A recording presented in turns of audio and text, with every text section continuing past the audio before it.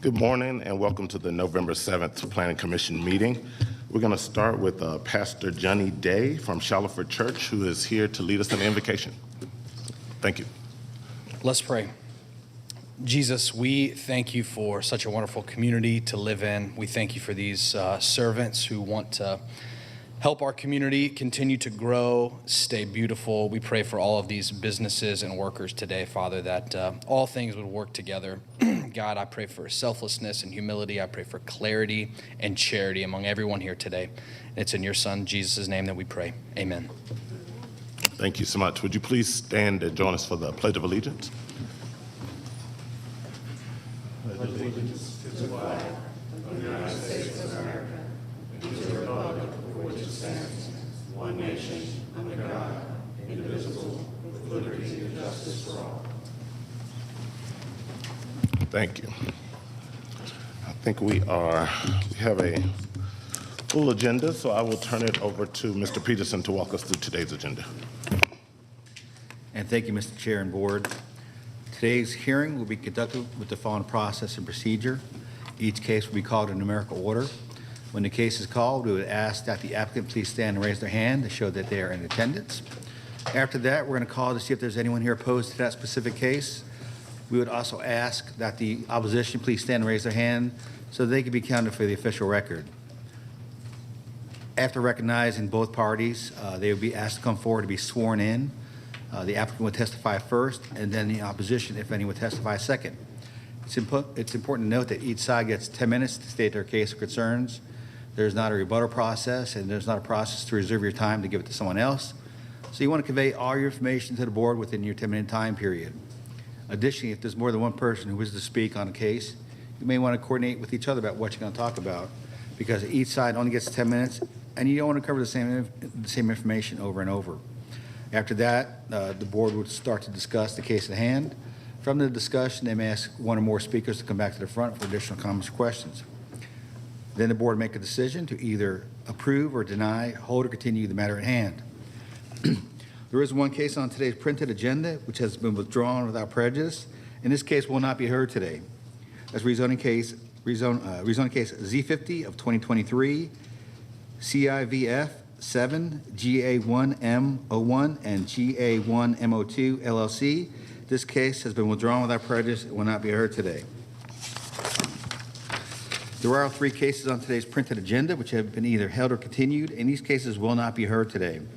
First case is rezoning case Z40 of 2023, Atlanta Remediation Group, LLC. That case was continued by the staff until the December 5th, 2023 Planning Commission zoning hearing, so Z40 will not be heard today. Rezoning case Z43, Suhail Kazani. This case was continued by the staff until the December 5th, 2023 Planning Commission zoning hearing, so Z43 will not be heard today. Rezoning case Z48 of 2023, Oscar Factory. This case was continued by the staff until the December 5th, 2023 Planning Commission zoning hearing, so Z48 will not be heard today.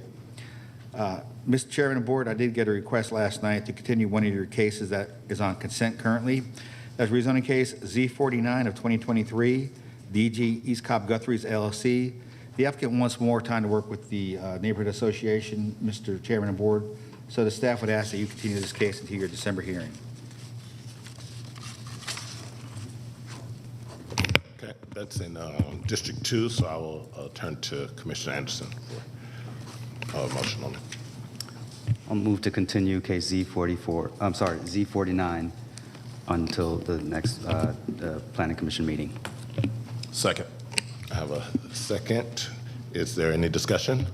If not, let's call the question. Okay, from a vote of 5-0, we will continue case Z49. Thank you. One other piece of business, Mr. Chairman and Board. Rezoning case Z47 of 2023, Bentley Residential Properties LLC and Summer Properties LLP. The applicant had an emergency and they're not able to be here today, so the staff would ask the board to move that case to its regular place in the regular agenda.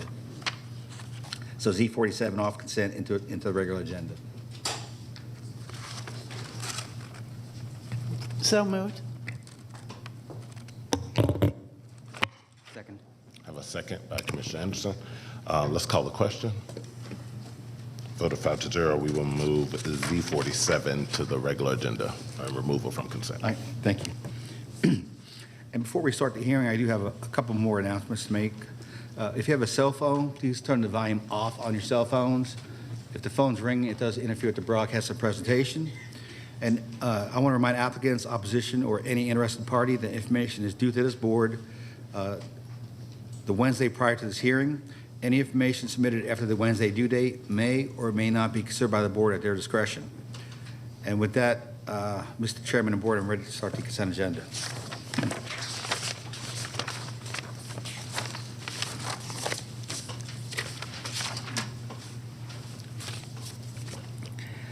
Cobb County Planning Commission zoning hearing consent agenda for November 7th, 2023.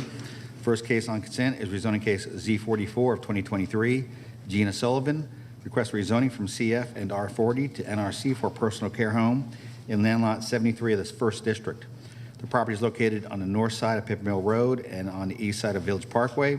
Staff recommends approval to NRC subject to the following conditions. Number one, site plan received by the zoning division on August 16, 2023, with the district commissioner approve minor modifications. Number two, use is limited to a personal care home for senior citizens only. Number three, variances as stated in the zoning comments. Number four, planning division comments and recommendations. Number five, fire department comments and recommendations. Number six, water and sewer division comments and recommendations. Number seven, Department of Transportation comments and recommendations. And number eight, Stormwater Management Division comments and recommendations. Is the applicant present? Let the record show the applicant is here. Is there anyone here opposed to rezoning case Z44? There's one person opposed, but I think they just want to make a comment. Right.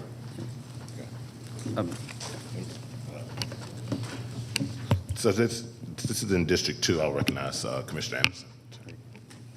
Thank you, Chairman. I would actually like to amend the stipulations Okay. for this case and to include the following. So one would be use of the property be both use specific and site plan specific for use only as a personal care home for senior living under the permitted NRC use of group home. Number two would be that any future exterior modifications to the existing building be approved by the Paper Mill Village Architectural Control Committee with final sign-off by a Cobb County District Commissioner.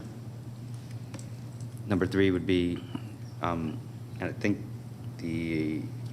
number three would be that District Commissioner shall have the authority to approve minor modifications to this rezoning as the development proposal proceeds with the plan review process and thereafter, except for those that A, reduce the size of an approved buffer adjacent to property which is zoned in a more restrictive zoning district, B, relocate a structure closer to the property line to an adjacent property which is zoned in more restrictive zoning district, C, increase the height of a building adjacent to property which is zoned in more restrictive zoning district, and D, change access location to different roadways.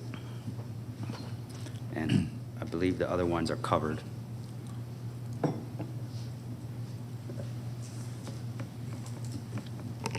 Were you able to record all those? Okay. Does that take care of the opposition's concerns? Yes. Okay, he's in agreement. Okay. All right. So do we need to second that, I'm sure? No? Just amendment read in? Okay. Good. And you, and that will stay on consent, correct? Got it. Thank you. Okay. All right, next case is rezoning case Z45 of 2023, Michael S. Priest and Tara P. Priest. Request rezoning from TS to R30 for an undeveloped lot in land lot 1 of the 20th District. The property is located on the north side of Rutledge Road, on Rutledge Drive, and on the west side of Black Acre Trail. Staff recommends approval, subject to number one, single-family use only, and number two, no access to Black Acre Trail. Is the applicant present? Let the record show the applicant is here. Is there anyone here opposed to rezoning case Z45? No. Let the record show there's no one opposed.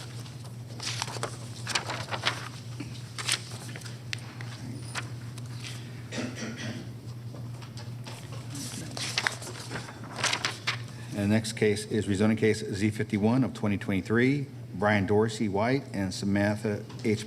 Patillo request a rezoning from R20 OSC to R30 for a single-family residence and land lot 527 of the 19th District. The property is located on the south side of Gaydon Road, east of Florence Road. Staff recommends approval, subject to the following conditions. Number one, site plan submitted to the zoning division, received on September 7th, 2023. Number two, fire department comments and recommendations. Number three, water and sewer division comments and recommendations. Number four, stormwater management division comments and recommendations. And number five, Department of Transportation comments and recommendations. Is the applicant present? Let the record show the applicant is here. Is there anyone here opposed? Rezoning case Z51. No. Let the record show there's no one opposed. Rezoning case Z53 of 2023, Past Properties LLC, request rezoning from R20 to RA5 for a single-family subdivision in land lot 594, the 16th District. The property is located on the south and west side of Brown Circle and on the north side of Fairview Drive. Staff recommends approval, subject to the following conditions. Number one, site plan received by the zoning division on September 7th, 2023, with the district commissioner approving minor modifications. Number two, home elevations to be approved by the district commissioner. Number three, fire department comments and recommendations. Number four, water and sewer division comments and recommendations.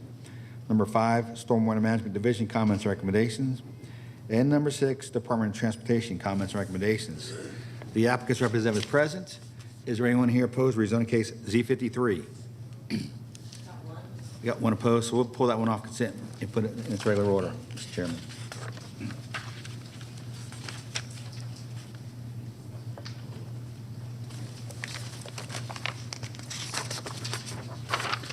Okay. Next case is rezoning case Z54 of 2023, Alan Norman Taylor as executor of the estate of Barbara Brickley Taylor, Arthur H. Sundquist, and Melanie A. Sundquist. Request rezoning from RSL and R20 to R20 for single-family residences in land lots 605 and 606 of the 19th District. The property is located on the east side of Old Lost Mountain Road, north of Meek Road. Staff recommends approval, subject to the following conditions. Number one, site plan submitted to the zoning division on September 12th, 2023, with the district commissioner approving minor modifications. Number two, variances as described in the zoning analysis. Number three, fire department comments and recommendations. Number four, water and sewer division comments and recommendations. Number five, stormwater management division comments and recommendations. And number six, Department of Transportation comments and recommendations. Is the applicant present? Let the record show the applicant is here. Is there anyone here opposed to rezoning case Z54? No. Let the record show there's no one opposed. And that completes the printed consent agenda, Mr. Chairman of the Board. Thank you. I will entertain a motion to approve the consent agenda with the modifications as stated. Motion to approve with the modifications as stated, including the additional stipulations from the District 2 member. Second. I have a second on that. Any discussion? Let's call the question. Vote of 5-0 to approve the consent agenda with modification. Okay, all those folks that were approved on consent, you're free to leave. Just come back in 2 weeks for the Board of Commissioners hearing. And moving into the continued and held case part of the agenda. First case we're going to hear today is rezoning case Z15 of 2023, STP Acquisitions LLC. Request rezoning from R20, RA4, GC, O&I, NS, and OS to be PVC and OS for mixed-use development consisting of townhomes, multifamily residential, office, retail, and warehouse, and land lot 364, 365, 428, and 429 of the 16th District. The property is located on the south side of Chastain Road and on the west side of Chastain Meadows Parkway. The applicant is present. Is there anyone here opposed to rezoning case Z15?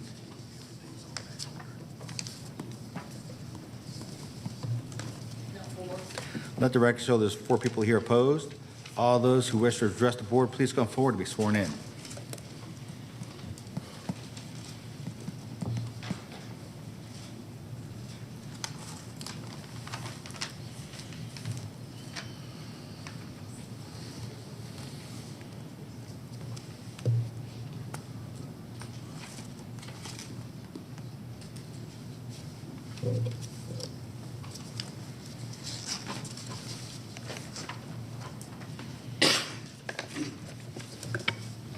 Ready. Mr. Chairman, before we start Yep. reminding, I'll be taking time on my phone, and I'll give you about a minute warning. That's great. Thank you, Mr. Johnson. Thank you. Thank you, Mr. Chairman. Planning Commissioners, good morning. I'm Kevin Moore here on behalf of SDP Acquisitions and the landowners in this assemblage and requested rezoning application.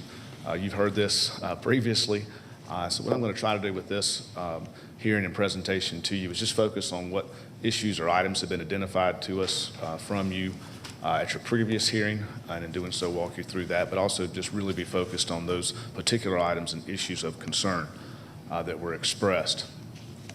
First, again, this property is over 57 acres. It's located at Chastain Road, which is on its northern boundary, the top of your site plan, also bounded by Chastain Meadows along its right side or eastern boundary, and it's bordered by I-575 and the exit ramp to Chastain Road on its western boundary. What's being proposed is rezoning to the PVC district. The PVC is oriented along Chastain Road. That's important from going back for many years to the community at large to have Chastain Road not be office services in this location like it had been in other locations along Chastain Meadows and Chastain Road.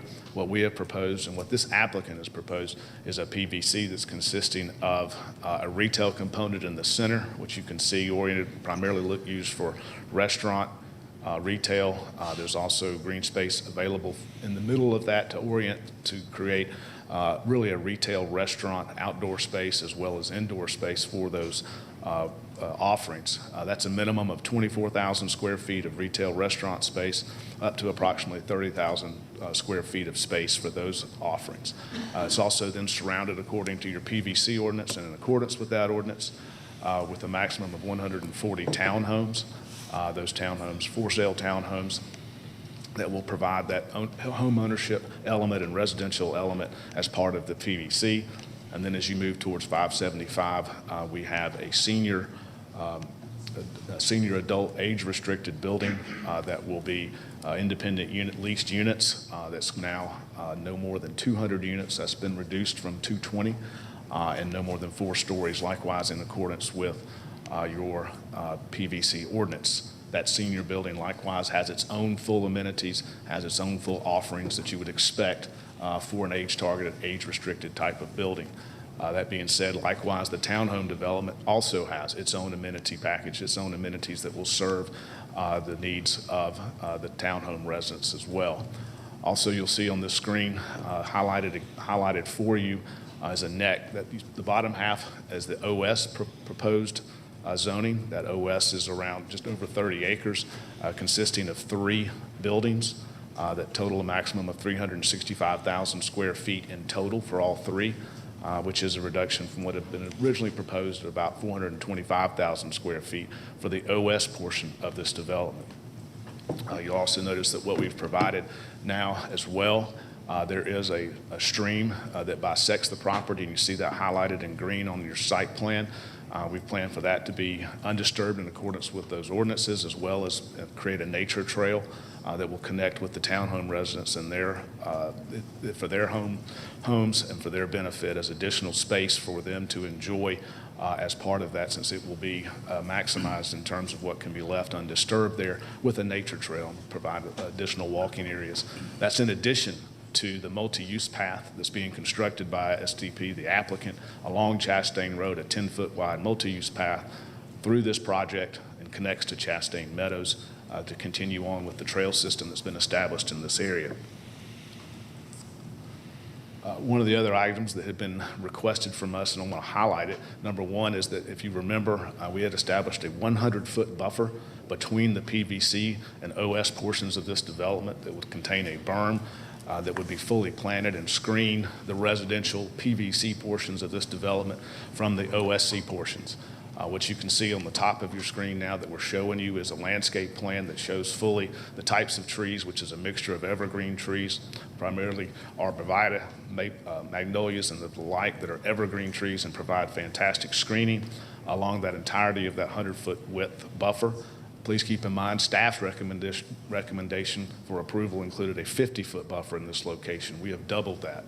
What you've also seen is our profiles on this page that show from a profile or cross-section view how that berm and buffer will work so that the OS buildings would be fully screened, considering the length of the buffer and the height of the berm and screening.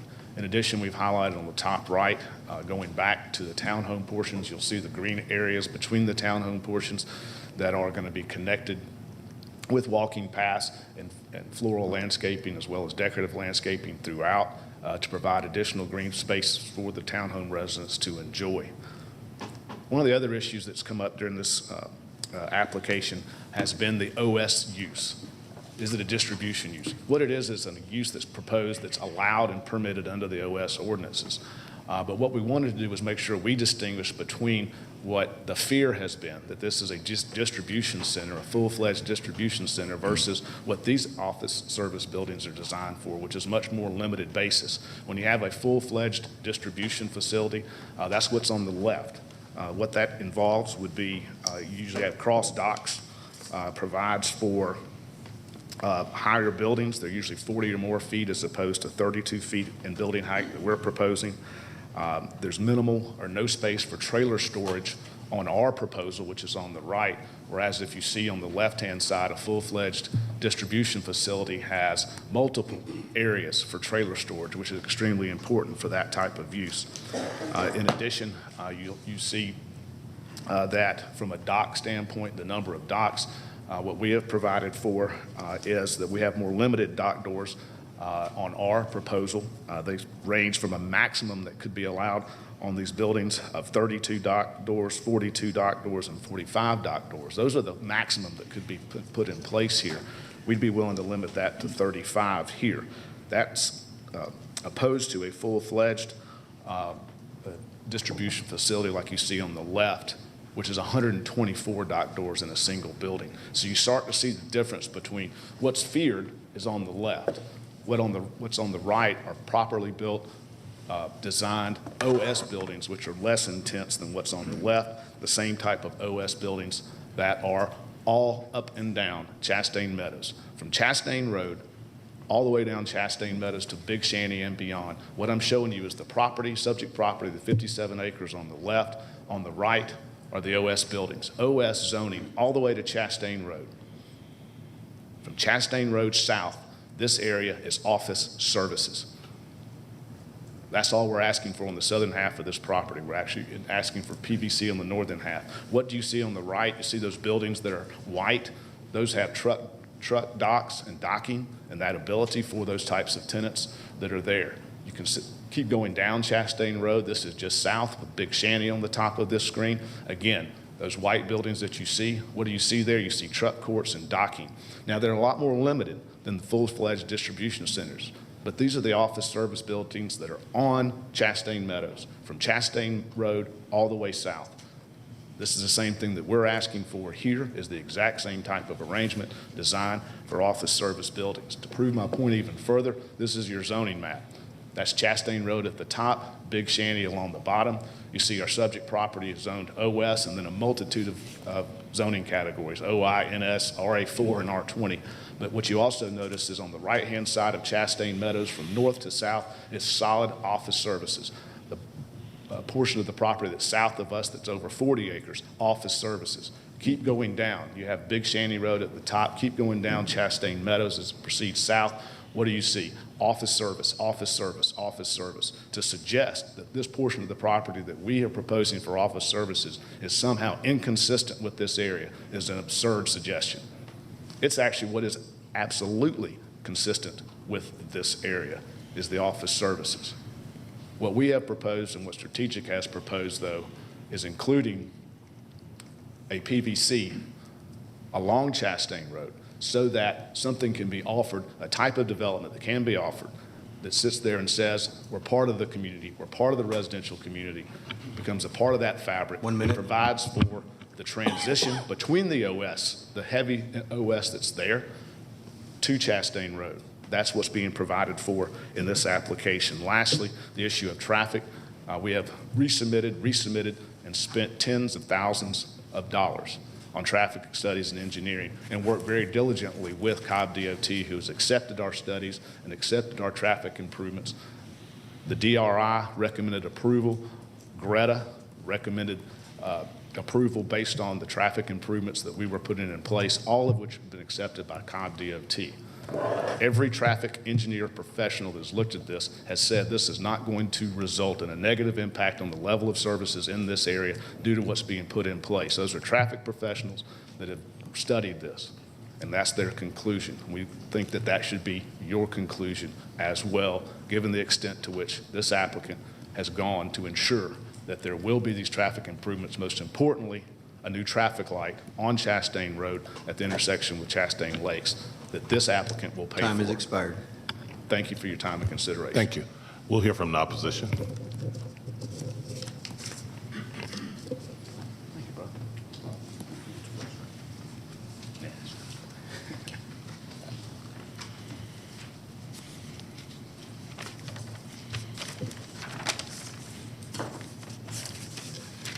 Good morning, Planning Commissioners. My name is Tula Navard, and I'm with the Bells Ferry Civic Association. I'm here representing area subdivisions and residents. We are here today to ask that you deny this rezoning request as it currently stands. As already stated by the Atlanta Regional Commission, the site plan is too intense. As we all know, developers will ask for more than they require in anticipation that their development will be reduced to a more realistic intensity by the county. Although the applicant states that the warehouses were reduced from 425 to 365 square feet, the plotted warehouse sizes never changed on the various site plans. As requested by this board at the last PC zoning meeting, the BFCA met with the applicant, STP Acquisitions. We received copies of an updated site plan as well as sight line rendering of the berm between the PVC and OS and landscape renderings of that berm and between the townhomes. When we met, they did not have a landscape site plan of the entire development, nor any visual renderings from the residential area to the warehouses. The only changes on the site plan were the stream buffer in the OS section is now part of the PVC section with walking trails, and the amount of loading docks were increased. The impervious surface amount is not included in the site plan, only the forest mentioned. What is the impervious surface amount? In order for the PVC to meet the open space requirement, the 1.5-acre untouched stream buffer in the OS section had to be incorporated into the PVC section, as noted in the green areas on the site plan. How will walking trails be able to traverse through the undisturbed buffer of trees? This area does not satisfy the requirement for usable open space. The PVC portion is far too dense and the acreage needs to be enlarged, whereas the OS section needs to be decreased. We are opposed to zero lot lines for residential and retail as it increases the density at the PVC. The townhomes have no yards in the front and only a shared area in the back. They might as well be urban condos. The townhomes have shrunk in size to 1,800 square feet, and the stipulation notes up to 140 townhome units, although the site plan shows 135. Where are 5 more townhomes going to fit? The stipulations do not mention the Village Green nor the outside amphitheater. At the last PC meeting, the applicant's lawyer referred to the area as a plaza feature. As the public has learned, if developers make assurances but they are not included in the stipulations, they do not have to follow their given word. Case point is Sprayberry Crossing, which started with 34,000 square feet of retail space. The retail portion has now been downgraded to 13,000, as no minimum was stated in the stipulations. This changed the original concept. Regarding C15, the developer originally started with 80,000 square feet of retail, office, and restaurant space, but has reduced it down to 25,000 square feet. This is why it's important that a 1-acre village green and outdoor amphitheater be included in the STIPs. The PVC needs to be a true multi-use development for all to enjoy. It was noted before, but needs to be mentioned again, that this is an environmentally sensitive area. As county staff has repeatedly noted, in order to protect environmentally sensitive properties around Noonday Creek, the BOC will only consider office-type uses as opposed to office and distribution-type uses that are being proposed and reflected on the site plan as buildings B and C.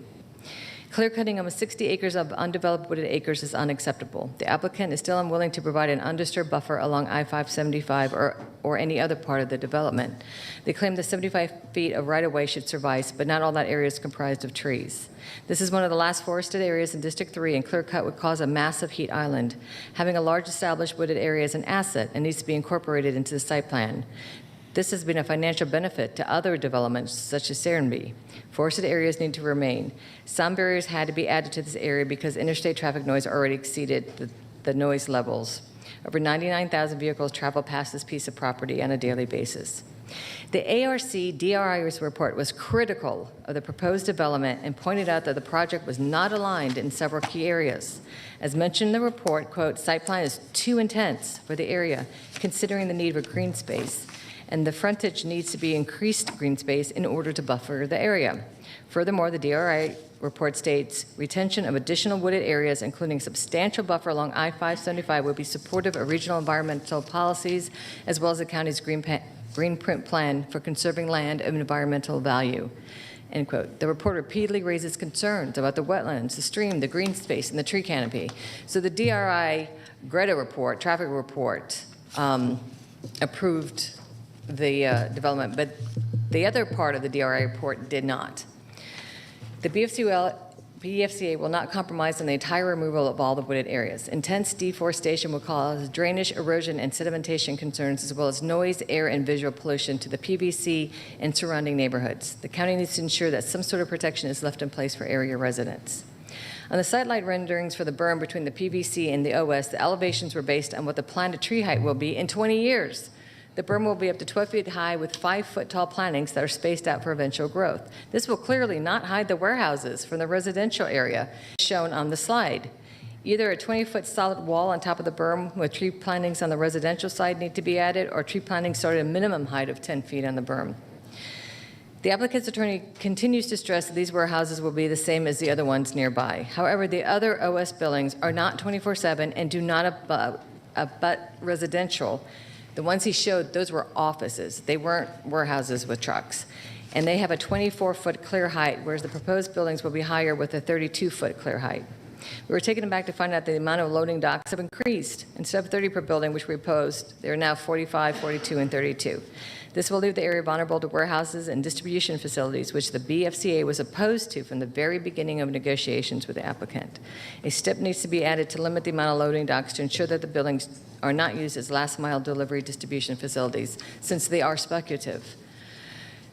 The traffic of this development, what it will generate, is still of major concern. According to the traffic analysis, and this is the one that Attorney Moore was referring to, it says that 30 warehouses will generate over 2,000 vehicle trips a day, and many of those commercial trucks. Per section 3.2.4.1 of the Gerda DRI comments, it states that this development qualifies for a, quote, heavy vehicle enhanced focus area review, end quote, due to the development generating heavy vehicles. Has this been done? How will the area roads accommodate all the additional heavy truck traffic, which will further jeopardize the safety and welfare of area residents? This is yet another conceptual plan, 11 and counting, that leaves specifics open until official site plan is submitted to the county as site plan review. At that time, the public will have no input or review. In summary, although we've been in negotiations with the applicant for almost a year and have come to mutual agreements on several issues, unfortunately, there are still some critical ones that remain unresolved. For the applicant who is from out of this county, this is just another project. But for us, this area is home, and this development will have an impact on our quality of life, our health, and our home values. Therefore, please deny this rezoning request as it now stands. Thank you for your time. Thank you. Is that the only speaker? Okay, awesome. This is in District 3, so I will turn it over to Commissioner Dance to lead our discussion. Thank you. If I could have Mr. Moore come back, please.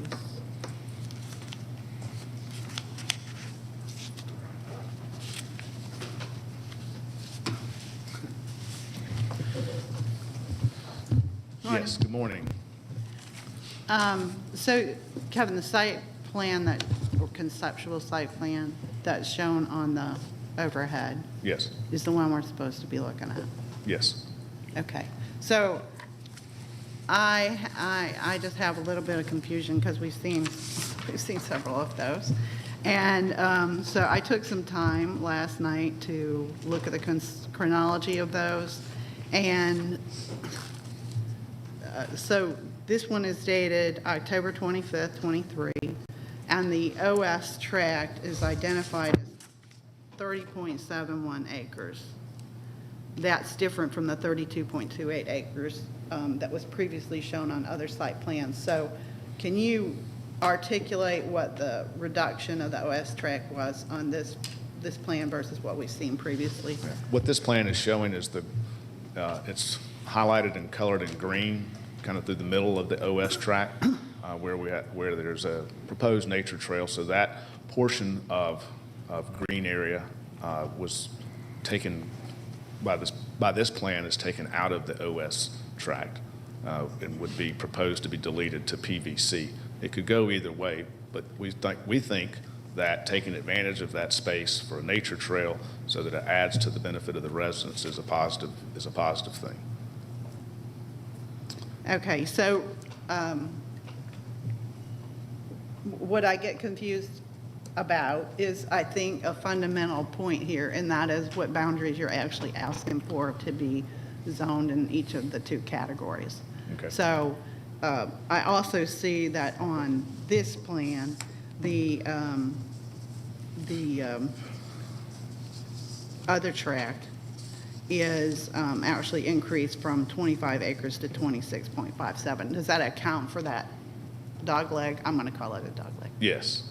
Okay. That's where where the civil designer swapped that acreage. That's correct. Okay, and the reason is for the incorporation of, I don't want to put words in your mouth. What's the reason? The reason was because we had in prior versions, so that area which will remain undisturbed for where there's a stream there was within the OS tract, because the bottom half of this property was being proposed for rezoning to OS, the northern half to PVC. OS doesn't necessarily, I mean, we all love to have undisturbed space, so it certainly provides for a benefit no matter what the category. But if it's incorporated as part of the PVC specifically, then it can be maintained and have a nature trail and provide for an additional passive somewhat amenity for the residents. We think that's a benefit, providing a greater benefit to the townhome residents than it is to the OSC. Because it was Okay. going to remain undisturbed either way. And we provided for the connectivity with a protected pedestrian crossing for the road. So that's what's proposed there. Okay, so your zoning map would then include that long dog leg? It would. Down into that area? It would. Okay,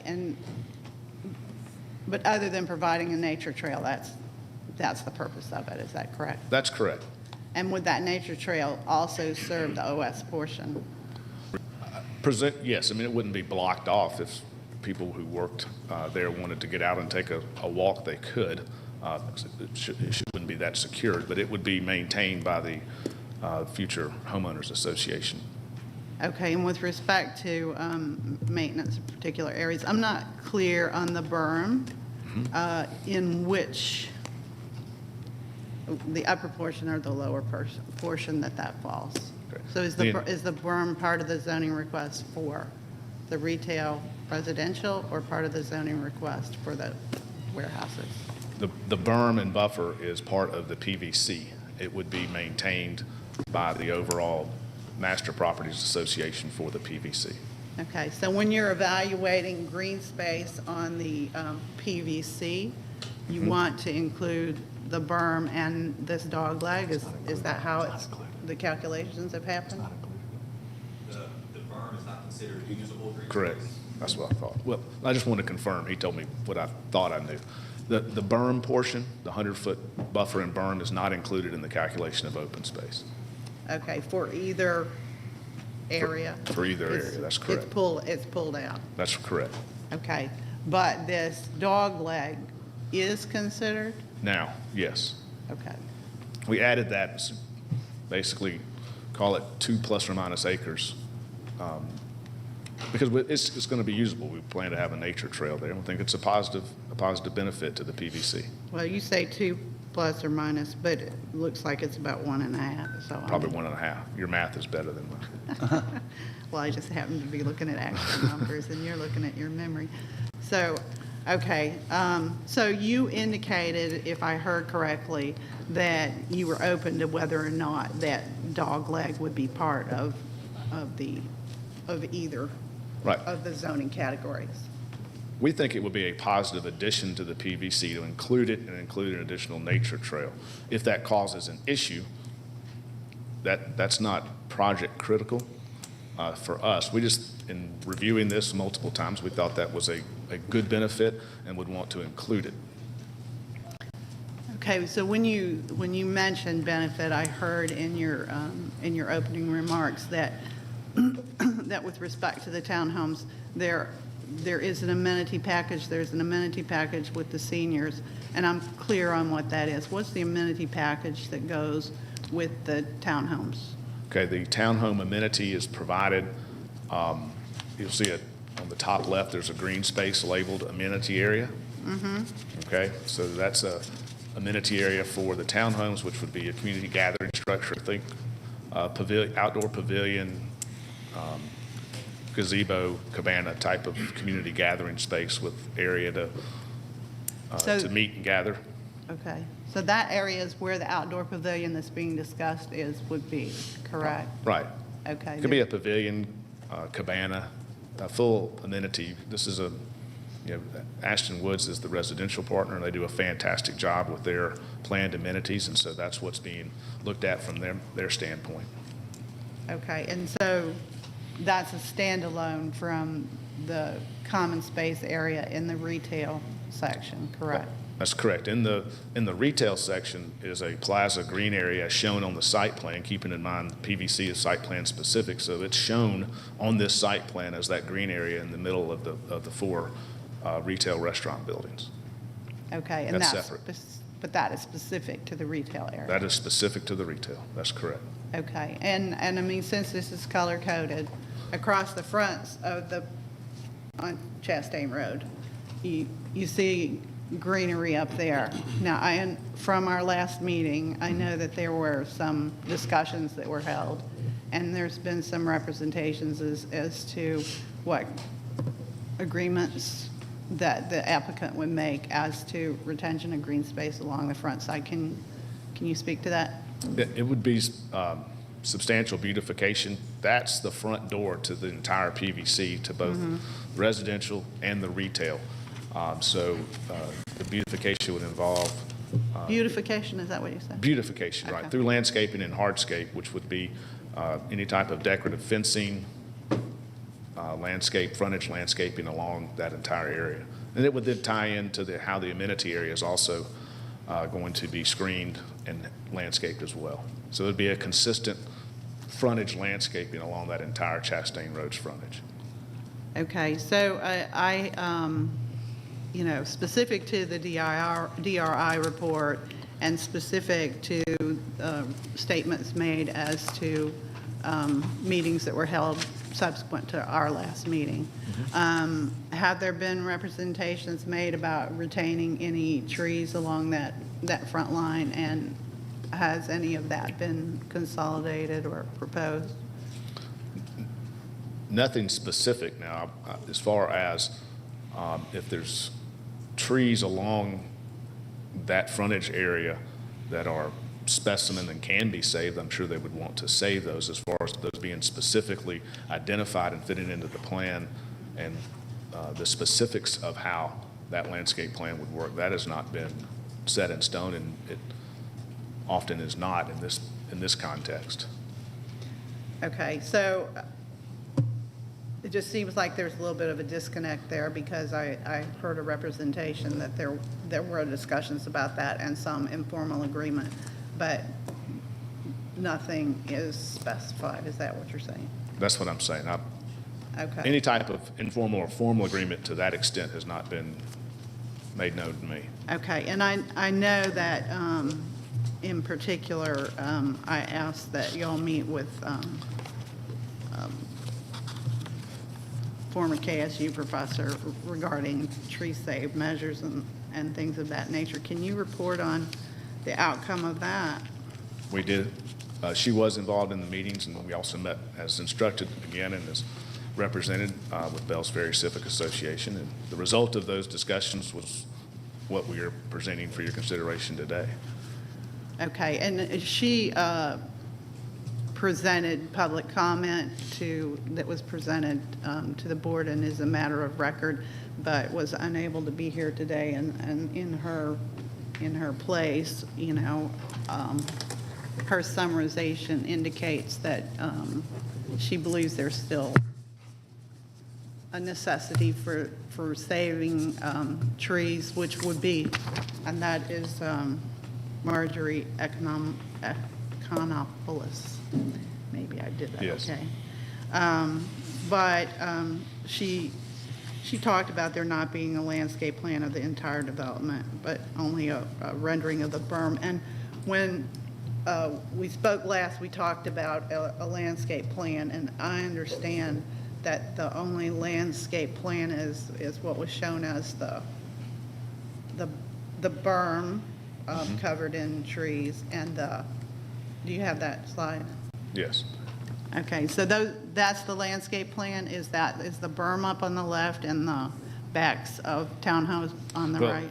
the backs and sides of the townhome areas of the green that you see on the site plan, that's how those would be treated in terms of landscaping, yes. Okay. Throughout. That's representative of what would then be throughout that townhome area.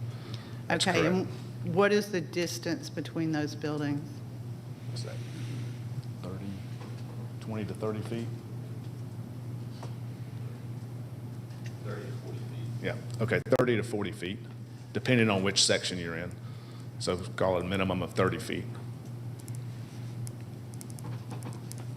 So a minimum of 30 feet between townhomes? Is that between Yes, townhomes? back to back, that's correct, in those particular areas. There's other areas where it gets bigger than that. Okay, and those would be passageways that can be utilized by anyone, is that right? Yeah, primarily the townhome residents, but yes. Okay, and the pathways, do they go to a specific location, or they just walk-throughs between the units? Yes. Let me, if you'd like, I can get a little more granular and blow that up on the screen if I could to respond to your question. If Yeah. I could do that, yeah.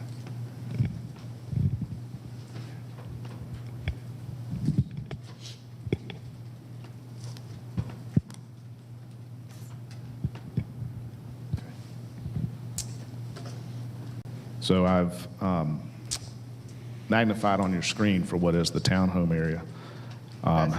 And as you see through the various townhome areas through here, that's where you have small, walking paths and landscaped areas that then connect to what would become the nature trail. These also then connect on the sidewalks internally to the retail area. Keeping in mind what's in blue is the extension of the trail system, the Cobb County trail system, as part of this project, which is a 10-foot wide multi-use path that then connects through to Chastain Meadows. The idea being that all of this interconnects and creates interconnectivity throughout for the benefit of the townhome residents as well as senior residents for access. So it goes throughout, through sidewalks and pathways and so forth. Okay, can you pull that in so we can see the length of the blue path then? The length of the, I'm sorry, I didn't pick, The blue path, oh, sure. right?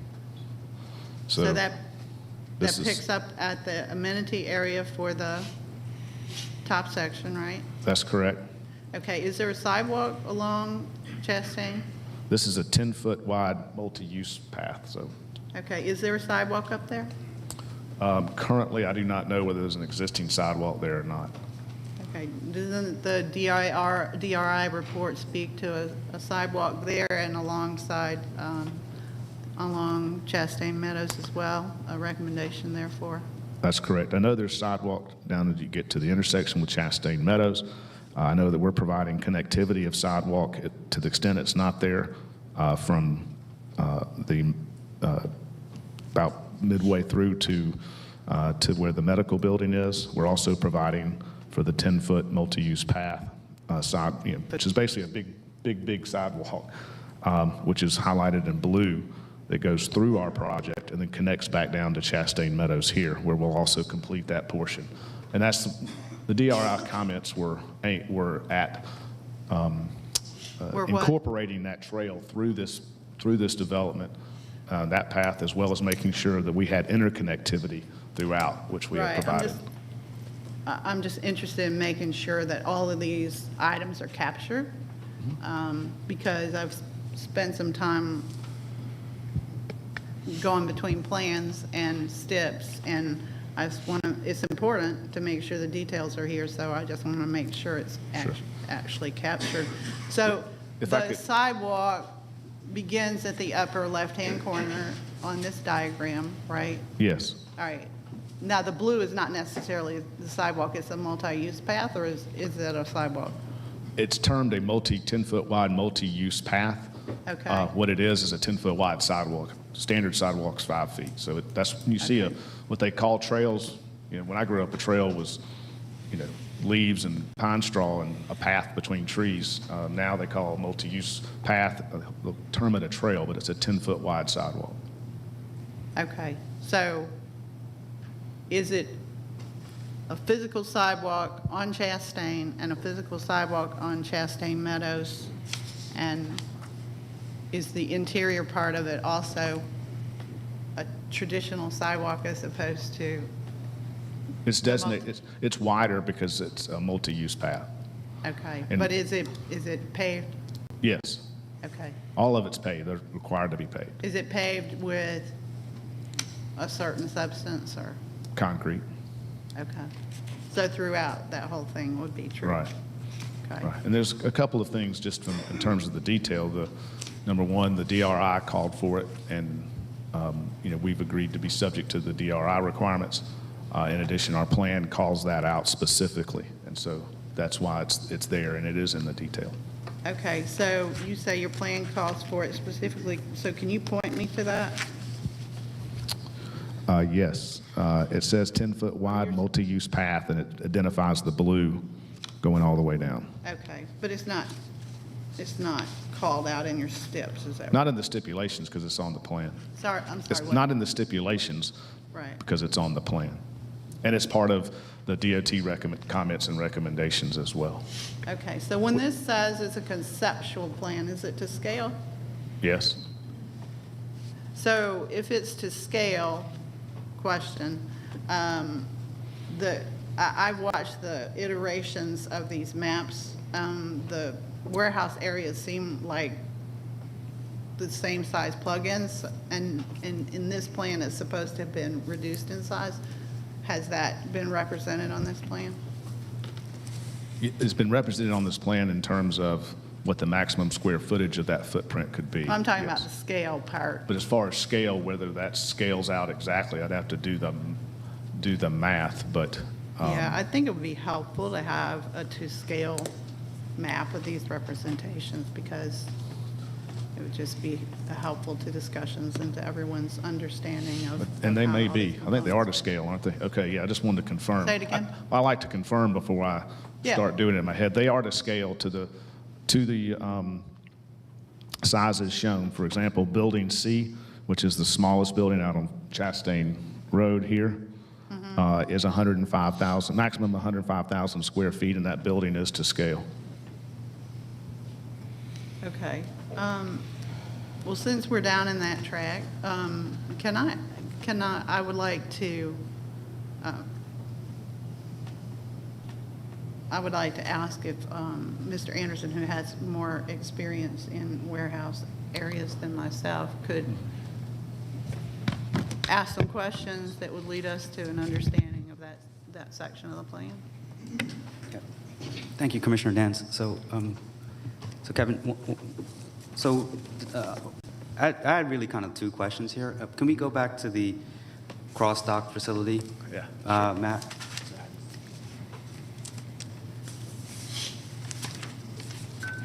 So I think one thing that kind of stuck out to me is that kind of what's on the left is very different from what's on the right. Correct.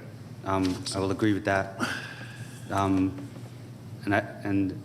I'd love to confirm what you're showing on the left is something that's more of a bulk distribution facility.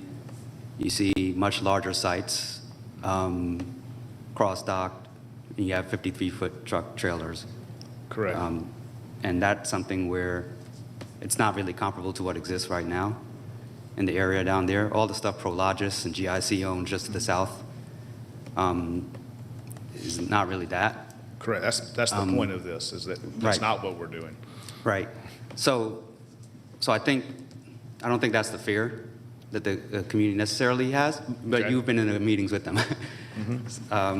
And so, but it might be. And so I'm not privy to like the nature of some of the conversations. I think it's more around like anything below the 300,000 square feet is a different industrial format.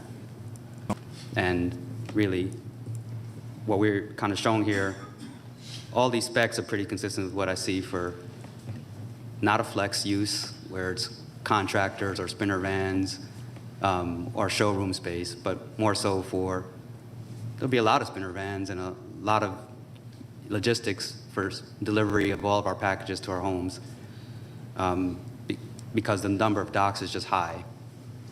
And when I look at what Prologis owns south of this, there's some which have this dock ratio, but then there are others which have far fewer dock ratios. Those are older buildings, but there's also a diversity of users in there, most of whom I don't think are exclusively looking at doing a lot of sprinter vans delivering stuff. Most of them tend to have a component of office, some warehousing, and then there are logistics users there. Yes, there are. So it's a mix, it's a diverse, so I will certainly concede that there's a mix of those users that are in that location. But I think what the spirit of the OS seems to be more leaning to when the code says like no bulk distribution, I think it's very clear that I don't think building what's on the left here. Correct. But I do think at the same at the same token, a lot of what is being proposed here is going to have it's not just going to be a contractor who has office or showroom space. At least that'd probably be an inefficient tenant to have in that space, given as it's designed. Depends. So I think that my question to you is just kind of, as I look at each of these sites and you have 25 acres and you have 3 buildings, what's the maximum amount of acreage you need for one? Because I look at all these office buildings that are located around the county that are obsolete and that basically are not going to be office buildings so much longer. And I think of those as repositioning or repurposing candidates. They have a price. That's not what we're considering here. But if you were to build one of these buildings as opposed to 3, what's the acreage you'd need?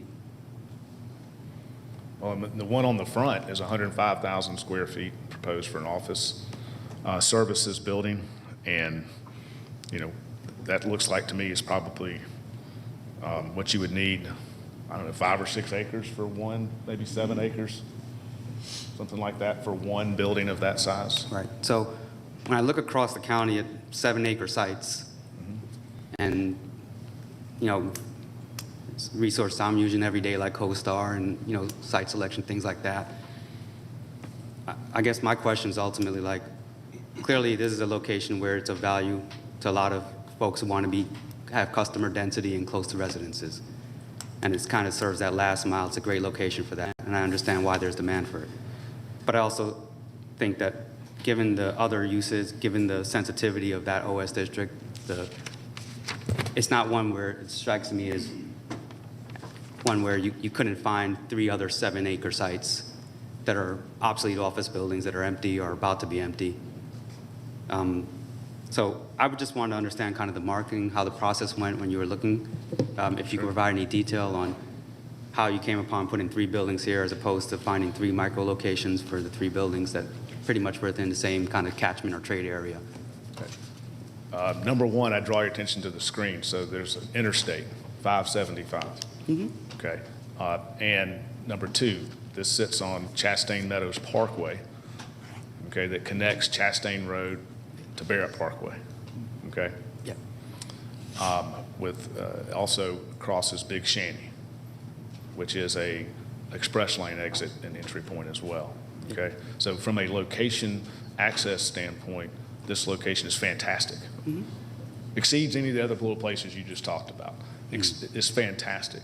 Number 2, I want to draw your attention on the screen to all the blue along Chastain Meadows Parkway, okay? That's all office services, and they're there for a reason. When Chastain Meadows was built and put in place, it was built for this. That's why it exists, was to provide a connection between Chastain Meadows, Barrett Parkway for this type of development. Because the county needed it and needed this area of the county overall. Because it's great for the county. It's fantastic. It provides little burden and cost to the county for these properties to operate, but they pay full taxes, full everything in terms of what they pay into the county. So these areas are very needed. That's why you see all that office service right here and there. And all we're proposing to do is do this exact same thing on the southern portion of this property. Even though OS goes all the way to Chastain Meadows, don't forget that. This is not a precedent-setting request at all. If anything, the PVC is what's spot zoning here, not the OS. Now, in terms of the marketing and so forth, because of how well positioned it is with this level of access, with the other buildings that are just like what we're proposing today here, from a marketing standpoint, and putting the 3 there, it's because you have 30 acres that's being used here, and as opposed to putting one gigantic cross-dock facility and calling that OS, okay?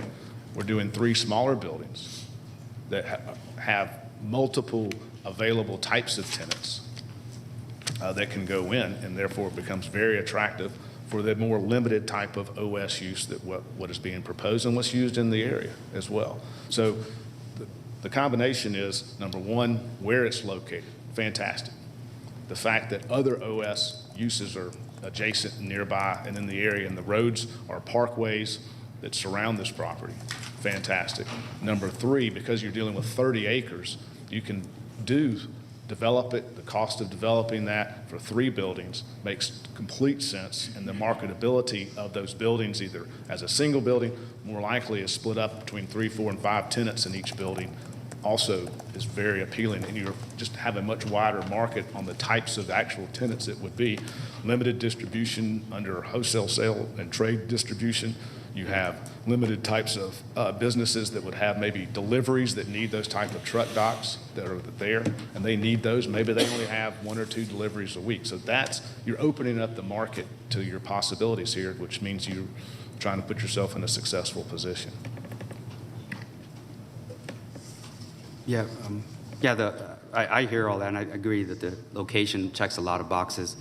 I note just all the stuff to the right on the OS is shallow bay flex. It's single-story office, and that is the traditional contractor, showroom, Sprinter van user.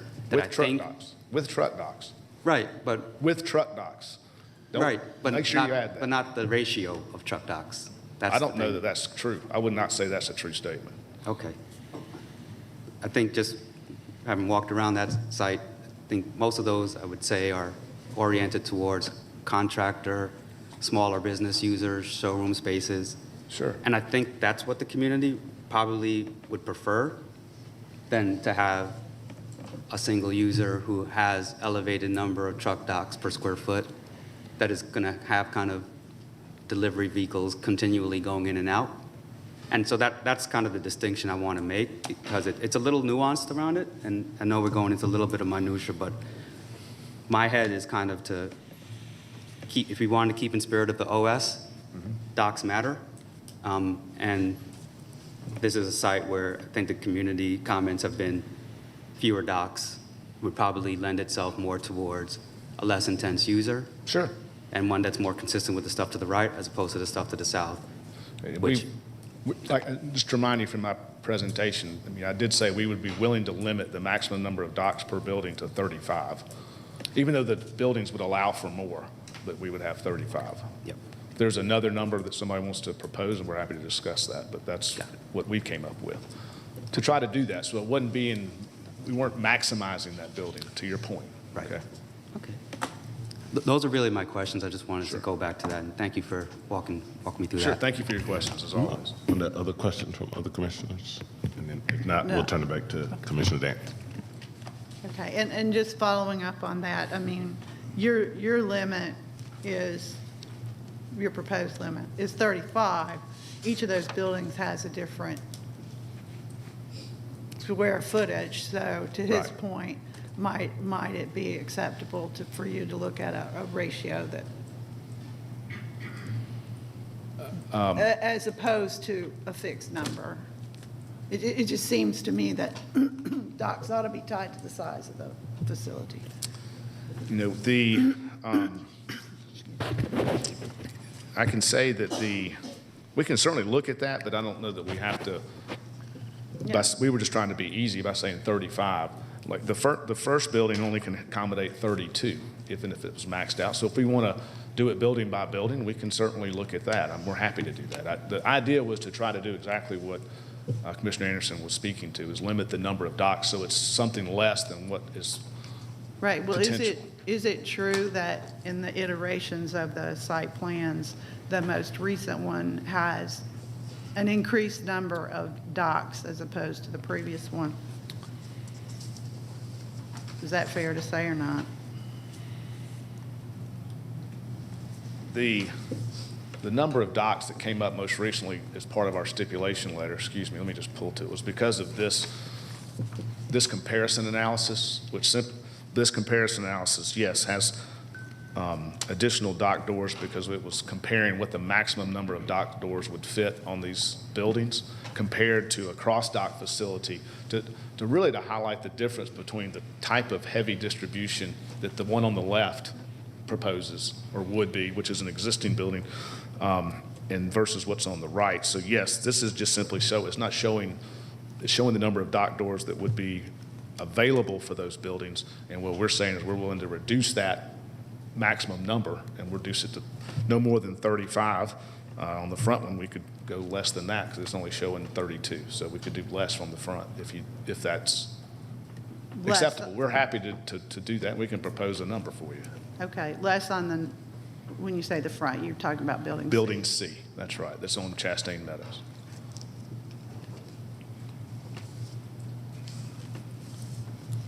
All right, did anybody else on this board want to address questions related to the office warehouse district? Okay. So turning back to, can you put the plan up that shows the current existing zoning categories? That visual. Okay, so there's been some discussion about buffers, and I know that I've heard representation. I don't know if it's from you directly, but it seems like it's from your group, that there's already an adequate buffer on 575 that's owned by the DOT as far as trees and tree save measures go. But have y'all had further discussion about that? We've only, as far as further discussion, we've looked at it, and as you can see here on 575, the right-of-way that the state has a great number of stand-up trees as it goes up. I mean, and especially as you get off the off-ramp, it's even more so as it cuts towards Chastain Road. Those are all trees that are outside of the property. Right, but so in your plans, are you clear cutting to that line? I think clear cutting is a pretty drastic word. Okay, maybe But- drastic, but I'm just gonna challenge you a little bit on that That's fine. because my request last time was to provide us some tree save measures. I don't see any tree save measures that have been presented to me.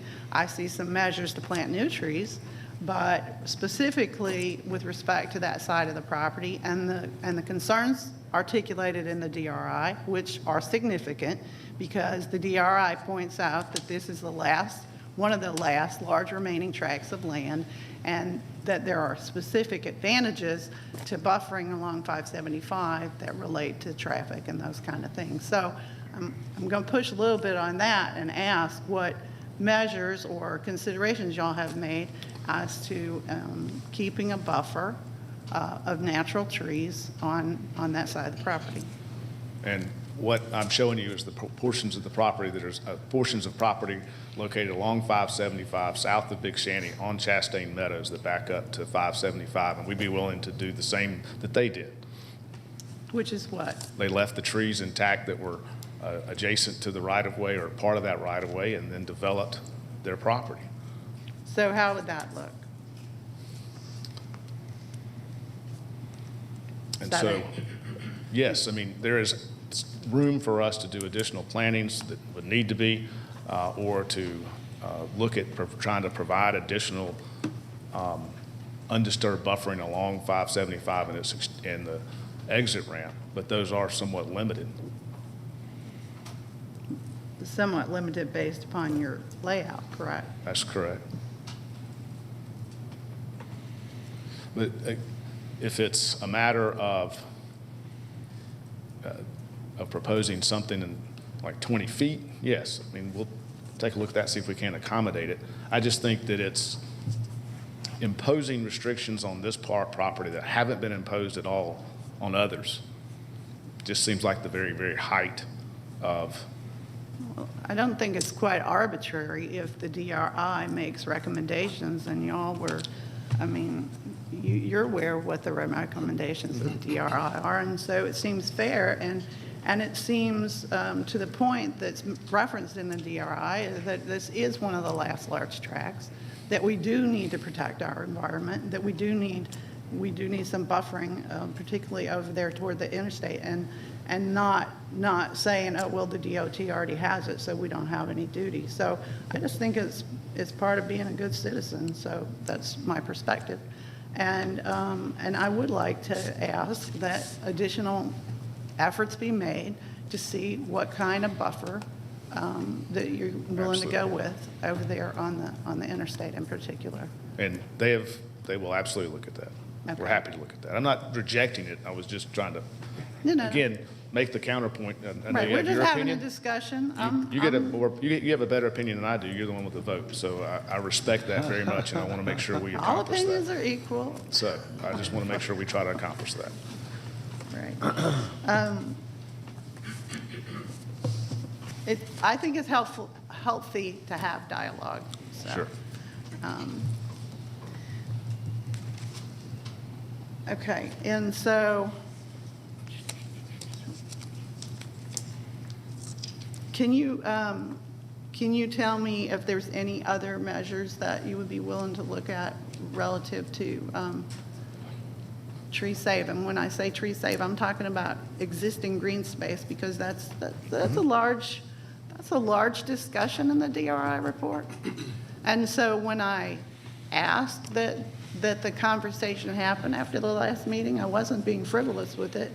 I want to know that the measures have been undertaken to actually see, if we're making this plan work, that we've done our due diligence as a community and as an applicant to make sure that we're taking care of matters that our region and our county have indicated are important to us. Sure. And we'd be happy to do that. Again, we just discussed looking at what we could do to maximize some additional tree save along the 575. Right? In addition, within this area, we've already identified what will be undisturbed tree save area here. What we could do now, it would be after $500,000 worth of civil design and engineering, but you would have the ability to maximize tree save in natural areas that go beyond what we've identified here. Once stormwater management, those details are worked out in final types of engineering, we can maximize that there. We don't want to take it down just to take it down, and that would be an area to maximize it, along with this area here. Could be additional areas that we could look to maximize tree save. Depending on how that layout works down there. That's correct. Right. And how about that discussion that we had just a few minutes ago about apparently where there was some discussion between citizens and the applicant about along Chastain Road? Yes, I mean, to the extent, you've got several entrances there, and to the extent you have trees, specimen-type trees that provide a great aesthetic, keeping in mind that we have to put in place this 10-foot multi-use path, as well as connect the sidewalk here, but if there are places where those can be located and identified and appropriately saved, we're happy to do that. Well, and it seems like there may be some other areas along entranceways that, I don't know what the trees are there, but the DRI report does say that with respect to construction, that during construction, if things can be identified, Correct. that would retain green space or retain some natural features, that would be a lofty goal. We believe that. We would commit to that, just as stated. Say it again. I said, yeah, we're very much willing to commit to that, just as stated in the DRI, so that those opportunities can be taken advantage of at the time. Okay. And so,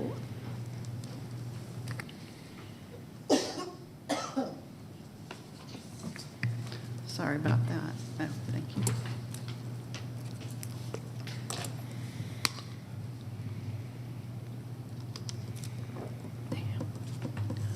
Damn.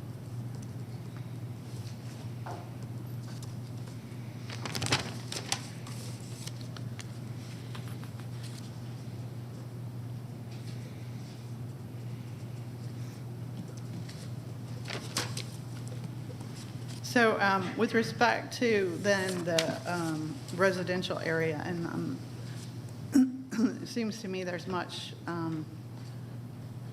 I'm clear on the senior piece of the property.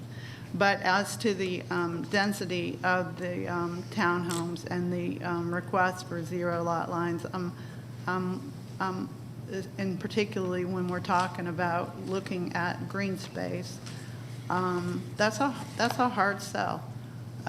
What's the reason for 0 lot lines? And one more question. I'll incorporate them, and then you can pick out what you want. But on the first iteration, the number of townhomes was listed as from 110 to 140. So now it's maxed up at 140, but I will say that on the 1025 site plan, if I look at it correctly, it says townhomes 130. So we've got some different numbers, and so is there a plan that would that has considered the 110 versus the 140 versus the 130? Because it seems to me, again, that details matter, and we need to be able to say what we're actually talking about here. Okay. First, what we're proposing is a maximum of 140. Mm-hmm. Now, I do know that number's on this particular plan, but that's what we have provided for and asking for is a maximum of 140. But 110, I have on no this idea. plan, right? Huh? I think 110 came from a range from the prior, during the DRI and so forth, but that was a prior range, but it's not, we've not proposed it to be 110. We've always proposed it to be a maximum of 100, since we've been in front of you, a maximum of 140. As it relates to 0 lot lines, when you have a PVC like this that has 3 different distinct types of uses, you have a senior use, you have a townhome use, and you have a retail use. What happens going forward is ultimately you have homeowners buying the townhomes, you have some the retail management and owner for the retail, and the senior owner and management there. And the purpose of saying 0 lot lines is so that when these are sold as a single parcel, when that occurs, if you don't have 0 lot lines, then setbacks are triggered between the uses that would have to come back in, presumably, to get variances and so forth. And so for PVCs that we've done across the county and other types of arrangements, when you have mixed uses like this, the stipulations will provide for 0 lot lines in terms of between the uses, and that's what that's aimed at, so setbacks aren't applied to between the uses. If we want to have the retail owner who's going to want to own the retail and parking, then that property line adjacent to the residential would trigger setbacks. That's what the 0 lot line is aimed to accomplish, which is what PVCs do across the county. And other mixed-use developments like this that are done across the county is to contain zero lot lines. That's all that's proposed to do. Whether there was 2 townhomes or 1,000 townhomes, we would still want to have zero lot lines for that reason. So it's not about putting more in, it's about ensuring you can have the separate uses be owned separately, ultimately, once they're developed. Okay, so, sorry about my throat, but with respect to the considerable interest in green space, are y'all looking at different configurations? Because 110 to 140 versus 130, those seem to make a difference, and I know we had a discussion. I don't know, I'm not an expert in these kind of things, but it looks to me like that's a very dense area, and that green space is a premium, which obviously I think it looks like why you pulled that dog leg into there. And is there any way to pull that green space up into that development by creating some more air or less density? I'm sure they'd be happy to explore that and see how much more they can accomplish with that. Yeah. But that's, I think, would be an excellent recommendation for them to look at. But I know that this is what's being proposed is what we have, come to from a project standpoint. But to answer your question, yes, I'd be happy to look at it. Okay. All right. And I know that we had talked previously about an elevation site or a site view from the residential area into the office services area. Do you have a depiction of that? Yes. The only way to accomplish that visual is through a cross-section, which is what this is showing you. Okay, can you walk us through it, please? Absolutely. And the reason being is if you did when you go to Google Maps and you do a street view and you get down on the street and you look, if you're looking across something like this from a street view, or you won't be able to. It'll always be blocked because you're standing there and you got buildings and trees and things like that. So it doesn't really achieve what we think you're asking for. So a profile or cross section will show you that. So there are the first sight line, which is the one on the left middle. On the right is showing you the sight line between the closest point of the senior building to the closest proposed office services building. It's showing, therefore, you can get some perspective. There's the people standing there. It shows you from a scaled standpoint, the 100-foot buffer with the proposed berm and trees being planted on top of the berm and how that would develop. You see the height of the office service buildings of approximately 30 feet, and you can see that the senior building on the right is on an elevation level. It's actually proposed grading is a little bit higher. So the vast majority of the building looks out into the trees. Only the very top would look over the trees and would look down there, but that's still what we consider to be very good screening and what the senior partner considers to be great screening as well.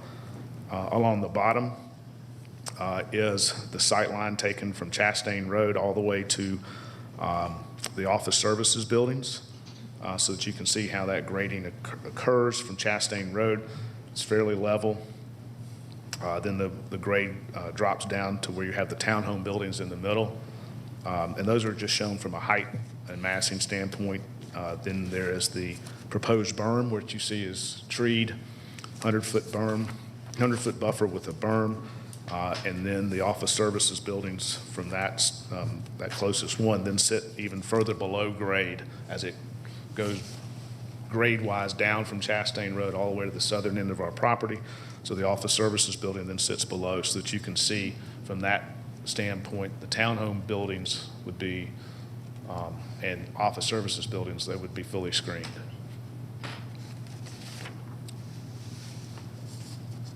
Okay, and I'm drawing from the only expert I know who's appeared in this case who's not technically an expert, but Ms. Konomopoulos, who, her comments are, she has some expertise in these matters, and she said, if you plan to plant these new trees, which is what these are based upon, right? They won't reach the height of the existing trees for at least a decade. So, I mean, these screenings would take time to develop, and I know that there was some discussion had between the applicant and some citizens about did there need to be something as an intermediary buffer or screening mechanism. Have you all considered anything like that? No, what we've considered and think is the best in talking with our residential partners, Ashton Woods, is creation of a 100-foot buffer, twice what staff has recommended, with the berm and evergreen trees on top. Now, those evergreen trees, once they're planted, they reach 10, 15, and 20 feet of height less than 5 years from planting. Those things grow very quickly. So, I mean, So- what's depicted at the top, I'm sorry to interrupt, but what's depicted at the top are your evergreens, correct? Yeah, that's what's being depicted. Okay. I mean, and I think the concern is that there's some other developments in the area where they do have some evergreens on top of a berm, and they're spaced very, very wide apart, and they don't provide any screening. So, I mean, is it going to be this dense? What's Or shown on the is- plan, yes. Huh? What's shown on that plan is what is proposed. That's how many trees will be in there? That's what's being proposed, yes. Okay, it's not going to be a tree here, a tree here, a tree here. It will be something along that scale. That's exactly what it would be. That's exactly what we would propose. Okay, and in question, I know what I asked was that you'll meet with the professor and also the arborist, but did an arborist discussion occur? I mean, I know it occurs later, but did one happen to occur at this point in time? Nothing, no, excuse me, no substantive discussions with the arborist, no. Okay, But a landscape architect was who put this plan together. who put this upper plan together and the, Yes. and the diagram down the side, is that correct? That's correct.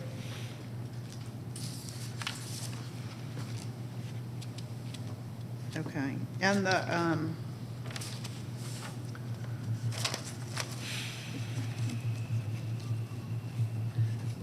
you mentioned the Greta report, didn't you? Did you mention the Greta report? Yes. Okay, so have y'all agreed to the recommendations of that report? Yes. All or some? All. Okay. That's referenced in the Cobb DOT's comments and recommendations, which we are in agreement with. I'm So sorry, I didn't hear that part. So, it's referenced as part of Cobb DOT's recommendations and comments, which we have agreed with. okay, So but that's you how- have agreed to them? Yes, absolutely. We're in full agreement with Cobb DOT. Okay, and you're in full agreement with the DRI? Yes. All right, and can you speak to, since we're on traffic now, can you speak to the traffic light warranted on Chastain Road? I can. Yes, we did perform the warrant study as requested to make sure that was already completed. That warrant study has been completed for the traffic light that would be at Chastain Road and across from the Chastain Lakes subdivision entrance on Chastain. That was completed and has been provided to Cobb DOT. According to our traffic engineer, it meets what's called the warrants. I prefer to call them thresholds or triggers, but it meets all the thresholds for warranting a traffic light at that location, which we would be responsible for its full installation. Okay, and how about the roadway matters on Chastain Meadows? Okay, on Chastain Meadows, where we have, that's the lower entrance and access that's being restricted, that is restricted to no left-out movements. So you can think of it this way: you can turn left in, you can turn right in, and you can turn right out, but you can't go left out. In other words, The idea at that location is for the commercial traffic, trucks, traffic, autos, employees, whomever, at the OS buildings must go right to exit that property, taking you down Chastain Meadows to Barrett Parkway and Big Shanty and not back up to Chastain Road, thereby eliminating a leg of that, quote, heavier commercial traffic. So that's what's been proposed there and agreed to by DOT and by the applicant. We've given them a proposed design for how that would be done or accomplished physically. DOT has some comments on that and has said that they would work with us in plan review to establish the precise technical detail of how that's restricted. And likewise at Chastain and Chastain Meadows intersection, there's some intersection improvement work that would be involved in the median there. We've proposed one way to do that. DOT again has said, let's look at that during technical plan review, but we feel like we can work through that. They're confident we can get that arranged precisely. But we've agreed to the work in both instances. Okay, and in a citizen presentation, this reference was made to the heavy equipment enhanced review. Are you familiar with that? I don't know what that is. That was mentioned as part of the DRI Greta, and that review is what's, from my understanding, that's the type of review this underwent. That's the type of review and recommendations that were made by Greta and have been delved into by Cobb DOT and are very, very, very extensive traffic studies and warrant studies that have occurred. That's what is involved with that, to ensure that these elements and improvements are made. Okay, so I'll ask DOT about that. I'll follow up. Sure. Okay, if I can just make sure I have a couple things out of your STIP letter there.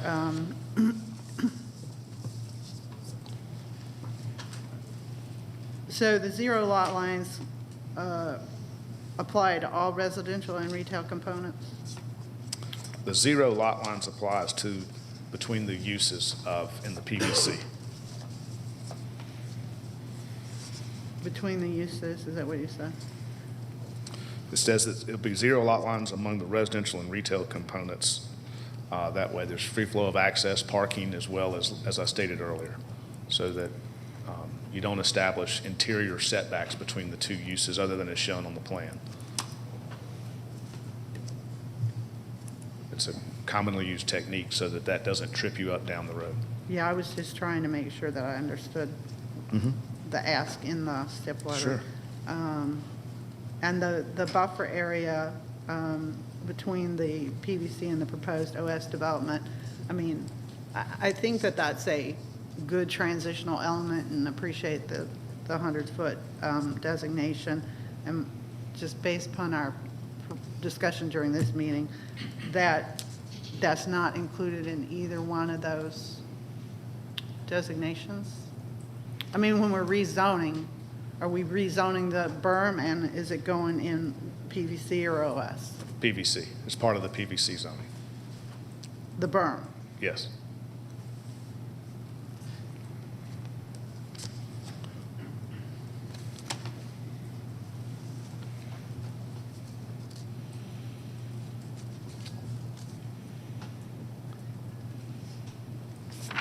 Okay.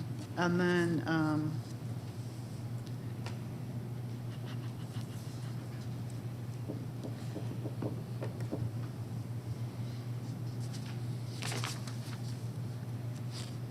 okay, so the, under your retail component, it says a minimum of 24,000 to up to 30,000 square feet, but, you know, I think all these iterations actually use a 30,000 square foot number. Yes. So, I mean, I think usually can it be a minimum 30,000 square foot? Well, we're showing minimum of 24, I know, but that's not what's on your map. right? And we got to make sure we can park it, but I think going to a minimum of 30 is just going to be too much. I mean, we can try to get to 30,000 square feet, but that's why we've stated it this way, minimum of 24 to approximately 30. We just can't fit it. Because you got to park it with surface lot. So, how about this question? I mean, you say as shown and reflected on the revised zoning plan, but that's not what's shown on the revised zoning plan. So is there some manner in which to accomplish this so that, you know, the target is 30,000, and if you're off, then the discussion happens with the district commissioner or with the board, or? But that's why we put the minimum of 24. I hear you, so that but we have that's a not range. what's on your plan. All that's on our plan is 30,000 plus or minus. I know, so So- the stipulation seems inconsistent, that's all I'm saying, so. I'll go on, though. The stipulations applicable to office services, it says approximately 32.28 acres, but really the plan shows 30.71, so I think Right. that kind of thing needs to get cleaned up. And then, you know, particularly back in this office services arena, I think we ought to be talking about the ratio and limitations, but we've discussed that, so. Back to the retail component, please keep in mind that if what we're being asked to do is ensure we have 30,000 square feet or more of retail space, that you have to park that, which takes away from the green space you can potentially have from townhomes as well. So those are competing goals, so to speak.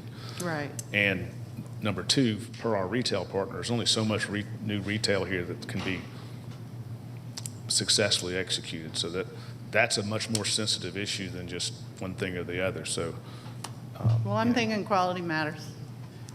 I'm But agreeing bigger's with not you that necessarily quality better. matters. Huh? bigger's not necessarily better when it Right. comes to retail restaurant space. Right.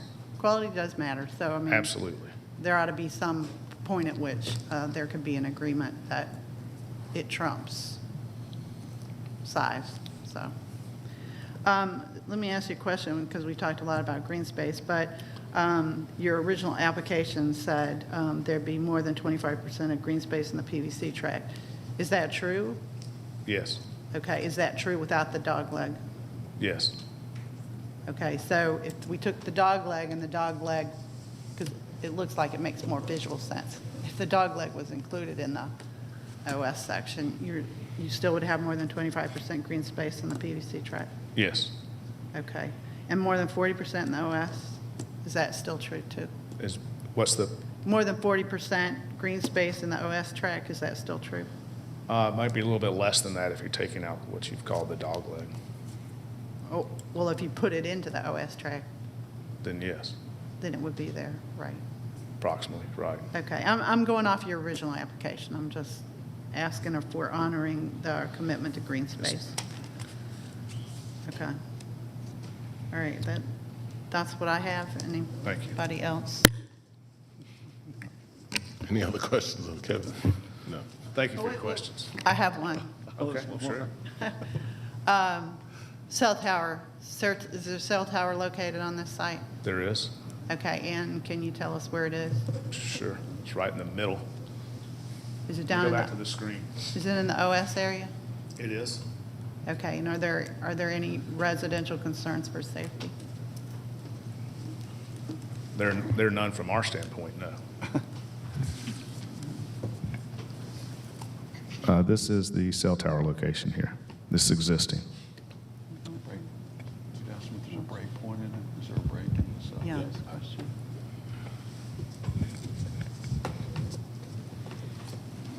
No, I think he's talking about. Do you, I mean, can we get data on that and what the break point is and all that kind of thing? Sure, I can give it to you in just a minute. Oh, okay. Thanks. Yep.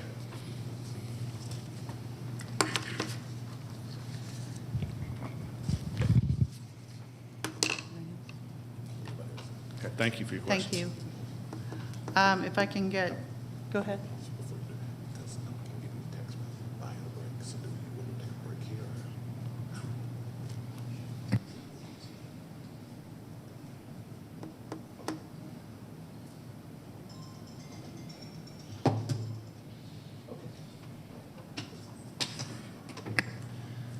Okay, if I can get a DOT, please. Is this a filibuster?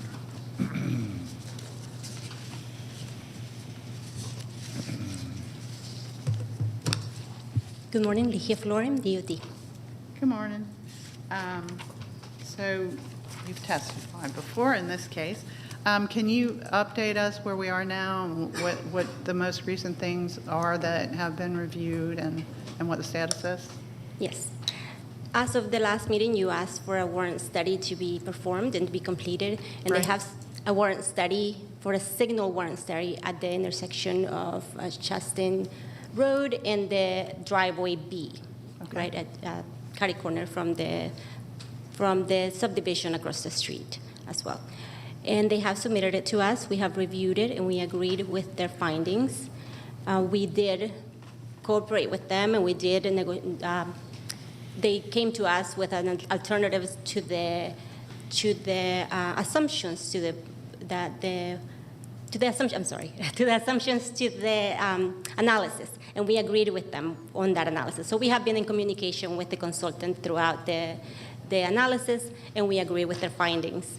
And it sounds like they have met 3 out of the 9 warrants, and in order to warrant a signal, you have to meet at least 1. But then again, even if you meet all of the warrants, it might be that a signal is not required at the intersection. In this case, we agree with their findings, and they have met 3 warrants, 1, 2, and 3, and we agree that it does warrant at the opening year with the full build-out. Not during the existing, it does not warrant, but at the full build-out, it will. So you received the report and you're in agreement with it? Yes, ma'am. And then did you update your recommendations accordingly? We can revise our comments. Is that what you mean? You can? We will You revise will, our comments. okay. Yes. All right. Are there any other updates? Yes, and we have also been in conversations about the signal at Chastain Road and Chastain Meadows Parkway, not the signal, but the intersection. The proposed improvements was to cut back the median, the raised median there, and we disagree with that. But we think in conversations with them that we can come up with a modified, perhaps a smaller median there, so that they can have more room for their turning movements. The issue there is the vehicles, the large trucks making that right, going eastbound on Chastain Road onto Chastain Meadows Parkway. So there will be, if they only stripe it, we are afraid that the person turning left, sitting at the signal, might be compromised, and we want some buffer there. Therefore, we can work with them through the plan review, if that's okay with you, and we can just come up with a median that will be acceptable to us and that they can fit, and the trucks will have more room to turn. Okay. And that would be on the top exit? No, that will be on the other intersection of Chastain At the Road and intersection, okay. Chastain Meadows. Yes, and then driveway D. So the queue Yes, as you're coming off Chastain Meadows onto Chastain Road, how is that governed? How is that what? How is that governed? In other words, the cycle for making sure that sometimes Chastain Meadows backs up a lot.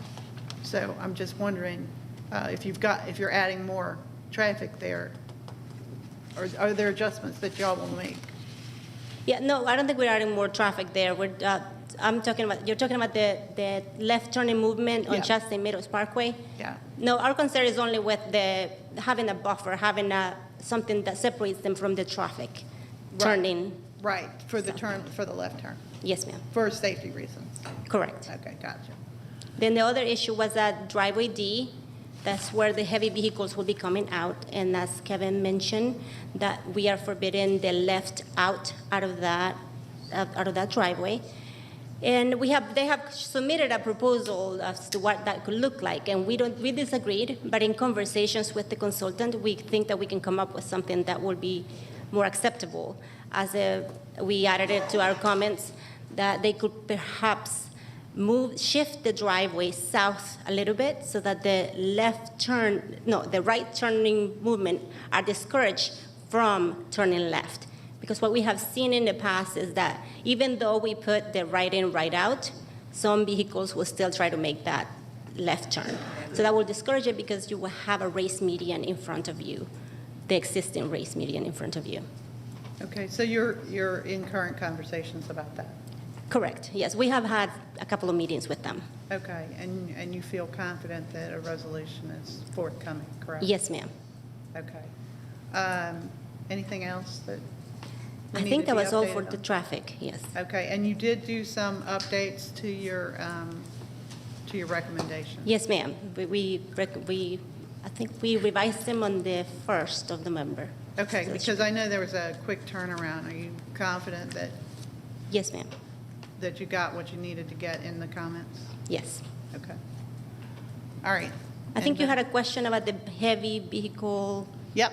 focus Thank you. study. So that is one of the alternative studies that GRETA utilizes in some cases. But since this project went through a full DRI, which included a big traffic study, and we all had our input into it, which included and took into account the trucks, I think that will suffice for the analysis. You think it would suffice, is that what you said? Yes, it satisfies that condition.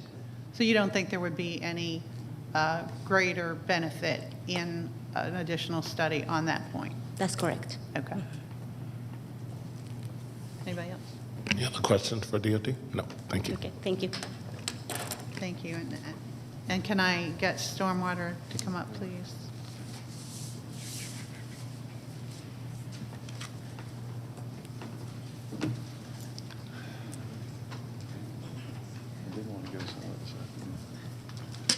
Hello. Hello, Andrew Heath, Cobb County Stormwater Management. Hey, appreciate you being here. I noticed that you have made additional comments after the last submission. Can you describe for us what your additional comments have been? Yeah, so the site was originally reviewed. It's been, I think in May, maybe was when it was originally reviewed. Since then, we've been doing some continuing looking into how stormwater management would be handled for the site. And this site and this basin, the drainage basin that this site is in, is somewhat unique in that it's in the same drainage basin that the Chastain Meadows Regional Detention Facility is in. And when my predecessor, Carl Carver, reviewed the site, he made note that it is in the same basin, and so there may be some benefit from that study. We've looked at that further, and originally when the hydrology study was prepared for the Chastain Meadows facility, they took into account a certain amount of impervious area in that upstream drainage basin, and in trade, you might say, for that impervious area in the drainage basin, from the property owner there at the time, the property owner donated land to the county where, in part, that regional detention facility is constructed, and in exchange for the value of that, the county incorporated into that design of that regional facility an allotment of that impervious area that was shown in that study. And the amount, as I remember, is about 35.4 acres of impervious area, which is a good bit of area, but the gentleman that donated that property to the county has several lots along the Chastain Meadows facility that's further south from this site. And so in my kind of rough analysis, looking at it in GIS and measuring some areas in GIS, it appears that because this site is probably maybe the last major parcel that hasn't really been developed along that Chastain Meadows Parkway yet, that all of that 35.4 acres that was allotted for future development has been consumed now. So this site then, in the original study, was essentially treated as if it was woods or meadow, which is basically what it was at that time and is still today. So when this site is developed then, long story short, they would simply provide normal water quality detention requirements just like any other site would that was anywhere else in the county. And although it is within the basin that was accounted for within that Chastain Meadows facility, The allotment, the amount that was traded back and forth, you might say, for the land and the impervious area that was accounted for it in that has already been consumed. So I don't think that they will be able to just say, hey, our detention is accounted for downstream and we're good. They'll have to just treat this site as it would if it were anywhere else in the county and just provide their normal stormwater management requirements. Okay, and that's amongst your last recommendations now that have been added to your original recommendations? Yes, that's right. I revised my comments and those have been submitted back now. Okay, any other changes to your comments? That is all, I believe. Okay, all right, anybody else? Any additional questions? No. Okay, thank you so much. Yeah, thank you. I don't have anything further.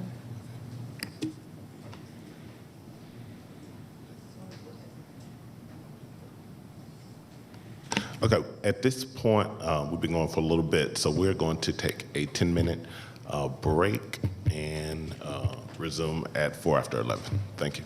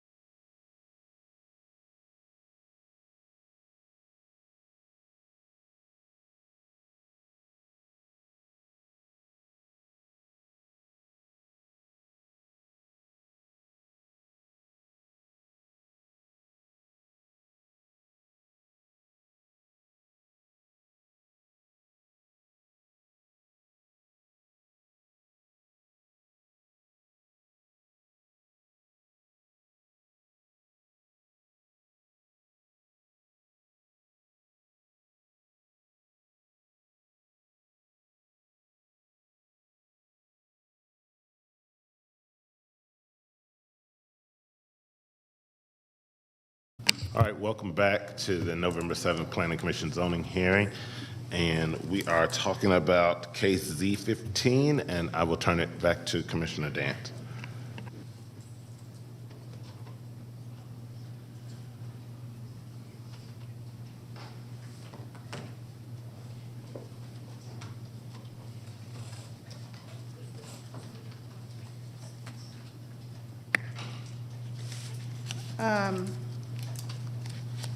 I would like to, first of all, thank everyone for their participation within this proceeding, outside of this proceeding, through all of the meetings y'all have all been through. And I think it makes a difference when people talk. So I think we've come a distance. And I still think there's some things that need to get nailed down, and as evidenced in our hearing today. So, but I think there are some matters on which we agree. I think there's a general agreement that as to the PVC portion of the project, residential and retail adjacent to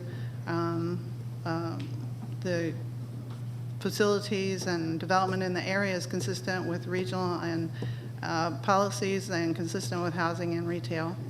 And that's supported by the ARC findings, by citizen feedback, by this process. I think that we can agree that if a signal being warranted on Chastain is good, and that the issues relative to transportation have been or are being addressed. So I know there's some differences of opinions, but I think on the whole, there's some consensus of opinion. But at this time, I'd like to move to hold it one more time, because I think that the articulated issues today are being addressed and can be addressed. Specifically, I would like to see the 575 buffer addressed, any tree safe measures addressed, limiting a maximum number of docks within the OS area addressed, density reduction in the residential townhome area to be addressed, an updated site plan with specific zoning designations to be presented to us, because I think that is really important, that if we're being asked to rezone a property into two different zones, that we have to know exactly what those boundaries are, or we haven't done our due diligence. And that there are a number of other issues that seem like they need to be caught and incorporated into the stipulations. I have, one of those, for example, I know is there had been a discussion about whether or not drive-throughs should be permitted in the retail area, and I think that that's a cleanup item. I'm persuaded that that should not be a permitted use. And so I think in general, if all of these things can be addressed, if our conversations can continue, that we'll be in a better position to make a final decision at our next meeting. So that would be my motion. Second the motion. I have a motion and a second from Commissioner Ballone. Is there any discussion? If not, let's call the question. Vote of 5-0 to hold Z15 until the next hearing. Thank you.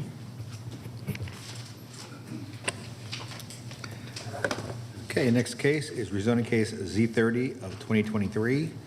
Quick Trip Corporation requests a rezoning from GC to NRC for a convenience store fuel sales in land lot 60 of the 16th district. The property is located on the south side of Jefferson Road and on the west side of Canton Road. The applicant's representative is present. Is there anyone here opposed to rezoning case Z30?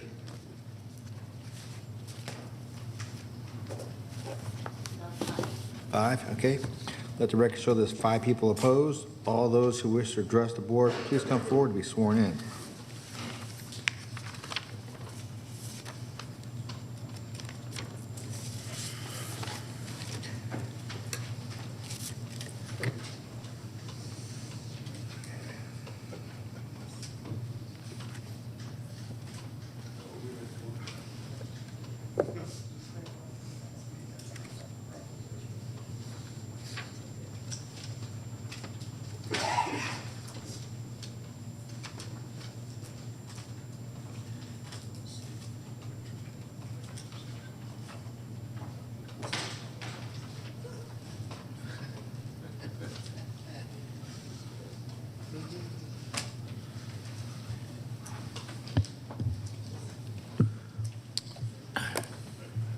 Thank you, Mr. Chair. Planning Commissioners, I'm Kevin Moore here on behalf of Quick Trip Corporation, and pleased to represent them in this rezoning application.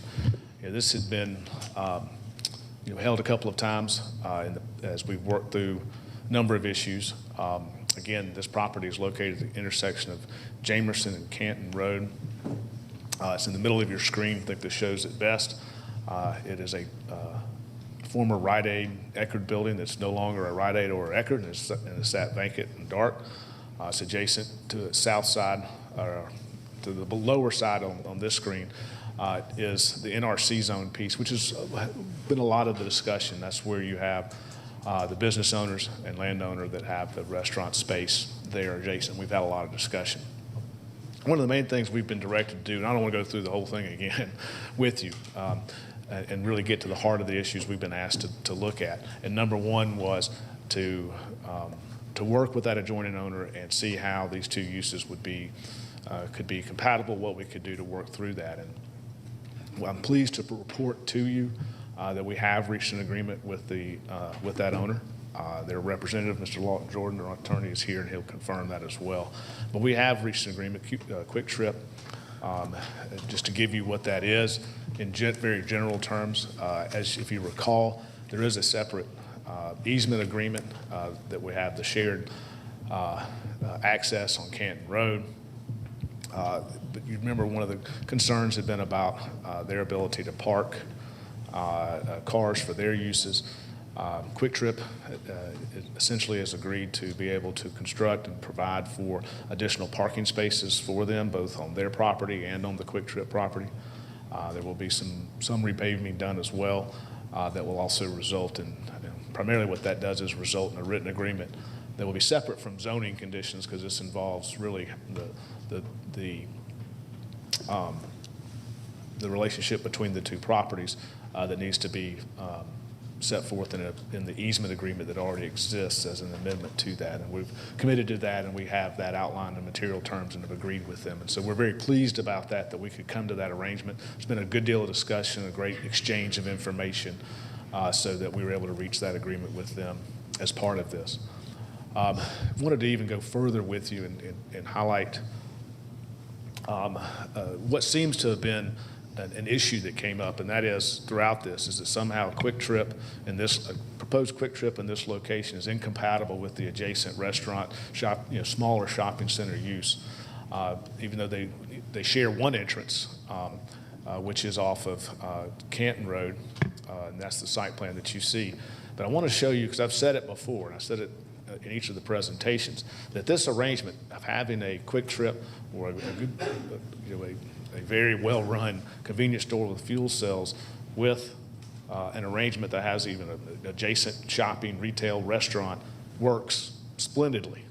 And especially we thinking it works here and will work splendidly here. But I want to show you just a quick example of that to, again, reiterate that point that these are not incompatible uses. And I know we've reached an agreement with them, and I'm really thankful for that, thankful for what Quick Trip has done. But I think the point needs to be made from y'all's standpoint that they do coexist very well together, circulate very well together, and each are beneficial to each other in terms of their overall uses, retail uses, convenience store uses, and fuel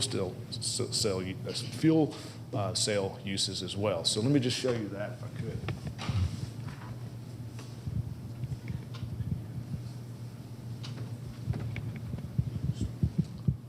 You could. So what Quick Trip was able to put together is this exact same or very, very similar type of arrangement in multiple locations. Duluth, Georgia, Satellite Boulevard.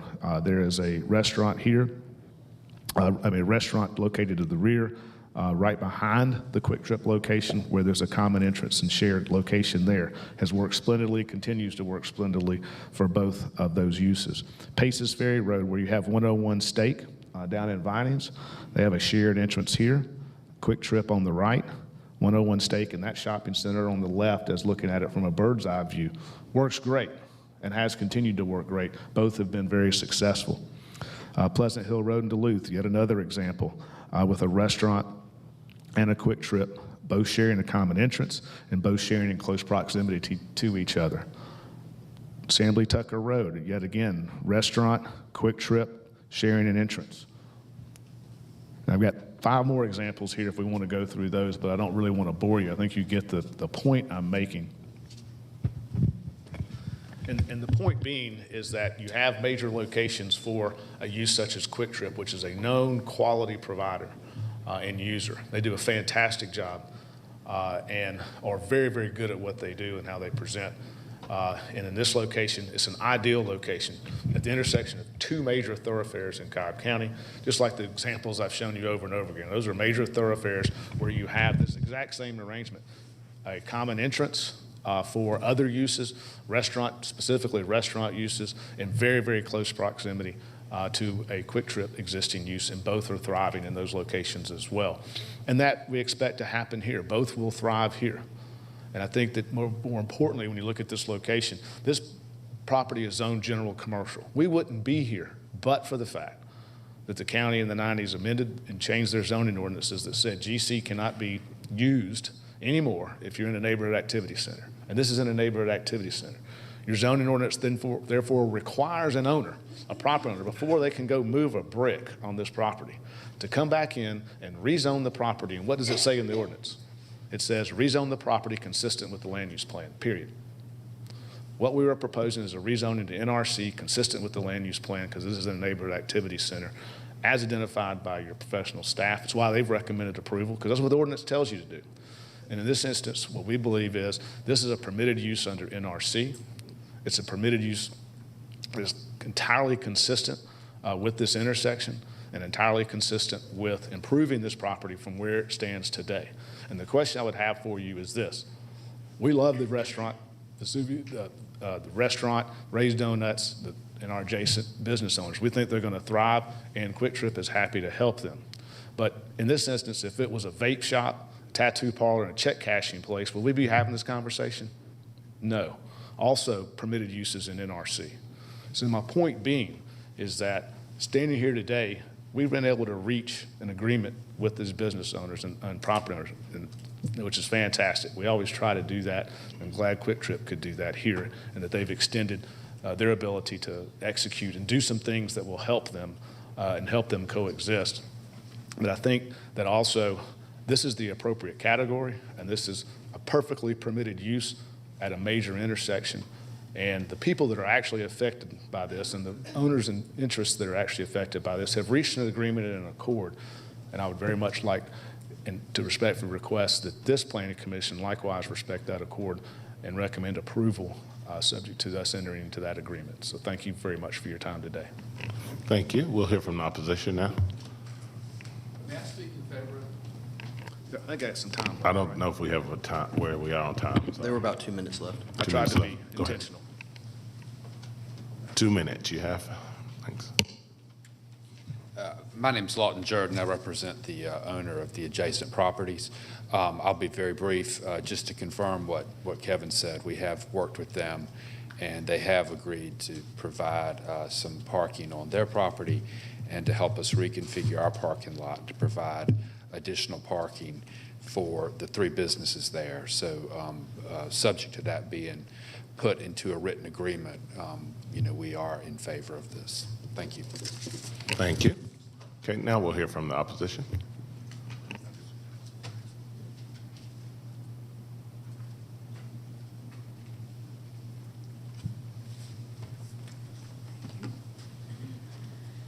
Good morning. For the record, I'm Carol Brown with Canton Road Neighbors, and I am here to speak on behalf of the 104 signers of a petition asking you to deny this application, which I will pass on to the clerk when I'm through with my presentation. What I want to focus on is the appropriateness of this very intense use at this location. It's nice that they have reached an agreement with the restaurant owners. I think that will be helpful to them. But there's a much larger problem that we need to look at.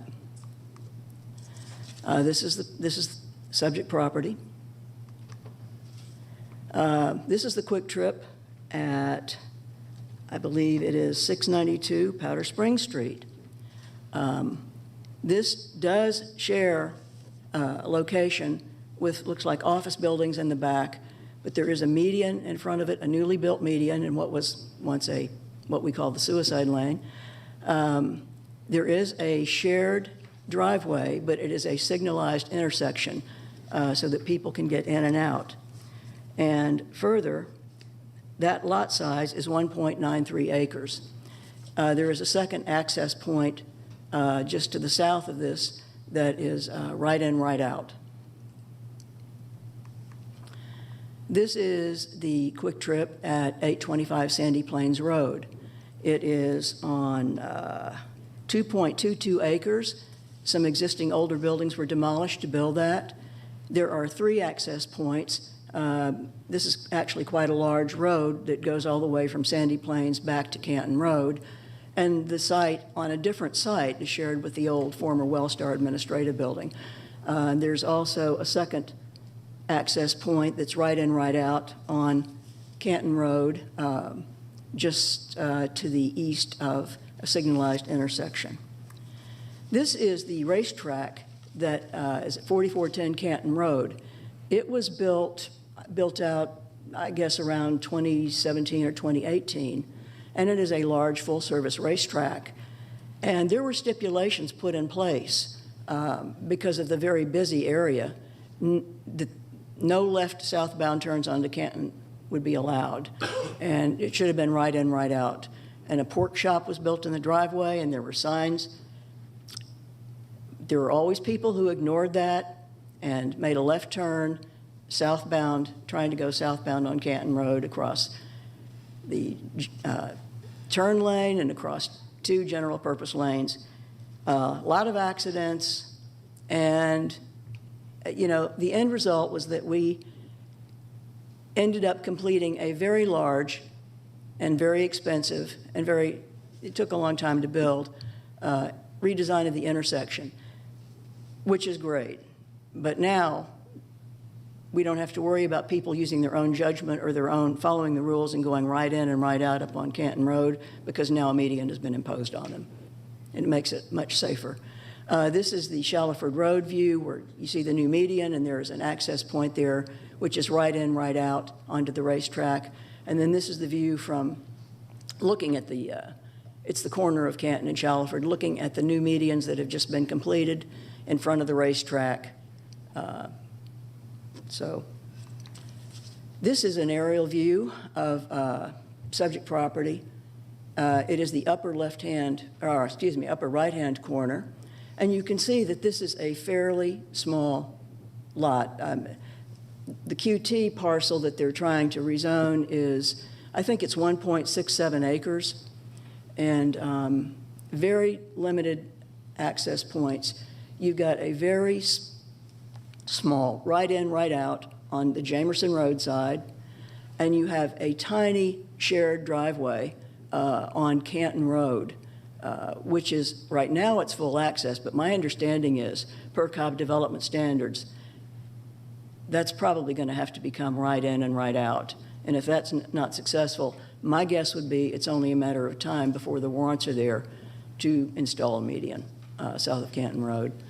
This is a look at the driveway. This is a look at the shared access between the potential Quick Trip and the restaurant. As you can see, there's not much there. And you compare it to all the other large new Quick Trip and racetrack sites that have much larger acreage, different access points, or at signalized intersections. And this is an awful lot of gas station on a very small site at a very busy intersection. Therefore, our position is we would support this rezoning subject to deletion to NRC, the following prohibited uses, to include no convenience stores with fuel sales and no automotive uses, no outdoor storage, no outdoor display of merchandise, neighborhood retail and professional uses only, adherence to Canton Road design guidelines, use and site plan to come back to the Board of Commissioners as other business, Canton Road access to be limited to right in, right out per Cobb development standards, staff comments and recommendations not otherwise in conflict. And I want to submit this petition with 104 signers for the record. Thank you for your time. Thank you. Go ahead. Good morning. I'm one of the owner right across from where they put the application. Can you? And I'm very sorry. Can you just make sure you state your name for the record? Oh, Ronak Patel. So I'm a really small owner right across where Q-Trip had put the application. It's right across from my location. We've been very so many gas stations on Canton Road. This Q-Trip will put me out of business within a 6 months once they open the store. So I would consider to deny this application if it's possible. Thank you so much. Thank you. If that are all the speakers, this is also in District 3, so I will turn it to Commissioner Dance to lead our discussion. Thank you. If I can get DOT, please.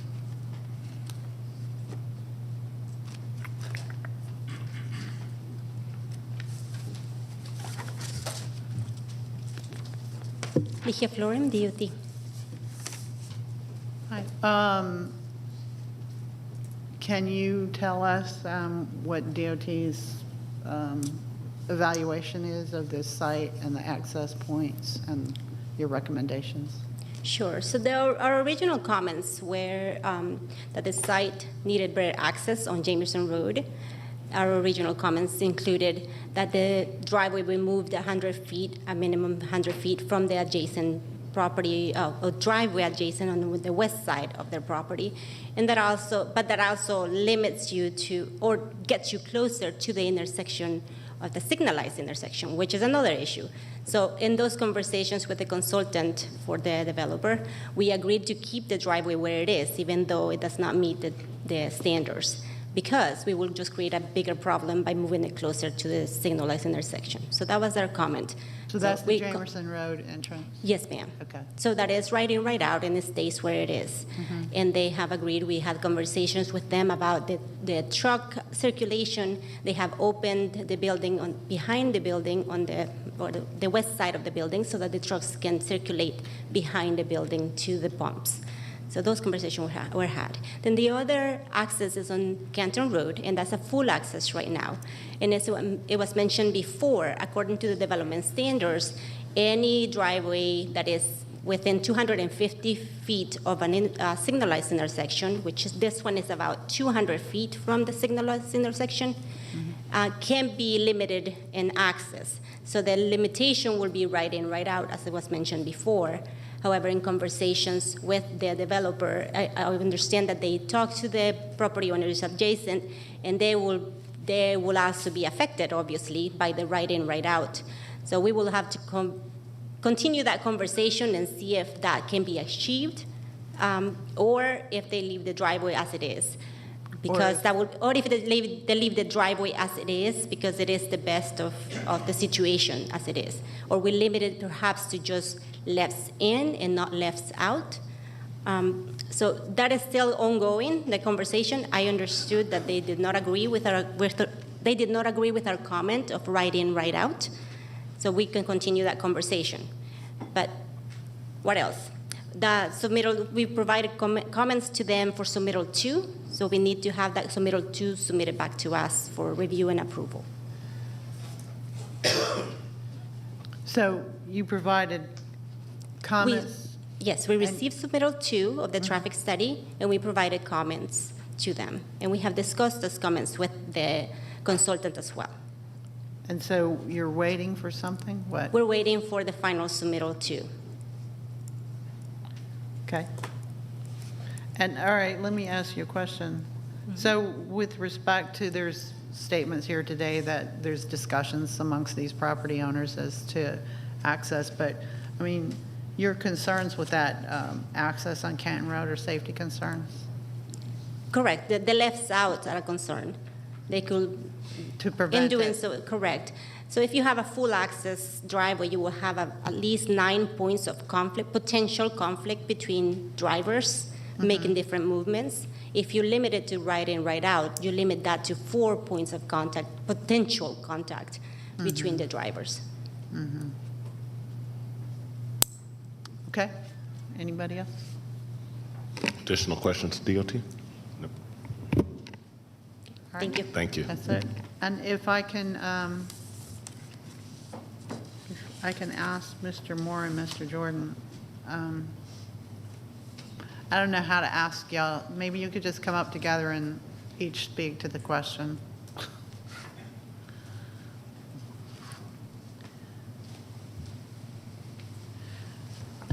So one thing that strikes me is with respect to this shared access and easement in the first instance is planning for the future. So if y'all have a negotiated agreement, will it have some limitations or provisions to provide if there is a change of ownership there? You see what I mean? Yes, because it would be recorded. It would be what? Recorded. Okay. What we've agreed to will go into an amendment to the existing easement agreement that's Okay. that affects both properties. So that will go forward regardless of who the owner is. Okay. And so in your opinions, is this a plan that addresses what safety concerns that are articulated at the intersection? It is from our standpoint. I understand. That's why we reached the agreement. I don't want to speak for Mr. Jordan. Yeah, I mean, I'm not going to opine on that. I view that as above my job here. We have worked on an agreement that provides for my client's ability to continue to successfully operate their business and the two businesses next to them. So and I'm not an expert in transportation and safety issues, so I'm not going to offer an opinion. Okay.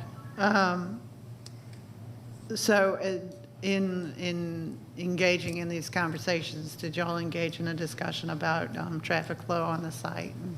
We did. Is that all incorporated in the agreement? Yes. I mean, it's a part of that, yes. Okay. Is it an effort to facilitate the flow in a safe manner? Is that part of the agreement? I think that it was part of the discussion to ensure that there was access across both properties to benefit both properties, and parking to benefit Mr. Jordan's client's business, so we ensure that they have proper parking and more closely parking for them. And so those were all part of the discussions, yes.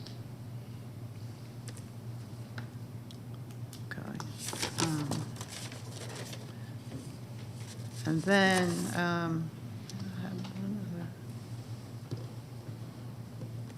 I think that probably takes care of it. You, question? Commissioner Ballone. Thank you, Mr. Chairman.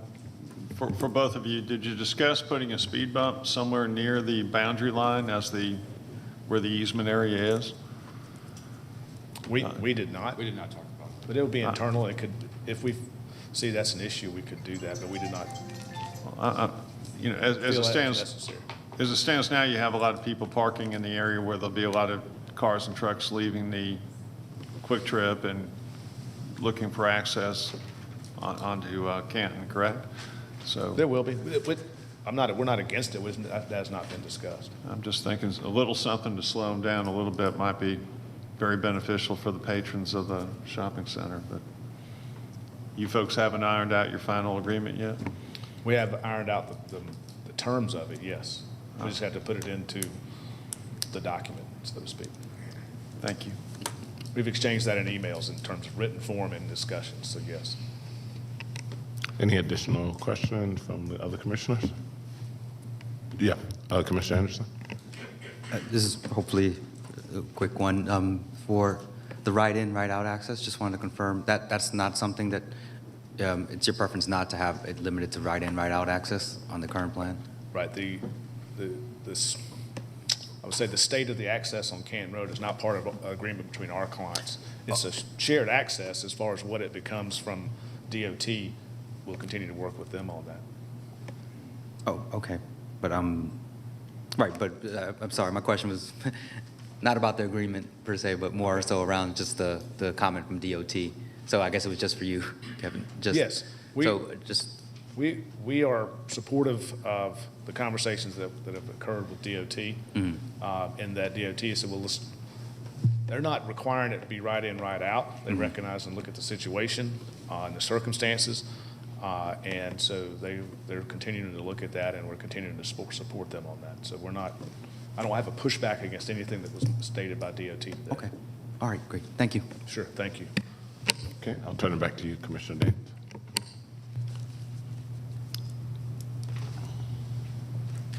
Davis. Does anyone else have questions for anybody that they'd like to hear from before we move forward?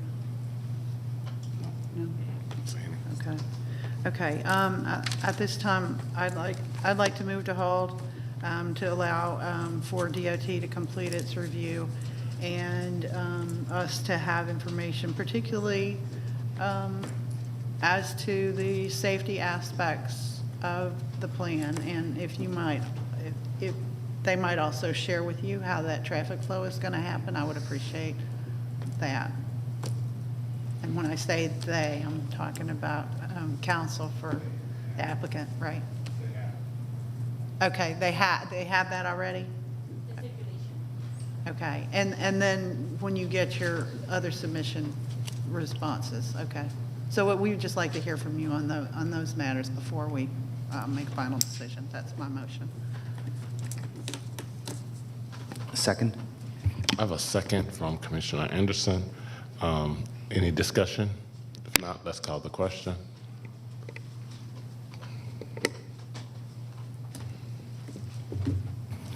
I need everyone to vote. There we go. Vote of 5-0. We will hold Z30 for 30 days. Thank you.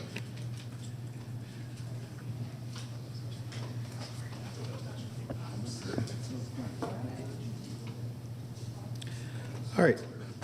Next case is rezoning case Z32 of 2023, Toll Southeast LP Company Incorporated. Request rezoning from RR to RA6 for a single-family residential subdivision in land lots 736 and 777 of the 16th District. The property is located on the northwest side of Ross Road, north of Sandy Plains Road. The applicant is present. Is there anyone here opposed to rezoning case Z32? Four. Okay, let the record show there's 4 people here opposed. All those who wish to address the board, please come forward to be sworn in.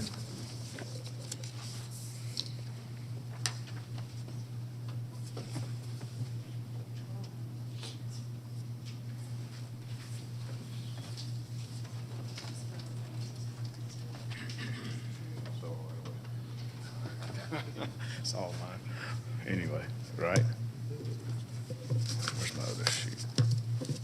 Oh, there it is. Kevin, go ahead. Thank you. Kevin Moore, here on behalf of the applicant, Toll Southeast, in this application for rezoning. Again, this is one that had been held for us to take a look at a couple of things here. I just want to remind you, this property is currently zoned RR. What's being proposed now, though, is a requested rezoning to RA5, which is a deletion from the original request, which was to RA6. And we have requested now that be changed to RA5 as part of this most recent update to the rezoning application. Again, where this property is located is off of Sandy Plains, really off of Ross Road. It's a short segment of road.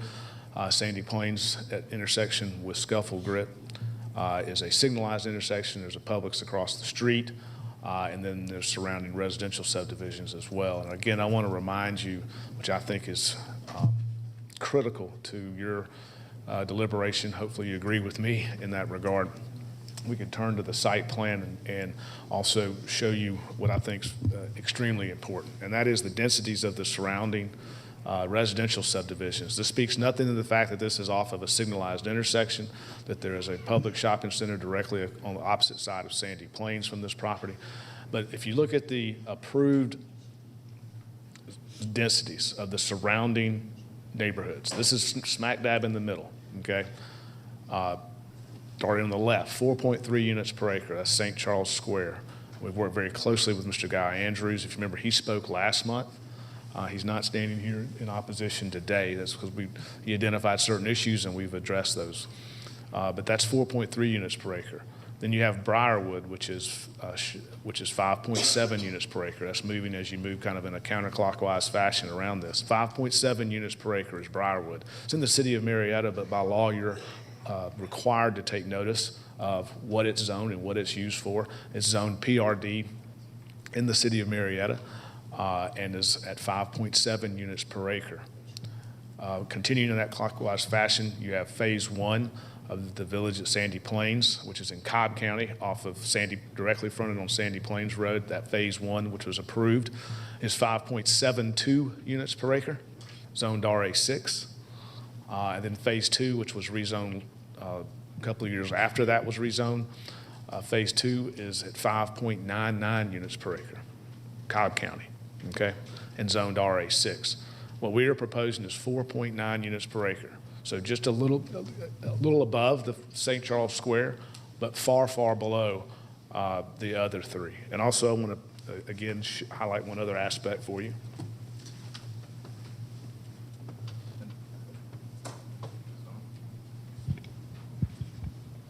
There we go.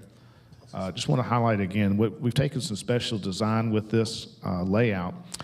These lots here, adjoining lots that are in Briarwood at this location, that's a section of Briarwood where they have some larger lots. And so what we wanted to do was make sure we matched up with that adjoining subdivision, even though in the city of Marietta, and make sure that our lots here match up exactly with Briarwood. And so you can see that's where that is taking place. And remind you again, this is our amenity area here, located off of Sandy Plains.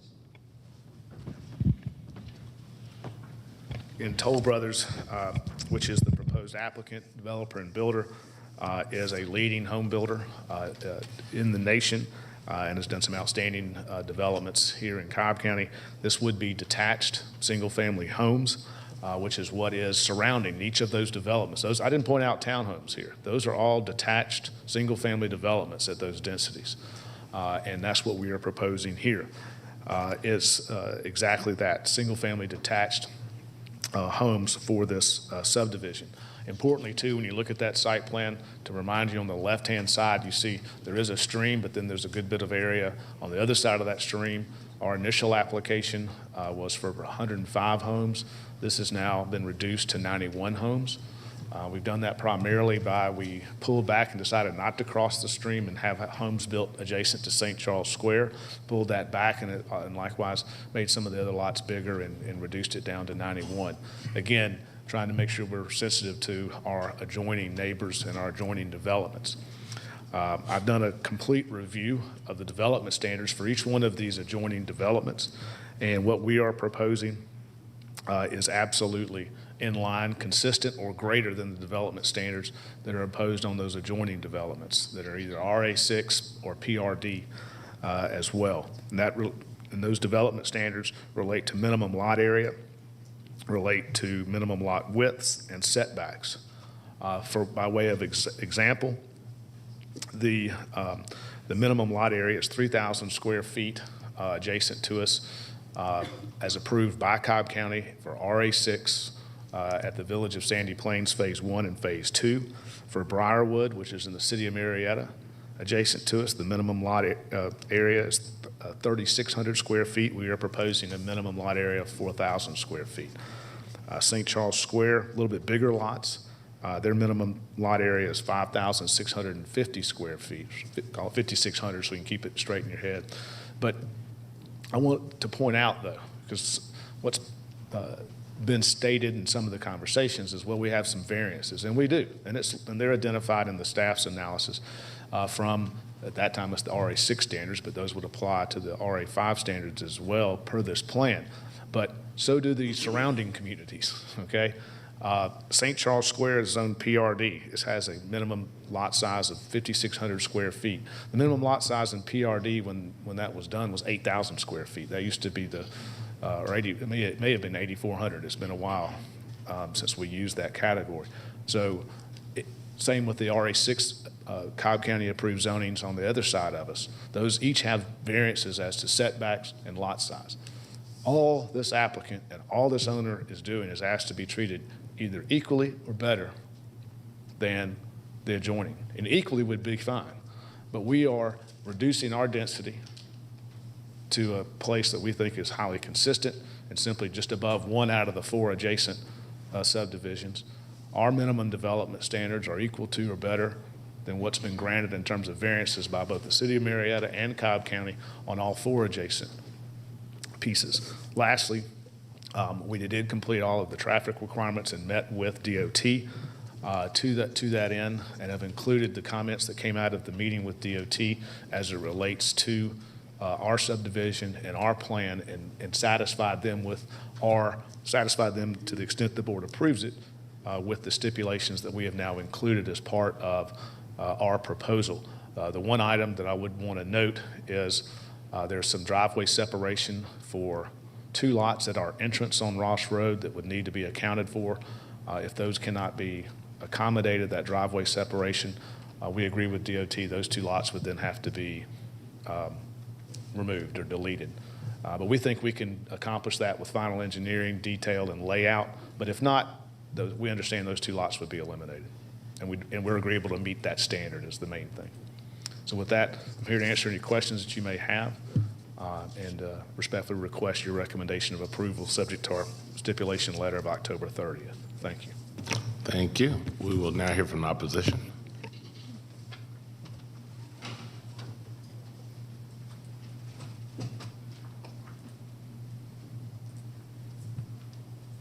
Good morning, Carol Brown, Canton Road neighbors. I want to be very brief. I do acknowledge that the applicants have deleted to the requested RA5 and lowered the number of homes from 108 down to 91. I think the ongoing concern is with the amount of impervious surface. I know that the maximum, I believe the max impervious for RA5 is maybe 40%, and they still want it way up there. And I had not seen on the revised plan the actual amount of remaining impervious surface, but it's probably higher than it should be. That would be my concern, and I believe we have a resident from St. Charles. Yeah, my name is James Neidlinger. I'm a resident of St. Charles Square. My property abuts this development. I think we're not in opposition to the project. We just have some concerns, one of which being that we think they are going in the correct direction of lowering the density of the residential units. But if they have to get a variance, say, to go from 40% impervious to 75% impervious, it still would kind of indicate that there's an improper amount of density that's going onto that property. So if they are able to use, 5 and meet the requirements with the impervious, then we maybe don't have a concern about that. But if they're then saying we need 75% impervious to be able to meet that requirement, then it seems like they're, maybe not doing what a 5 designation would require. Our other concerns are Little Noonday Creek, which is a small ecosystem that's pretty sensitive. There's development going on out there currently, which to my understanding has had a detrimental impact to that, and there's some litigation going on with some downstream users. So we believe there was a water edge study that may have been required, that we just want to know if that was done, or if the city is going to, or the county is going to require them to do that. And then our other question would be regarding traffic. It's our understanding that the traffic study was done when school was out, and obviously this is in direct proximity to Kincaid Elementary School. As a parent who had 2 kids that went to Kincaid, I understand the traffic that school generates in the morning. So we would ask that the traffic study trip counts be redone when school is in session to determine whether or not there's any turn lanes required. St. Charles Square has a decel turn lane as well as an acceleration turn lane turning out of our property. Every other on that side of the street has a decel and turn lane required. If you go over there, and I see it every day because I turn out as the bus arrives, the buses pull into those turn lanes to pick up the kids, and then what they do is while the kids are sitting down, they close the stop sign, let all of the traffic that's pulled up behind them pass, and then they pull out. So if there's not a turn lane, out there on a Sandy Plains Road, then that isn't going to be able to happen. So again, we're not in opposition to the project. We just want it to be done responsibly, and we are not exactly clear on where those issues are right now. Thank you. All right, thank you. If that's all the opposition, this is in District 3, so I'll turn it again to Commissioner Dance to lead the discussion.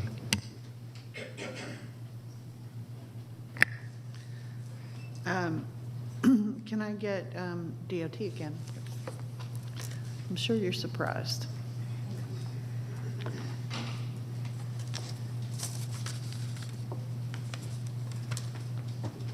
Ligia Florem, DOT. Thank you. Can you summarize for us the remaining, and I understand there's one remaining issue, a DOT issue? Sure. So we had, the issue before this meeting was that we hadn't received the submittal 2 of the traffic study. We have now received it and have approved it. So that is that. And then on October 30th, we received a stipulation letter which addressed our concerns about the private roads within the subdivision. They have labeled the roads private, and that means that they won't comply with all of the standards of Cobb County for the development standards.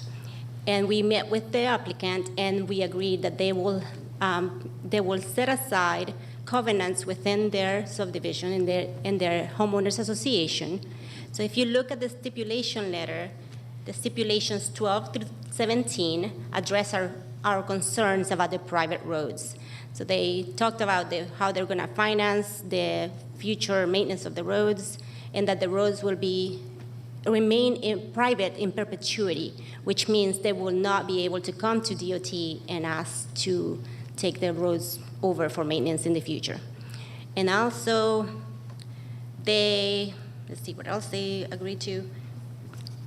So we agree with all of their stipulations, 12 to 17, except for they mentioned the distance, and I think Kevin alluded to that, the distance between Ross Road and the first driveway. Because it is a public right-of-way on Ross Road, we will not be agreeable to them having a driveway that is closer than 50 feet from that road. Okay, so you said the first driveway, The first did it driveway- affect 2 properties, though? Correct, ma'am, yes. One on each side of the road, of the Okay, private and it road. may result in the deletion of those 2 properties, if what? If they cannot meet 50 feet from the radius of return of Ross Road to the radius of return of their driveway. Okay. All right, but you are okay with an agreement for funding private road concerns? I So- think that addresses our concern with future maintenance of the private road. Okay. And, I'm sorry, go ahead. Is that in your comments? I'm not sure if we addressed it, but we will You put it in revise your- our comments so that we can allude to and verify that everything has been completed. But most of the comments have been, or all of the comments except for the Rose Road one, have been addressed. But the comments about the private roads and the comments about the distance issue will be up in your We will updated revise our comments to make sure that we acknowledge their acknowledgement within the stipulations. But I want to see it in her recommendations. Yes, ma'am.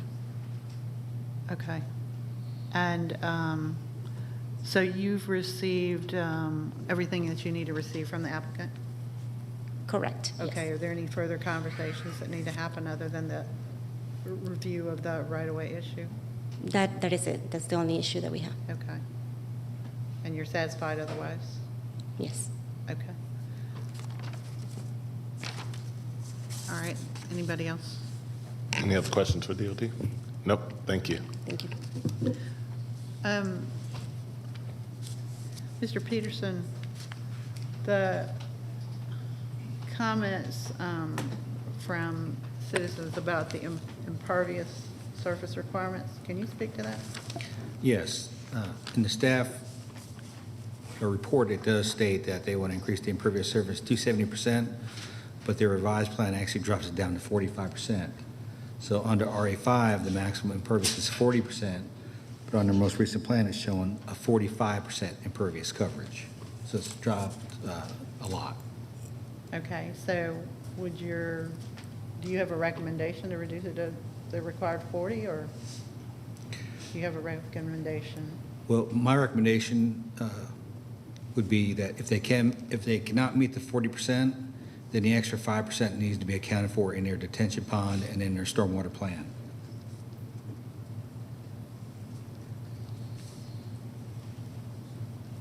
The remainder needs to be accounted for in, Their stormwater plan and their stormwater detention pond.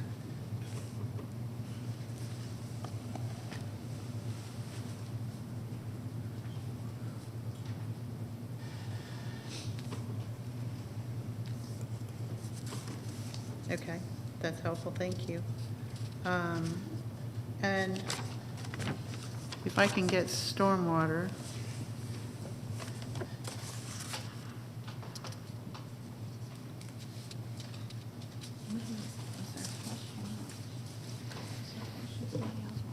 Hello, Andrew Heath, Cobb County Stormwater Management. Hey. You heard the comments from the citizen. Are you able to address his issues? Yes, what they're calling the watershed issue probably Right. is for the overall hydrology study for the development, which is typically done during the land disturbance permit phase, not at this time. That would need to be done.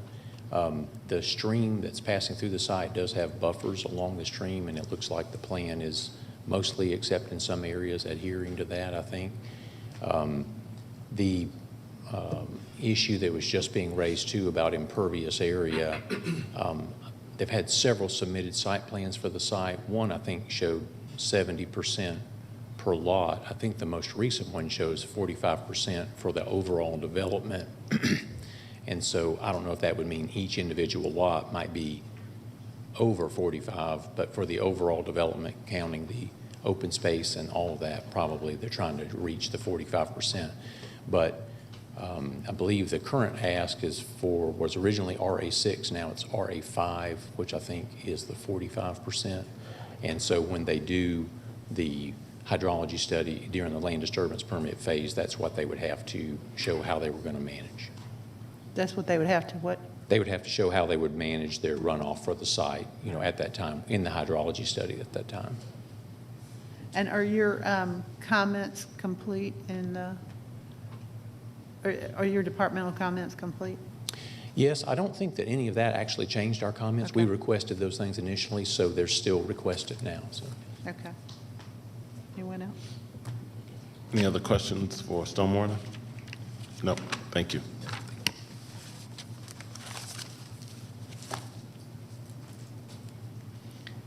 Does anybody else have any questions for anyone else? No? Okay.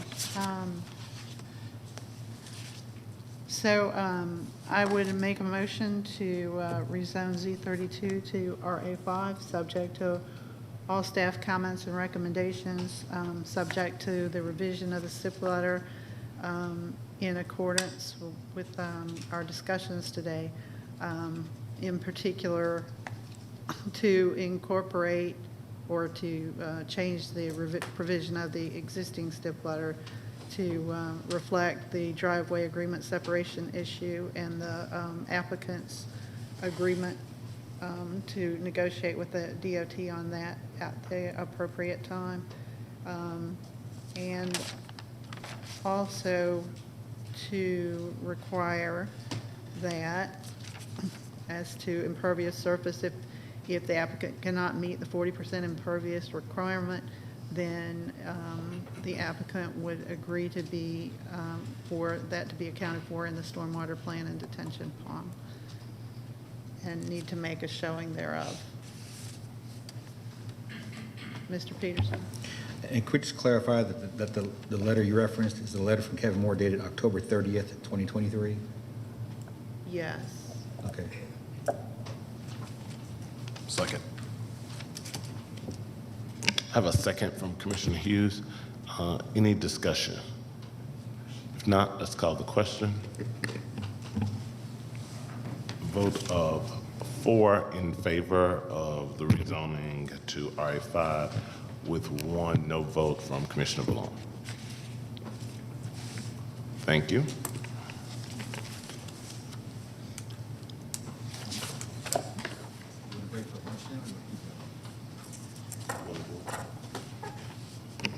Okay, we will break for lunch now for an hour, and we'll resume for an hour and 5 minutes. We'll resume back at 1:05 p.m. Thank you.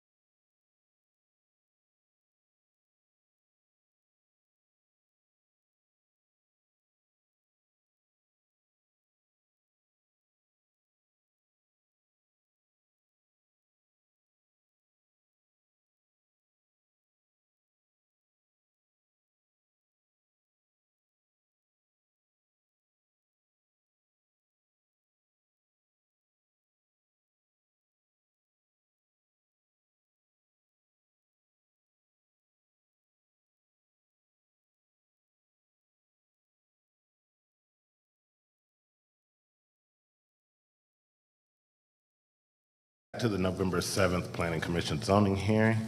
I will turn it to Mr. Peterson to call our next case. Thank you. Mr. Chairman, the next zoning case has a companion special land use permit with it also. Would it be the board's desire to hear both cases together? Okay. Rezoning case Z42 of 2023, William and Lydia Taku. Request rezoning from CF to NRC for a climate-controlled self-storage facility in land lot 583 of the 18th District. The property is located on the south side of Blair Bridge Road, east of Thornton Road. Together with the special land use permit, SLEP 7 of 2023, William and Lydia Taku request a special land use permit for a climate-controlled self-storage facility in land lot 583 of the 18th District. The property is located on the south side of Blair Bridge Road, east of Thornton Road. The applicant is present. Is there anyone here opposed to Z42 or slop 7? Two? All right, let the record show there's 2 people opposed. All those who wish to address the board, please come forward to be sworn in.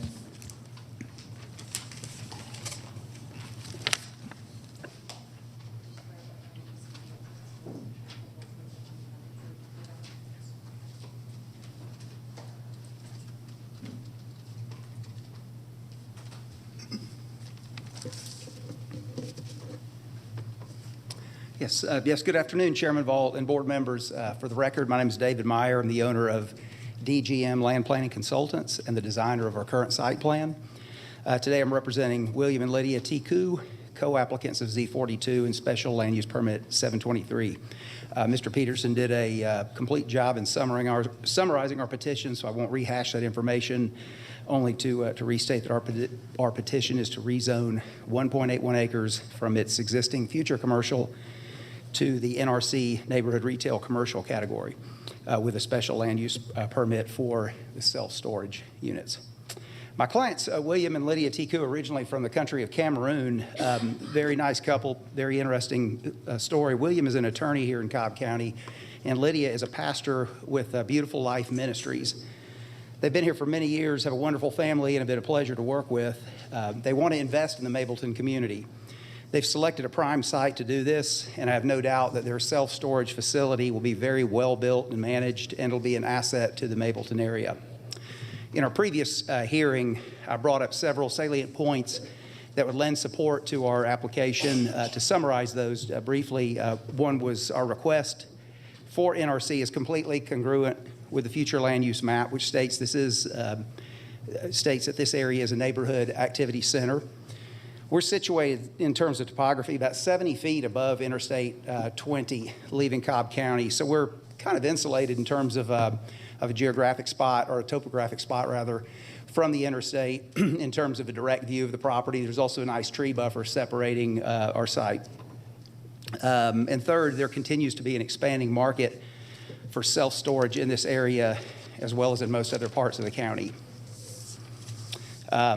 Since we were held at the October meeting, we have worked with Mrs. Robin Meyer and Becca Ford of Mableton Improvement Coalition, and I'm pleased to let you know that we've come to agreement on what I believe are all issues.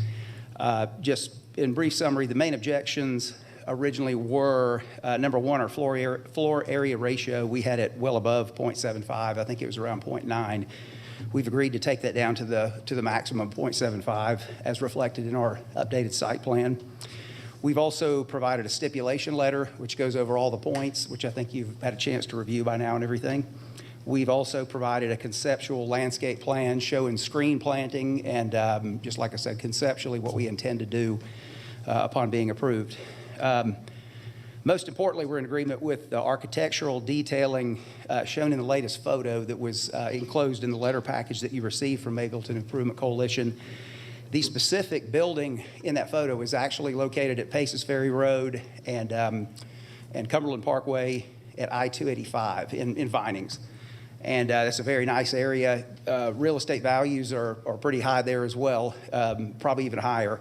But nevertheless, it's a very well-designed building. My client is in agreement in general with staying with that architectural style and trying to provide some of those features as well, being the separate gables and some faux windows. And also, Ms. Meyer stated she was not opposed to in putting those gables in if we needed to exceed that 35 maximum height, 35 foot, in doing those architectural elements. She was okay with that, so we're fine with that as well, of course.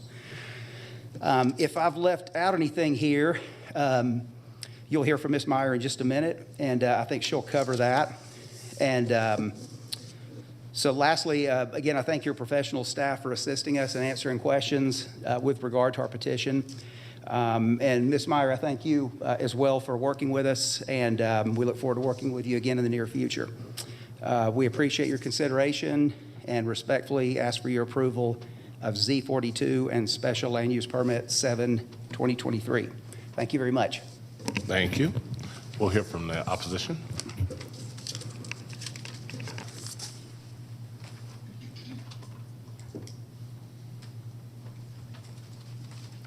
Thank you. I'm Robin Meyer with the Mapleton Improvement Coalition. I co-chair the zoning committee. And despite the coincidence, Mr. Meyer and I are not related. There are not too many of us who spell our names our way, so we need to make, almost always need to make that clear. And I appreciate Mr. Meyer's working with us. I think we are in agreement on all the points. I would just ask that if you are considering a recommendation of approval, that you are that there be a condition attached which is specific to that architecture at the corner of Cumberland Parkway and Paces Ferry Road, of which we included a photograph in our written comments, so that when the Architectural Review Committee does go to work on this project, that we have a starting point. And I think that's a very important place to be. So thank you very much. And again, we would recommend that you approve this with the conditions outlined. Thank you. Thank you. If that are all our speakers, this is in District 4, so I'll turn it to Commissioner Hughes to lead our discussion. Thank you, Chairman. If I could have the applicant, Mr. Meyer, if you could come back up real quick.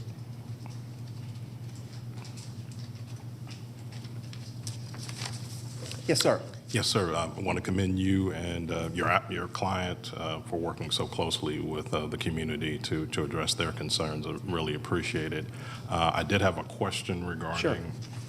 I think this is the most recent stipulation letter for this case, October 29th. Stipulation 2. It says the rezoning of this property shall be from CF to NRC with slop based on the rezoning plat and conceptual site plan prepared by DGM Land Planning Consultants, Inc., dated October 24th. Should that be October 29th? That if that's not coinciding with the latest plan, then you'd be correct. I don't have it in front of me. It could be a typo or just correct. Okay. Mm-hmm. Okay.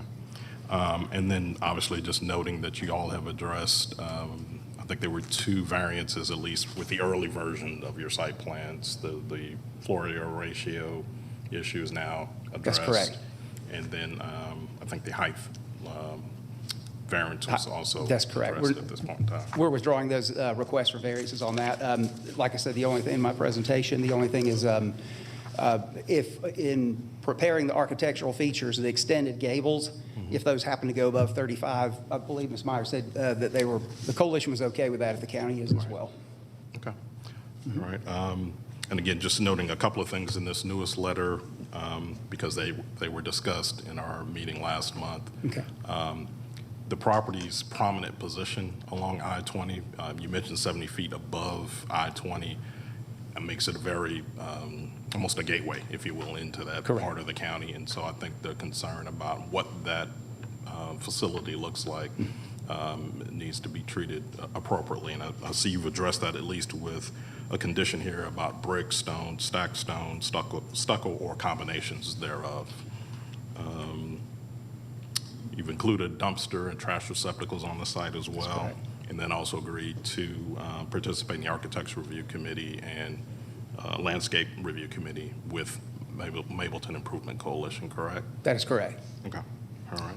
And what I was referring to as far as the situation of the property, that's not saying that it doesn't sit. If you're standing on I-20, you can look up and it's well above everything else. But if you're approaching Cobb County from Douglas or you're on the interstate, you'd have to really do a neck bend to look up and see it. And that's what I meant by it being kind of screened, quote unquote, if you will. And there's also a large stand of trees right near the exit ramp right there that screened it as you're approaching it from the west. So that's kind of, yeah.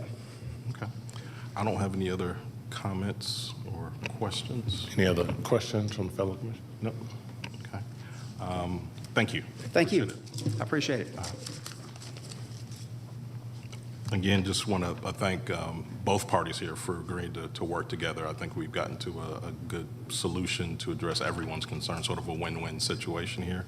And I think based on that, I'm prepared to offer a recommendation that Z42 be approved subject to the stipulation letter dated October 29th, 2023 from the applicant, but with a minor adjustment to stipulation 2 that it referred to the October 29th, 2023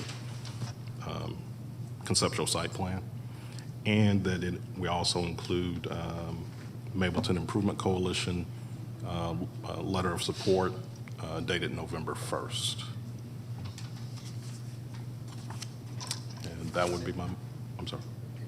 And I would also like to add this consent. This is just for the case. Are we doing this and the slop separate?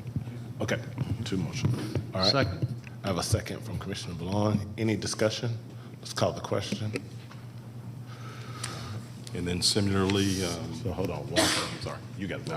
So I do. Of course. Okay, we got a vote of 5-0 in favor of recommending Z42 and to also place that on consent.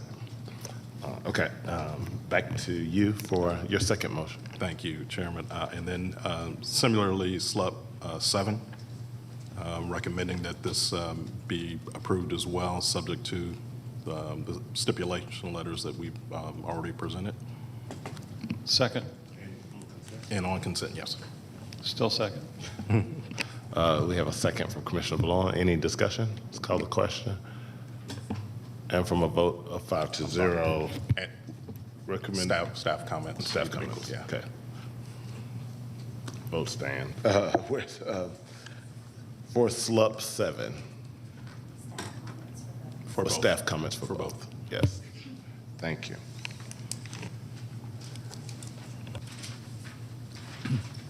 Okay, next case is LUP 23 of 2023. Alfredo Diaz requests a temporary land use permit to allow more vehicles than the code allows in land lot 485 of the 18th District. The property is located on the northwest side of Grinder Court, north of Ling Way. Is the applicant present? Let the record show the applicant is here. Is there anyone here opposed to LUP 23? Two. Let the record show there's 2 people who are opposed. All those who wish to address the board, please come forward to be sworn in.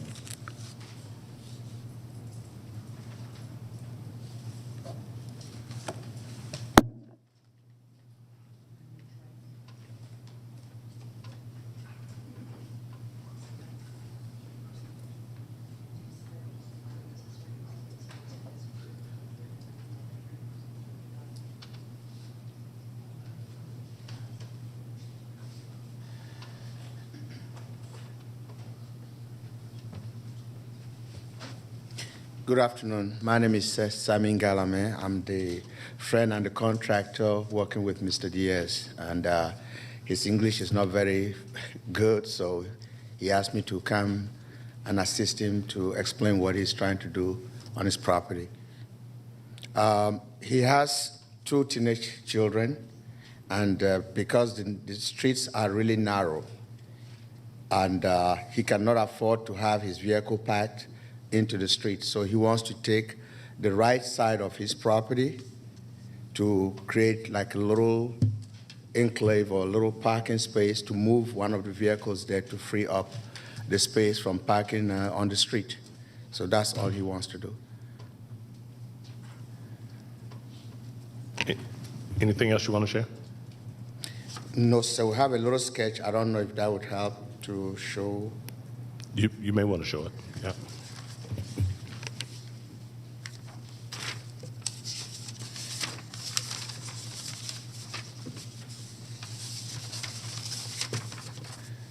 This is, that's it on the.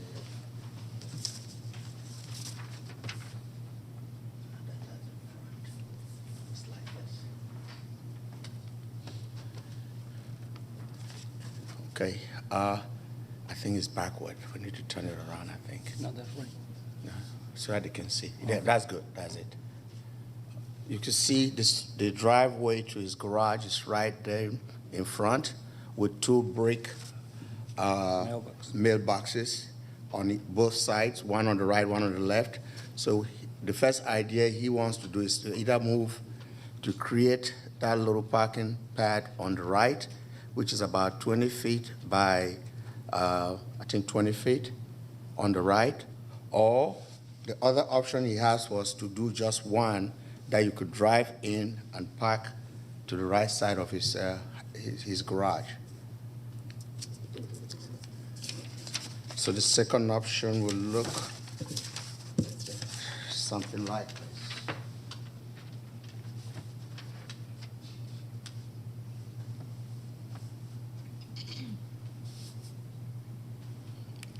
Second option will look something like that. That's all we have for now. Okay. You can have a seat. We'll hear from the opposition, and I'm sure we'll call you back up for questions.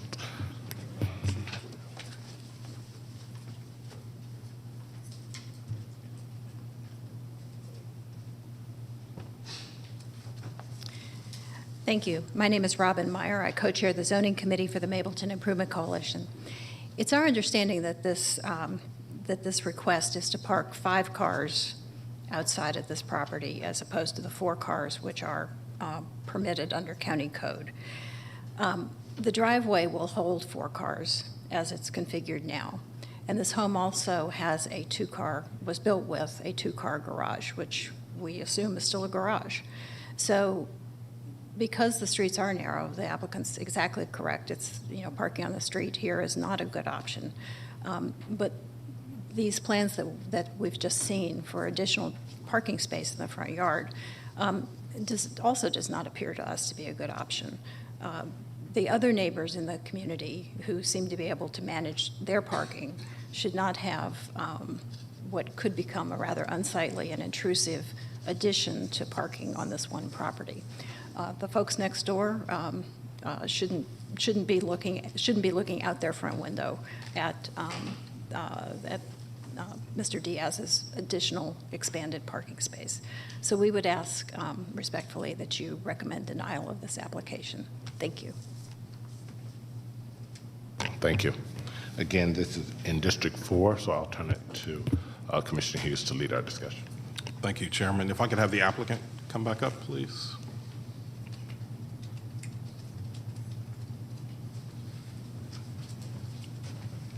Good afternoon. Good afternoon, sir. How many adults live at the property? Husband and wife and 2 teenage children. And one of them is in high school and is driving already. Okay. And he has a work van, and then they have a family car and another car for the one who's in high school. So the problem now is when they park, it's really congested. They're using one of the garage is already being used to park because they both have 2 cars, 1 car each. The wife has 1, he has 1. That one is in the garage, and there's not enough space for 2 cars. That's why he's trying to create this to make sure that he's not parking on the street or on the grass. So Mr. Diaz has been in this subdivision now for over 10 years, and if unfortunately I didn't get the picture view of his property, it's one of the best looking properties in the neighborhood. He's not the kind of homeowner that you would think that is changing oil in the driveway or having a barbecue. So the unsightliness that they mentioned, I think is really an overreach, because his property, you can ask him to attest, he has one of the most beautiful properties in that subdivision. So just so I'm clear, so how many vehicles are parking in the garage now? 1. Just 1? 1, But because the vehicle is it a big. 2-car garage? It's a 2-car garage. But only one's parking in there? Yes, right because now? it's suburban. And the 2-car garage, there's barely, once you park a suburban, even on one side, if you try to park on the other side, you can't come out of the vehicle. That's how small the garage is, even though it's a 2-car garage. So one parking in a two-car garage. Yes. And then you have four other vehicles. Yes. And I'm just trying to do the math here. It seems like 4 of the vehicles could fit in the driveway. Yes. So if that's the case, then I'm trying to understand why you need to expand the Because the he has driveway. his work truck that parks in the driveway. The reason he wants to create that space there is to avoid some of the times when the sun comes and either the person who comes first, if they don't park properly, the other cars are forced to park by the street until the other person comes around to move their cars, and it's very, very inconveniencing. So he feels if we can create that little parking space on the right, it will take care of that problem. We'll know that, once you come in first, you pull over to your right. And I've seen many, even this same subdivision, there are parking spaces like that in this subdivision right now. So they've expanded their driveways and added. there's a couple of buildings that the driveway has been expanded. One, just using the second option.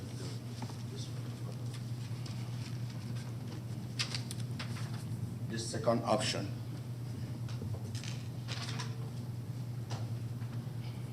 And you would propose just putting one vehicle there in that second option? To park one car. So when you pull in, you pull to your right, you park your car there if you come in first. And everybody else comes now, they park in the driveway. Okay. And it would be paved? It'd be a hardened Concrete. surface? Yeah, it'd be Hard concrete. surface, yes, concrete with a curb to prevent any water runoff or any running into the grass. Okay. All right, thank you. Does anybody, other commissioners have any questions? Other questions of the applicant? No. Okay. Thank you, sir. Thank you. John, if you could just provide staff's recommendation on this particular. The staff recommendation is to deny it mainly based on the code enforcement complaint that we received on the property. Okay. All right. And I see code enforcement is here, so I'm going to ask if code enforcement could come up and just provide some background on the issues with this property from that perspective. Good afternoon. I'm Yolisa Fawcett from Cobb County Code Enforcement. The property is currently in violation. I received a complaint last week about the resident parking on the grass and also building a non-permitted structure in the backyard. When the officer arrived to the property on November 3rd, he observed the vehicle parked on the grass and issued the property owner a citation. The court date is scheduled for December 14th of 2023. And I've also reached out to the building department to come out and inspect the structure that's being put up in the back without the permit. Okay. Any questions? Any other questions for code enforcement? Okay. No, thank you. Thank you. Thank you. If I could have the applicant come back up, please.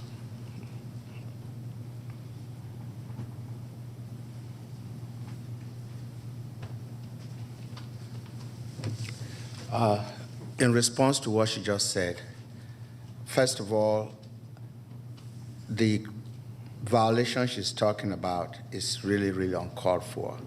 Yes, he ordered some materials from Lowe's to build a storage shed to help remove some of the stuff out of his garage to remediate the parking of his vehicle situation. So the vehicle that he brought, he drove the van to the back to offload the material. They call that parking on the grass, to offload, not parking there overnight or not parking there permanently. Secondly, the code, I'm a general licensed contractor. The code says that any structure that is over 200 square feet requires a building permit. But in his case, it was not up to, but because he's having a covered porch in front of the storage, that put it above that. So they want him to get a building permit, which we have applied for. And one of the reasons we did not go pick it up today is because we needed to be here first.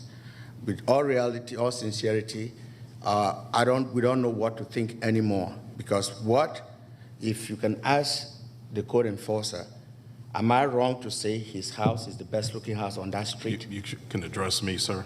You know, Yeah. so You only can address I us. think there's something that we don't understand because he's being nitpicked.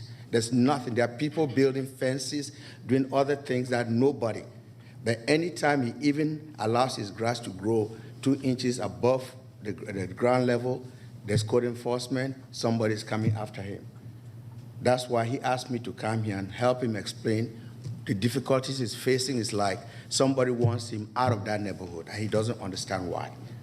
So please, we are pleading to you that you grant us this request because it will help us solve this problem. He cannot move or send his teenage children out of the house, and what does he do? The wife works, he works, who takes who to school? The one who is driving is the one who assists him to take the brothers and sisters to school.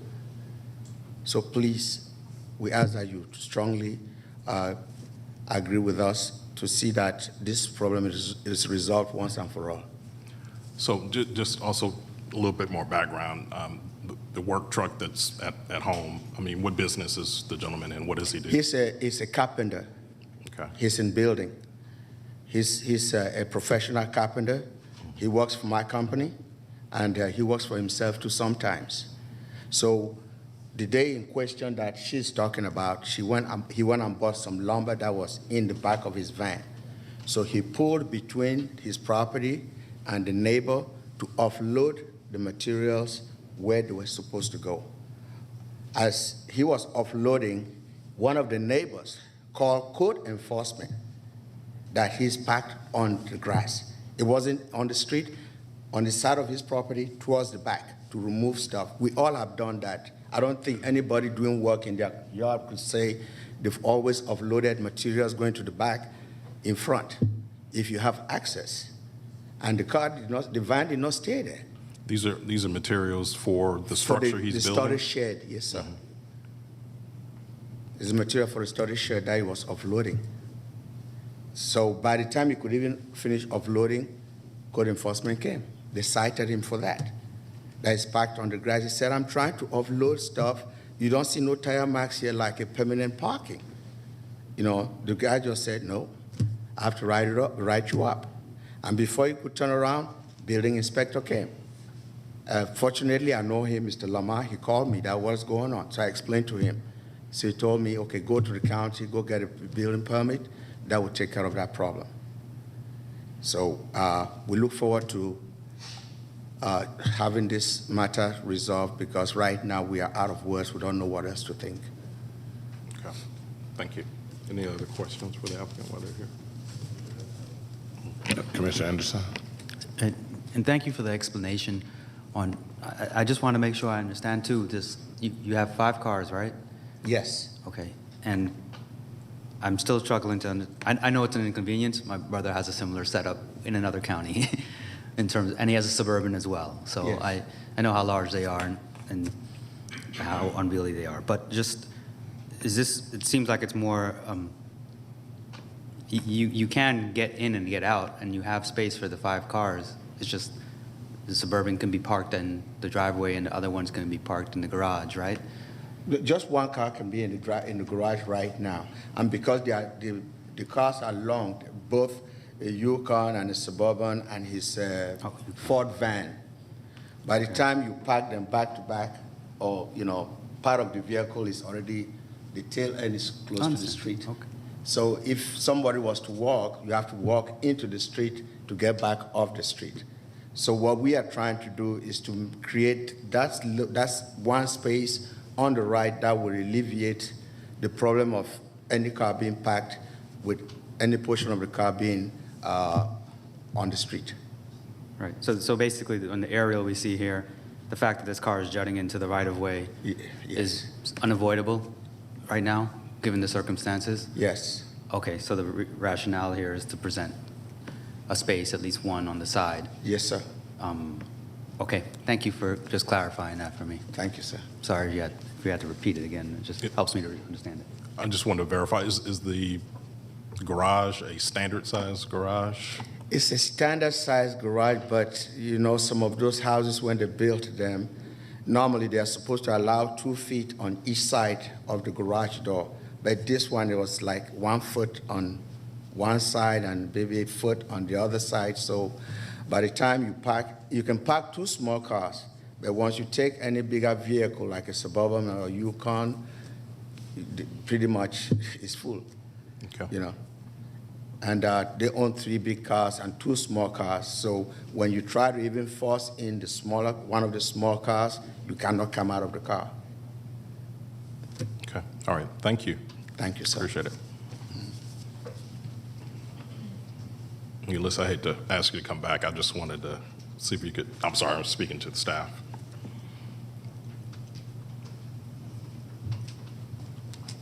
The applicant talked about them offloading materials to do the construction that doesn't have a permit at this point. Is that your officer's understanding of what they were doing? I just want to verify I received a call from a citizen stating on November 2nd, stating that they're still parking on the grass and they're building a structure. The officer didn't go out till the next day. Okay. And the next day, there was still a vehicle on the grass. Now, when the officer got there, because the officer called me after he was done issuing the citation, he stated that the property owner was in the back working on the structure. So as far as him unloading, he probably done unloaded already, I'm not sure. Okay. All right. Thank you. Thank you. Appreciate that.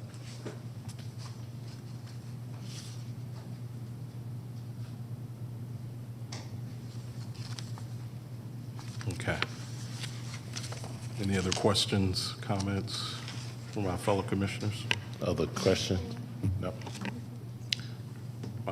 Commissioner Dances, can we pull out of this just a little bit so we can see other houses? I'm just curious.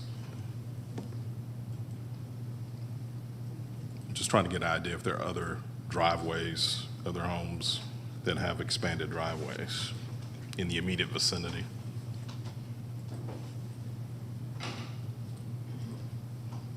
I don't see any.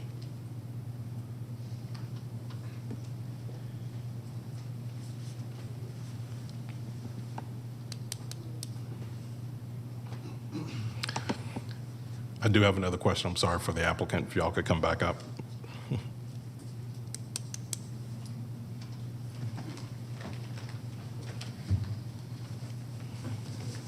I'm just trying to also rationalize in my mind, if you had to relocate a truck, could you move a truck to another location? Could you move his work truck to another location so that he could pick it up when he went out on the job instead of storing it there at the house? Is that an option? There's no other location, sir. That's his office, you know, and it's not like we have a warehouse somewhere, an office where he can go park and then use it back and forth. That's what he uses to go to work, he uses to come back. That's his, pretty much that's his livelihood. So if that were possible, we would have done it and we would not go through all of this, but this is very, very necessary, and it's really having a heavy effect on us. You mentioned earlier in your comments that there were other homes in this subdivision with an expanded driveway. Just on a quick look here, I don't see any. It's on the same subdivision, but on the other side. Unfortunately, I didn't know what to expect. This is the first time I'm being in the zoning hearing for something like this. I would have made videos or pictures. That one? Yeah. One right here. The other one right there, right? The corner one, that one faces it, and then it's another one across it, that one right there, across the street. You see, the other one? That one.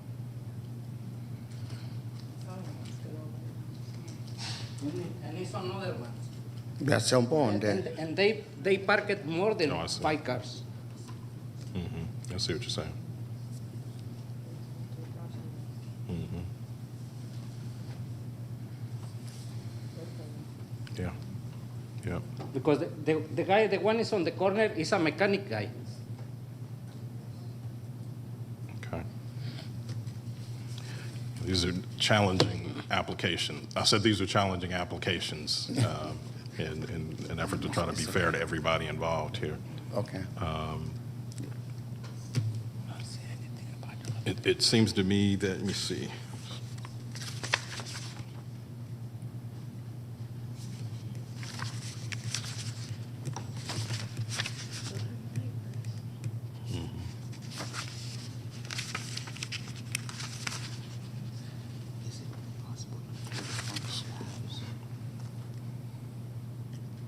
So if we could, Yes, if we could put up the second option that you were showing, the second, what y'all called the second option. Yeah, okay. That's the second option. The first option faces the other way, same thing.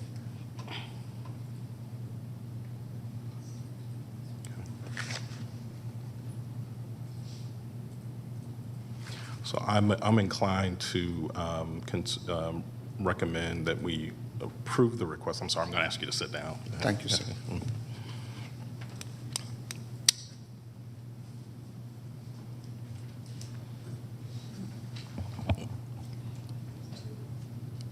Taking into account that there are some additional properties that appear to be in the subdivision that have some expanded driveways, and the ability to expand this driveway to include this one work vehicle, I'm going to recommend that we approve the land use permit.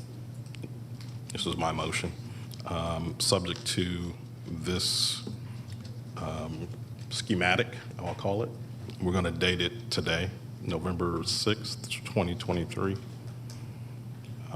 That the applicant proceed with getting the proper permits for the structure that is under construction now, but that this land use permit only be granted for 12 months, and that code enforcement staff check in quarterly with the applicant to assess ongoing circumstances at the property during that initial 12-month period. And that would be my motion. Second. I have a second from Commissioner Ballon. Do we have any discussion? Just a quick. I have Yeah. a question. Oh, well, yeah, let me address Commissioner Dance. Is it all right? Yeah, go for it. Since it's a temporary permit, and we were talking about concrete, is there a different material that could be used for it that's more subject to removal than concrete? We can't hear you. You got to talk to the mic. Okay, I talked to Michael. Since it's a temporary permit and there might be a need to remove it, would it make more sense to require it to be constructed of a substance that's like some kind of pavers that are more easy to remove if it became problematic? I'm open to that suggestion or recommendation that it be a paver type material that have the flexibility to remove it if necessary.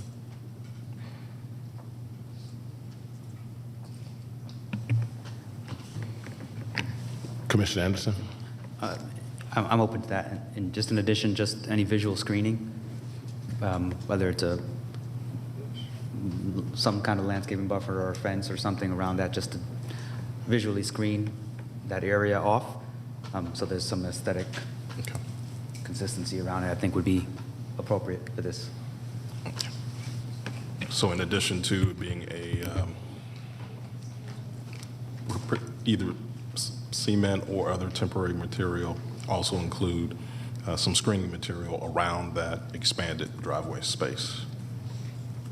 Subject to approval by the District Commissioner? Yes.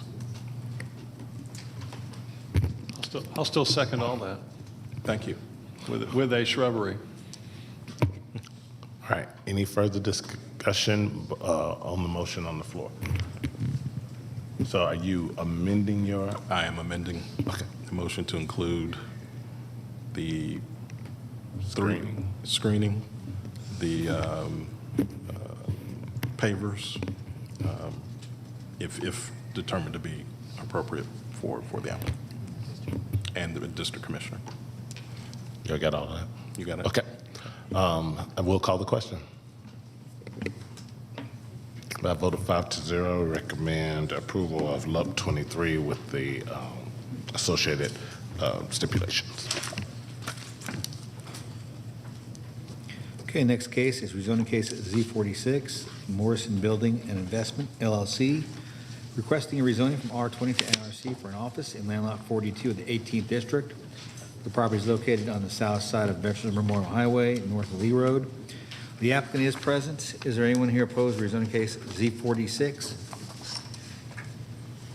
Two. Okay, let the record show there's two people here opposed. All those who wish to address the board, please come forward to be sworn in.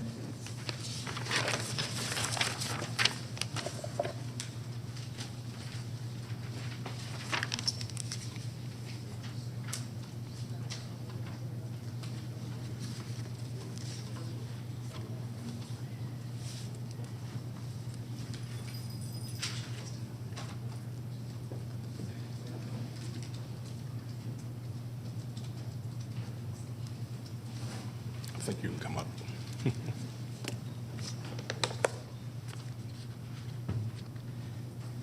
Good afternoon, ladies and gentlemen of the Planning Commission. My name is Rodney Morrison, for the record. I am attempting to rezone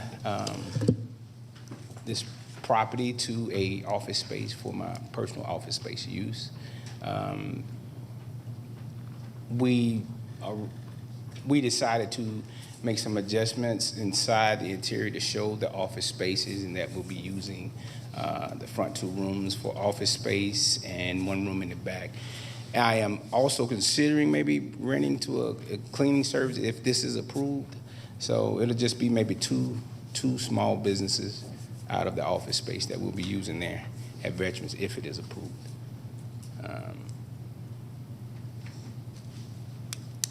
All of the previous openings, as far as traffic concerns, the mouth of the property will stay the same. It will, as part of the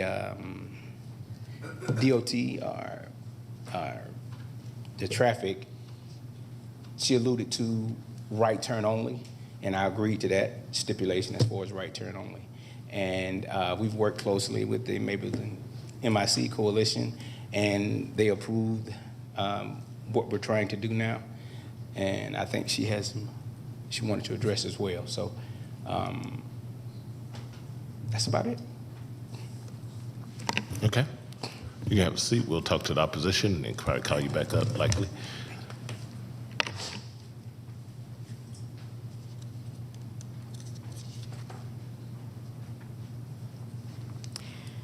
Thank you. My name is Robin Meyer. I'm with the Mapleton Improvement Coalition. I co-chair the zoning committee. You might recall that about a year ago, Mr. Morrison applied to rezone this property for a daycare center, which ultimately was not approved. We do think that this office use is a good use for this property, but we would suggest that rather than the NRC category, that LRO, low-rise office, might be the more appropriate category, simply because it makes it plain that this is not a suitable property for retail.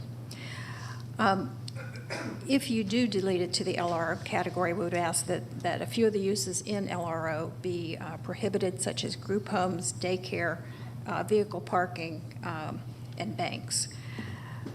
The site plan that Mr. Morrison has is the same as for the daycare center, and that site plan presently has 10 parking places.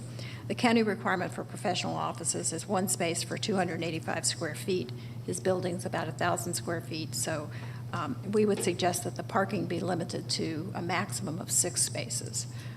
Given the small amount of land disturbance here, it's unlikely that there's going to be any kind of significant stormwater features able to be placed on this property, certainly probably not detention. And this property drains from the highway into the neighborhood behind it, which similarly is older development without any kind of stormwater facilities. So we're concerned that the additional paving on this property be kept to a minimum. We would like a landscape review committee. We understand that Mr. Morrison is agreeable to that. The staff comments specifically called out the landscape enhancement strip along Veterans Memorial and We think that is also very important. We agree with the staff recommendation for no outside storage or merchandise display. Similarly, as far as aesthetics are concerned, we would ask that there be no temporary lighting such as rope lights or storefront LED lights, which seem to have taken off in popularity recently. And then lastly, the business licenses not be issued for this location until the parking and landscaping have been installed. So I think that this is a good solution. The office use is a good solution for this property, and I would encourage you to recommend it for approval, but to the LRO category. Thank you. Thank you. Again, this is in District 4, so I'll turn it to Commissioner Hughes to lead the discussion. Thank you, Chairman Vaught. If I could have the applicant come back.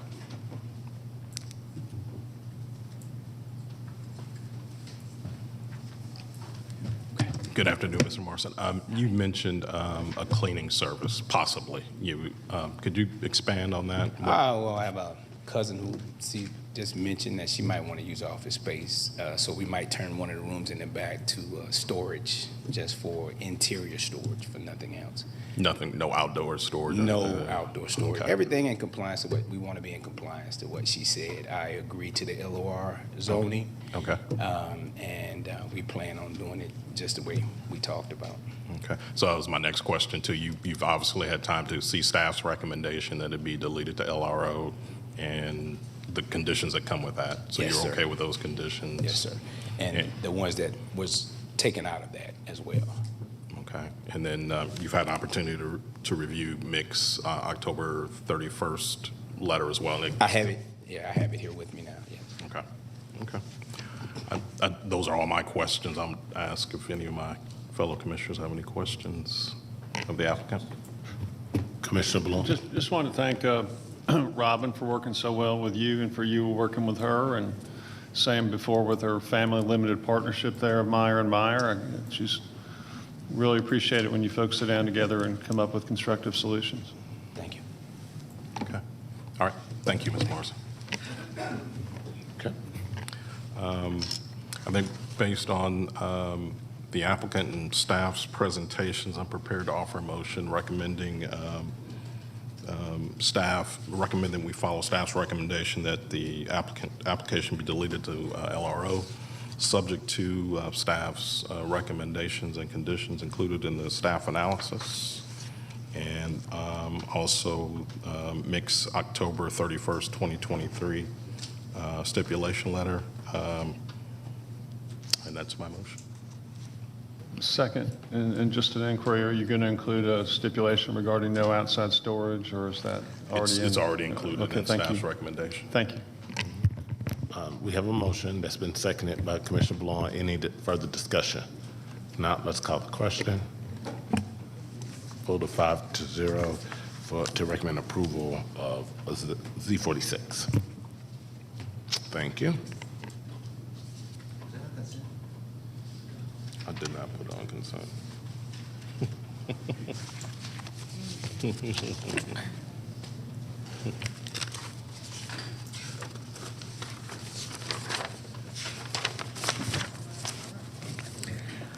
Okay, next case is rezone case Z47 of 2023, Bentley Residential Properties LLC and Summer Properties LLLP.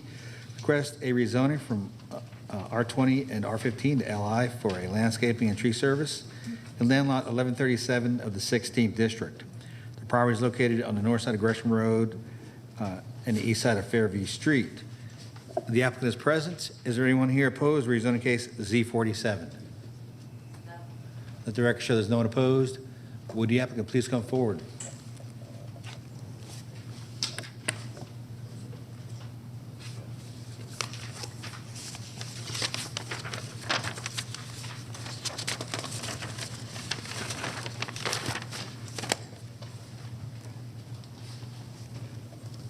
My name is George Bentley. I live at 1018 Ridgeview Lane.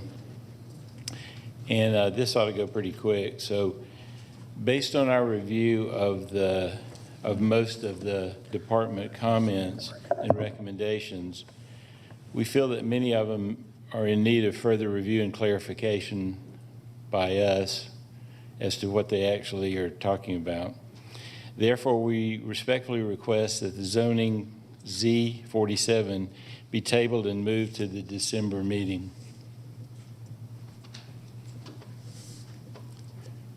I'm open for any other questions if you have any other questions.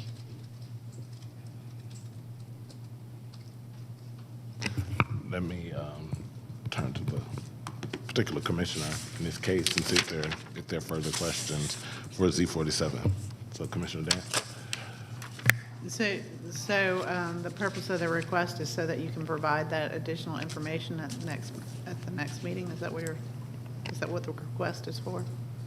I'm not hearing you very well. So, sorry, that's my problem. Are you asking for the reason of being able to provide a further explanation at our next meeting? Well, I would like for staff, departments to provide explanation. I mean, we get these things that say requirement, and then right beside it, it says recommendation. Well, there's a lot of difference between a requirement and a recommendation. So we would like clarification on exactly what they're asking us to do on some of these items. Okay. We were kind of blindsided by some of these things because when we met with DOT and some of this stuff didn't come up, and then all of a sudden it's on this plan. So we're concerned, and we would like to review it with the various departments again before once we agree to this, we're under obligation to accept everything that's in there, and some of the stuff that we've got some problems with it. Okay.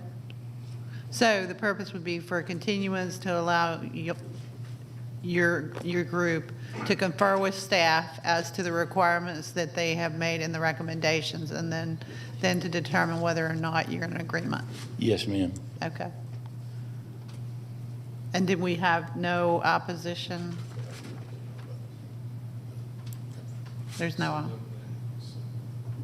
Mr. Peterson. Is there no opposition to No this? opposition. Okay. All right, so thank you very much. And Mr. Peterson, you understand what the request is? Yes. Okay. And the conferences will occur right before our next meeting? Hopefully before that, but Mr. Bentley just needs to sit down with DOT, Water and Sewer, and Stormwater Management and go over their comments. Okay, so he can coordinate that through you, or? Yes. Okay, very good. All right, then I make a motion to continue to allow that consultation to occur, and then the matter be brought back to next month. Second. We have a second from Commissioner Valone. Any discussion? Let's call the question. Vote of 5-0 to hold Z47 until the next zoning hearing meeting. Okay, next case is rezoning case Z52, 1054 Investment Group LLC, requesting rezoning from R20 to LI for a contractor office and parking of vehicles, and then lot 204, the 16th district. The property is located on the south side of Shalford Road, east of Old Shalford Road. The applicant is present. Is there anyone here opposed to rezoning case Z52? 3? Okay, let the record show there's 3 people here opposed. All those who wish to address the board, please come forward and be sworn in.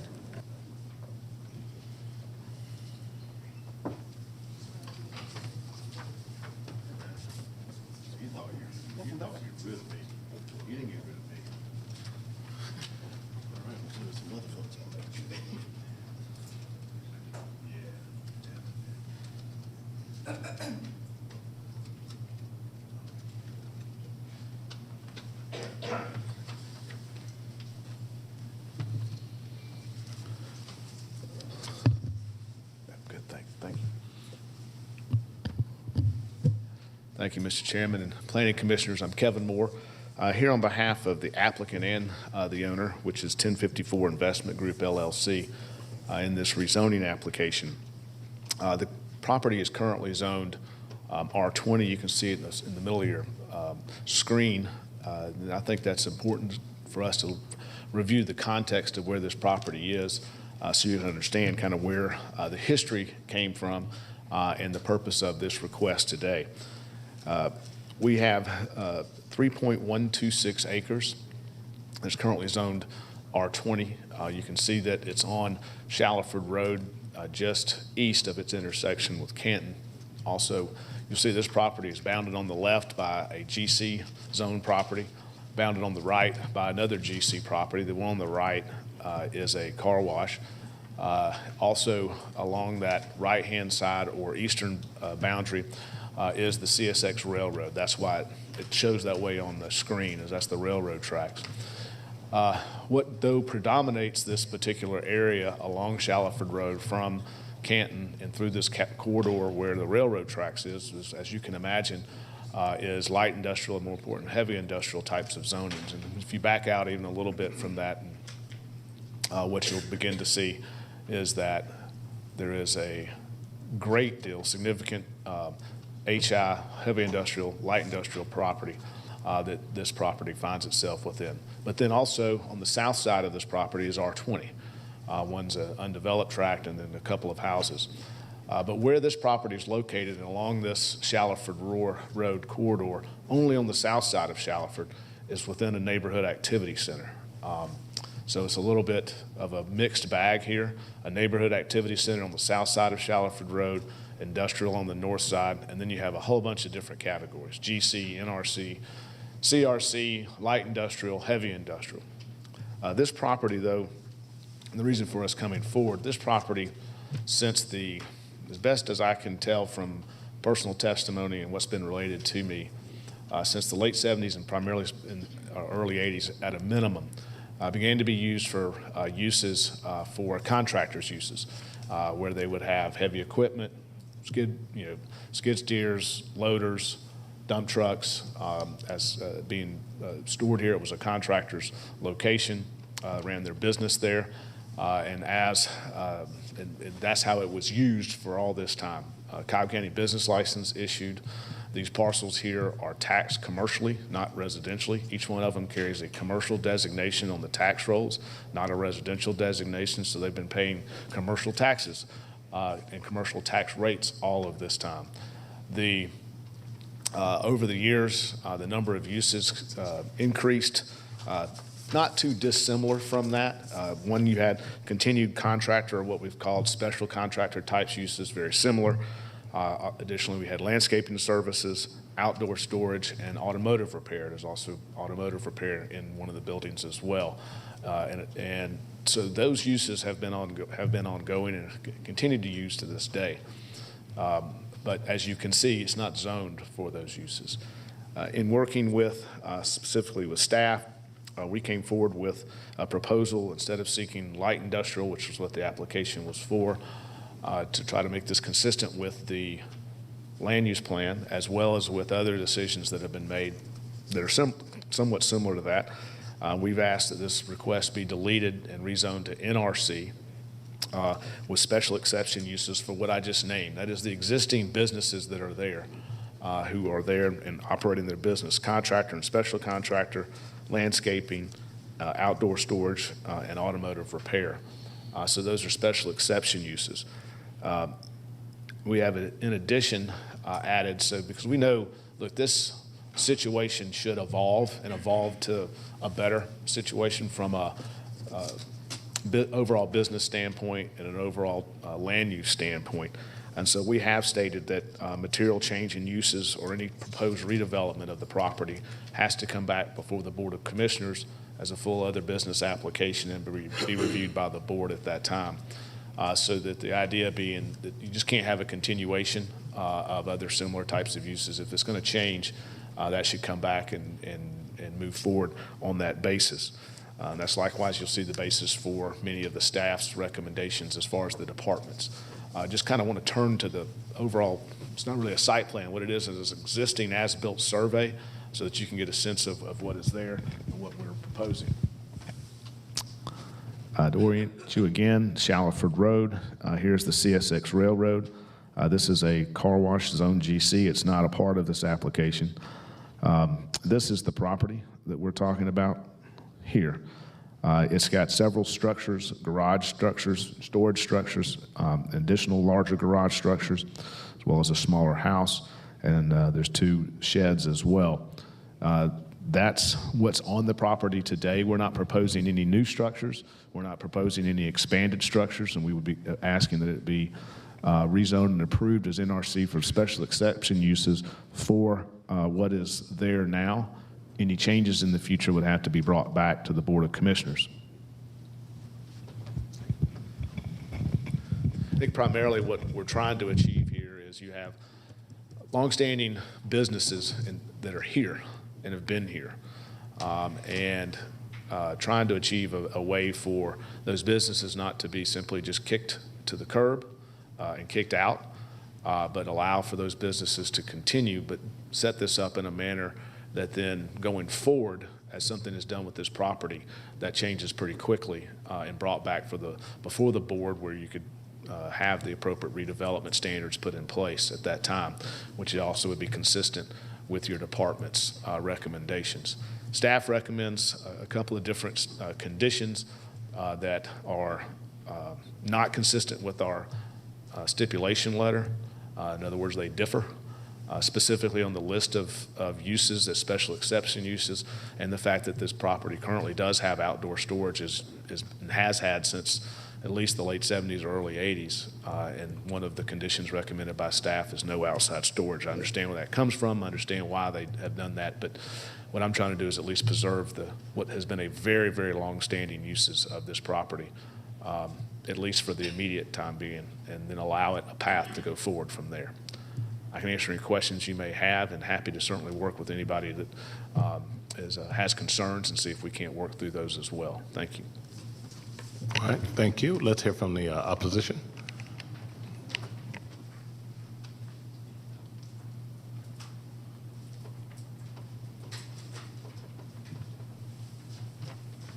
Good afternoon, Commissioners. Carol Brown, Canton Road Neighbors. I had already sent in comments on this application, and I was concerned because I'd not been able to be in touch with the residents of Judy Ann Lane, who have been most affected by this property. And very fortunately, they're here. I'm going to make a brief presentation, and then you'll hear from somebody who has been living behind this. My punchline is basically going to be, we would ask you to hear and hold this to give us a little more time to work on this and maybe some dialogue with Kevin Moore. We certainly agree with deletion to NRC, and I think that we can have some discussion about the contractor and the uses, certainly the heavy equipment on site. We had suggested a split rezoning of NRC and R20, because if you're going to have a specialty contractor, it's going to require a 35 landscaped buffer adjacent to residential property. And some of the variances that they're asking for, they want to reduce the rear setback from 30 foot to 0 foot. They want to waive the required 50-foot landscape buffer. Well, it should actually be 35 feet now if it's going to be NRC. Increase the maximum impervious from 70% to 85%, and they said CRC, but it's not CAC, it's not CRC, it's 70%. And that may be existing, but that's too bad. We would like to see a date certain for this property to come into compliance with Cobb County Code. If they want to have multiple uses that have been ongoing, those that would be acceptable in NRC, we would want to see some sort of a site plan or how they would address some of the chaos that's been present on this site. I certainly auto repair is fine, but it depends on what kind of auto repair you're doing in NRC. The outdoor storage is a non-starter, but I think that there's room for discussion. But having said that, would you describe what you've been through and state your name, please, for the record? Good morning. Good afternoon, excuse me. My name is Janice Prance Ducklop, and my father bought land and built the house for us and other neighbors. Since then, there's been another ranch condo been added to our neighborhood. And in 1980, I moved to the house I'm in now. And Mr. Weatherby was a really nice person. He had an office that was nice. You could go knock on the door, discuss whatever things that you were in your need. He had another house, but it was nice. And over the years, I don't know what happened, but things just got totally out of hand. And we went to him and we told him we were not happy with all the things that were going on. And we asked him to please, get things cleaned up.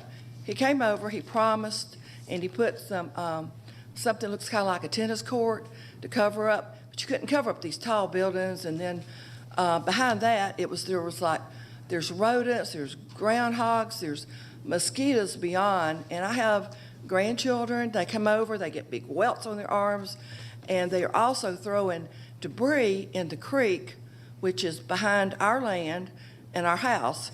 And the creek's now polluted. And it's not nice little places that are part of the different businesses.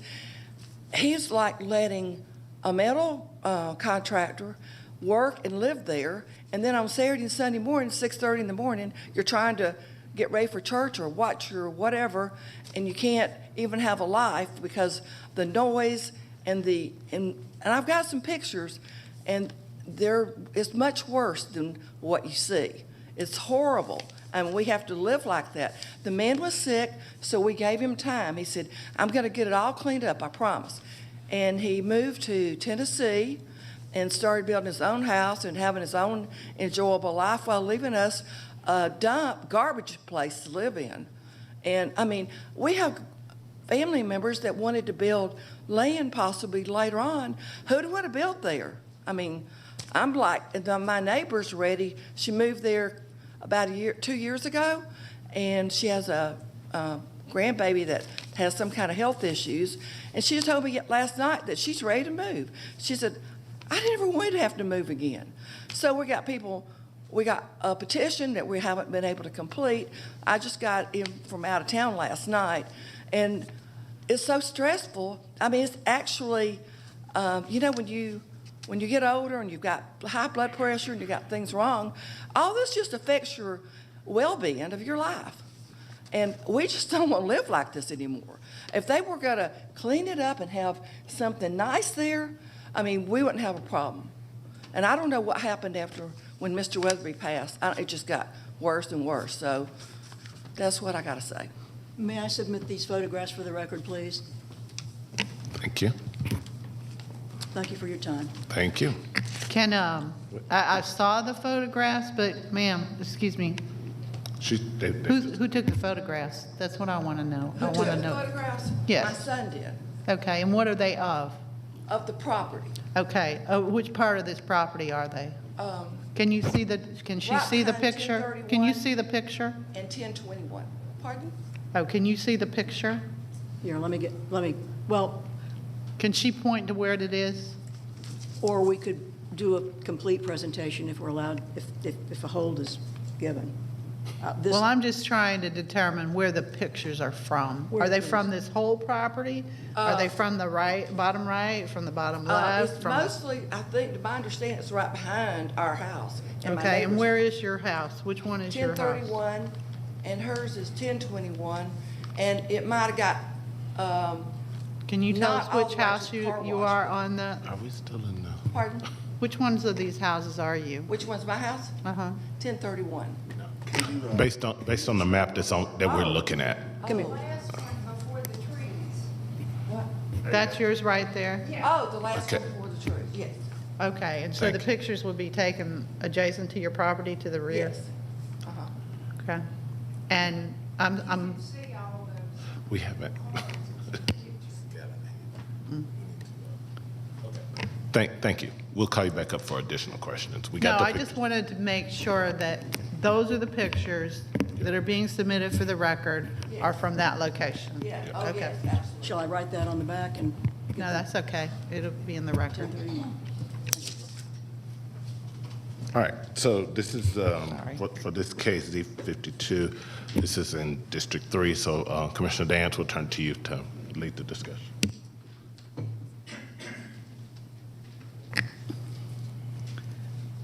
Mr. Peterson, I'd like to ask a question. Are there any current enforcement actions relative to these properties? Mr. Peterson. That question will be for code enforcement. Okay. Okay.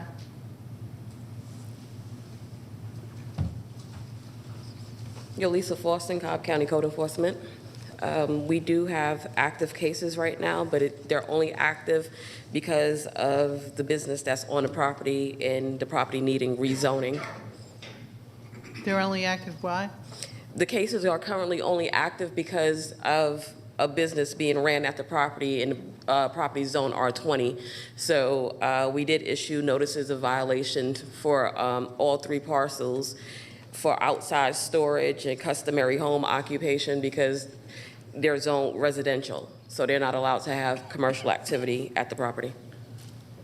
Okay, and so you've inspected this location? This property was inspected, not by me, but the officer did inspect it recently. Okay, and do you have his report or? Yes. So the officer inspected the property on November 3rd, and the outside storage, the equipment, the business vehicles, everything that was there just still remains the same as it's been for years.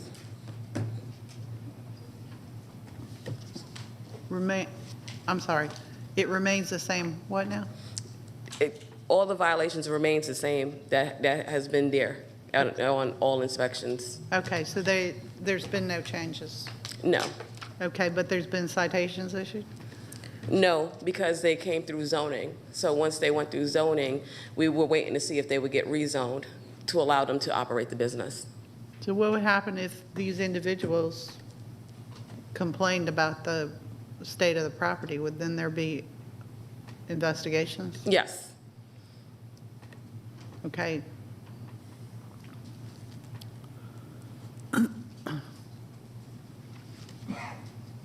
So based upon your observation of this situation, is the only issue here that they are zoned R20, or would there be other issues that would be addressed? The issue would be the outside storage.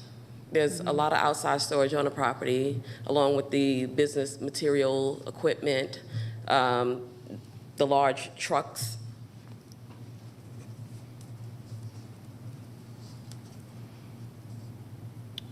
Okay. All right, so do you have any recommendations as to this? I didn't hear you, ma'am. Do you have any recommendations as to this? I'm going to lean really far into my speaker. No, ma'am. We would go with whatever the board recommends. Okay, so but based upon citizen complaints that we received here today, would you conduct an investigation if we asked for it? Yes. Okay. Okay, see anybody else have questions? Commissioner Anderson? I just wanted to clarify, so there have not been any citizen complaints prior to this? This is strictly just because of the business license and the rezoning? The case came in February of 2023, and since then, let me check real quick.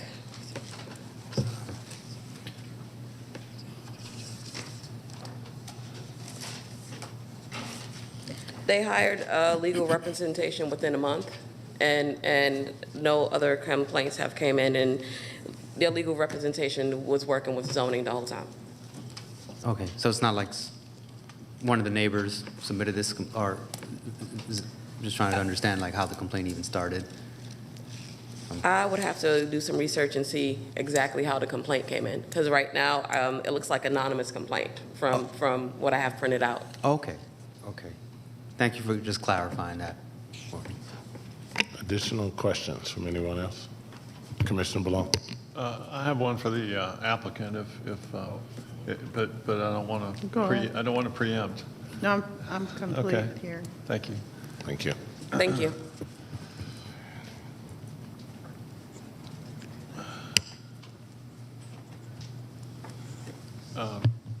I'm not trying to suggest to anyone what to do here in this regard, but Sure. and I do look forward to hearing the recommendations if there are any at this time. But is this something where you could perceive of some sort of compromise where there was some agreement not to have surface parking or other outdoor storage within so many feet of the residentially zoned properties to the south? Is that something your applicant would consider? Yes, I mean, I'm very empathetic to the pictures and what she described, and certainly would agree with Ms. Brown if the Planning Commission would be so inclined to hold this and let us get together. Let me get together with them. I had not spoken with them before I'd received Ms. Brown's letter. Yeah, you've both been but around I'd a not couple of received years. anything else. You've both been around a couple of years and worked together a little bit? Yes, certainly. Always happy to work with her, but I'd really want to get with the neighbors that just spoke, because I think that's really important. And let's see what we can do, and let me see what I can do with the owner applicant and start working on some of these issues. Because I'm certainly empathetic to what was shown and described. Thank you. Thank you. Any other questions of the applicant? Okay, back to you, Commissioner Dance.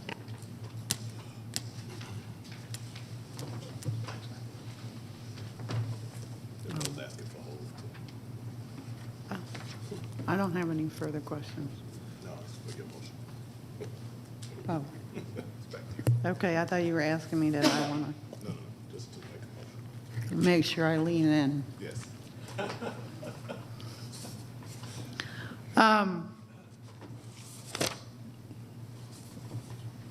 I just want to express my total displeasure with this situation.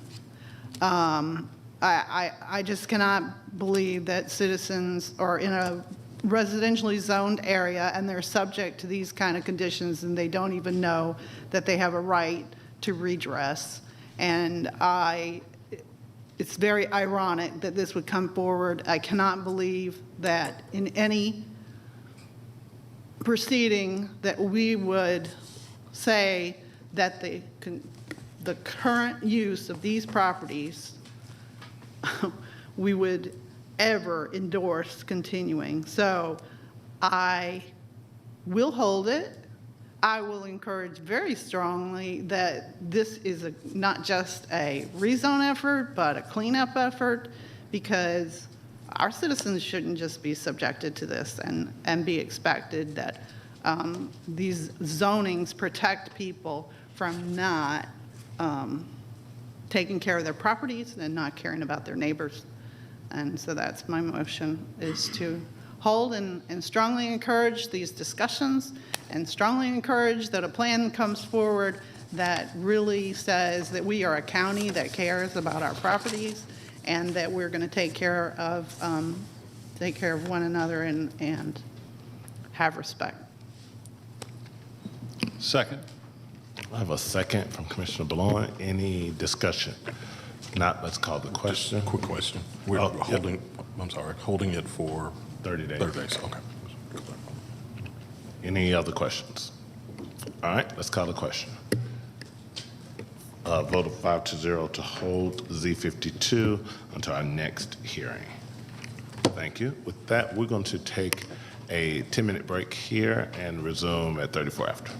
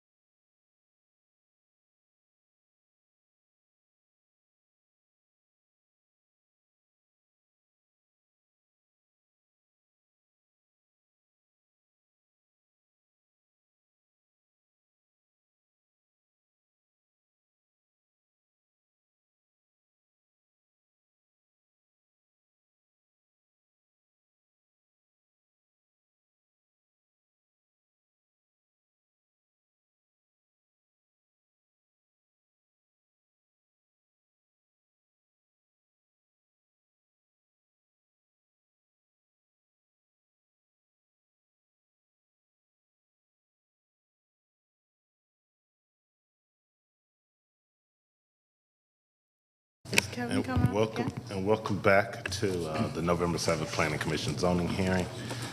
We are ready for our next case. Mr. Peters, I'll turn to you to call that next. Thank you.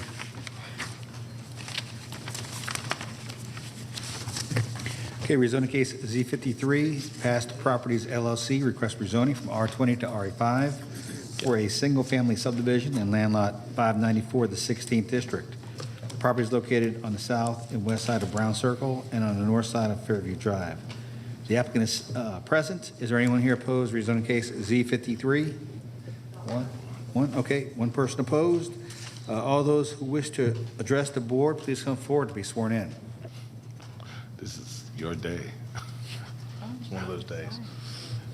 It's y'all's day. Kevin and Deborah show today. We'll just happen to be. We're ready. We're ready. Thank you, Mr. Chairman and Commissioners. Again, Kevin Moore here on behalf of the applicant and owner in this application for rezoning, which will hopefully be my last one of the day. So I don't know if I believe that. I know you're tired of hearing me. In this application, I want to start again with some context. You see this property is highlighted in the middle of your screen. It's currently zoned R20.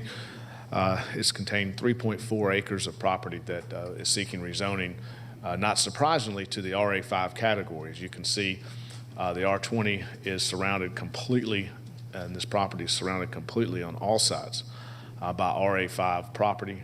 This particular owner simply had not sold for a very long time, but now the property configuration as has been done in the surrounding sub-properties, it is proposed to have and meet the RA5 ordinance. So to remind you, this property also, as not surprising, is shown as medium density residential on the land use plan. So likewise, what we are proposing is consistent with your future land use plan as well. Just turning to this. Thank you. Just turning to the site plan. Picking back up is Brown Circle and Fairview Drive. You saw that it was just off of Piedmont at this location. Again, this is all RA5 property, all RA5 homes surrounding it. What we're proposing is a total or a maximum, a maximum of 12 homes and lots. There will be, again, the same minimum development standards meeting RA5 that are applied to these lots, same as the others. One item I did want to tell you, there was had been some questions that we had received, that I had received about stormwater and drainage. There is an area here that has been identified where some ponding occurs during rain. That's kind of right as this property starts in this particular area is what has been identified for us. We are aware of that. What will happen in this instance, though, is because we'll be installing curb, gutter, sidewalk along with the appropriate drainage inlets and drainage features. So this water that now simply collects here will actually get picked up by the new installation of stormwater management to take to the detention pond. So that'll actually eliminate the issue that has been identified to me by three different homeowners in the area that I've spoken to about that. And I just wanted to make sure I had answered that. We have reviewed Stormwater Division's comments and recommendations and are in agreement with those as far as what they're requiring for us to do in terms of meeting stormwater management standards. We have also prepared a stipulation letter it's fairly straightforward, but importantly, we have stipulated a condition that each lot will have a minimum of 9,000 square feet, which is well in excess of the minimum square foot of 7,000 for RA5. In addition, we have provided that the minimum heated and cooled square footage of the homes to be built here will be 2,400 square feet and greater. These will be traditional and craftsman type homes, very much being consistent with the area, with very nice homes with brick, stone, stacked stone, board and batten, and that type of thing as far as their exterior materials that are a part of this proposal. We have agreed with all of staff's comments and recommendations, and that's also noted here. And again, we believe this is entirely consistent, not only with your land use plan, it's consistent with the entirety of the surrounding properties here. This property was simply one that wasn't included before because they didn't want to sell at that time. It's now come forward and simply want to develop it like the rest of the surrounding neighborhood and build great new homes in this location. I can answer any questions that you may have. I'd certainly happy to do so and respectfully request your recommendation of approval to the Board of Commissioners. Thank you. Thank you. Now we'll hear from the opposition.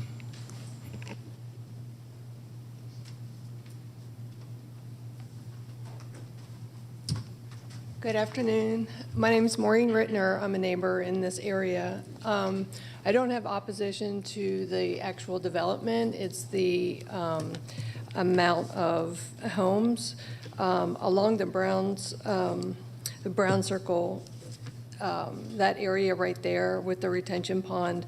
I know that the square footage of 9,000, at least 9,000, meets the requirement, but it appears from in this neighborhood, which is a very nice little area with beautiful homes, that we're just trying to throw 4 homes on the end of that street, which makes it very different.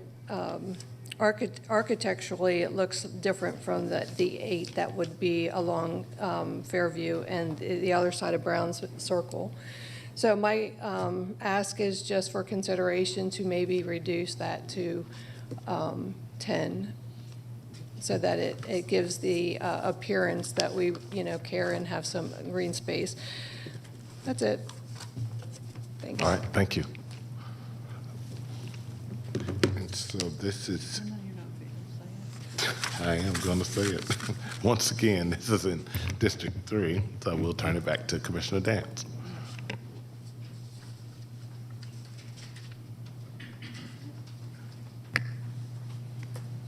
So, Mr. Moore.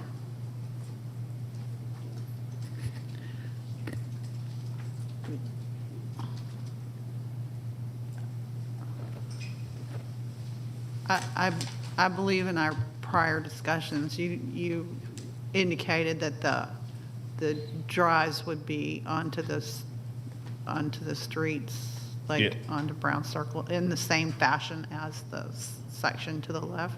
Yes, that's correct. Okay. And so the question was just raised as to whether or not the look of these will be the same as in the surrounding areas, and I thought that it was intended to. Yes, that's correct. So it will be intended to blend with the area? Yes, and what is pre-existing? That's correct. And the lots are shaped just like the ones that are surrounding it in terms of their depth and width and size. If you look back at the aerial, you'll see what we're proposing. If you look at Brown Circle, for example, there's 4 lots across Brown Circle from this property. We have 4 lots that match up almost perfectly with that. On Fairview, there's 5 lots on that side, and there's 5 lots for us. I mean, it's just a matter of building it exactly the same to mirror exactly the same. And if it's in terms of houses, we included house examples as part of our application as well, and so I'm certainly happy to provide those. If you'd like, as far as the houses, I can show those as well. So, I mean, if you, do you have those present? I do, absolutely. Okay, because I believe that it might I'd love be for her to have helpful them. to her to Sure. see, right? Yes, they're very attractive, exactly, and Okay, as can part you- of our application. All right. Can you, are they able to be viewed currently, or? Yes, I can show them right now and give Okay, her a we can copy just- set. So, sure.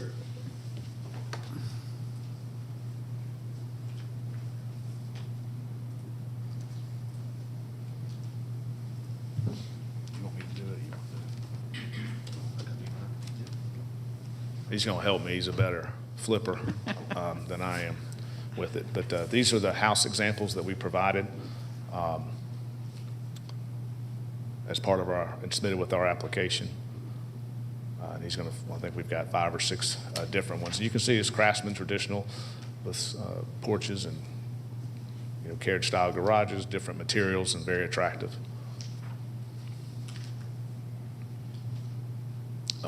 As far as homes that would be built, I think very consistent, and trying to make sure we're also consistent in terms of our lot arrangement. Oh, gotcha. Yep. Thank you for that.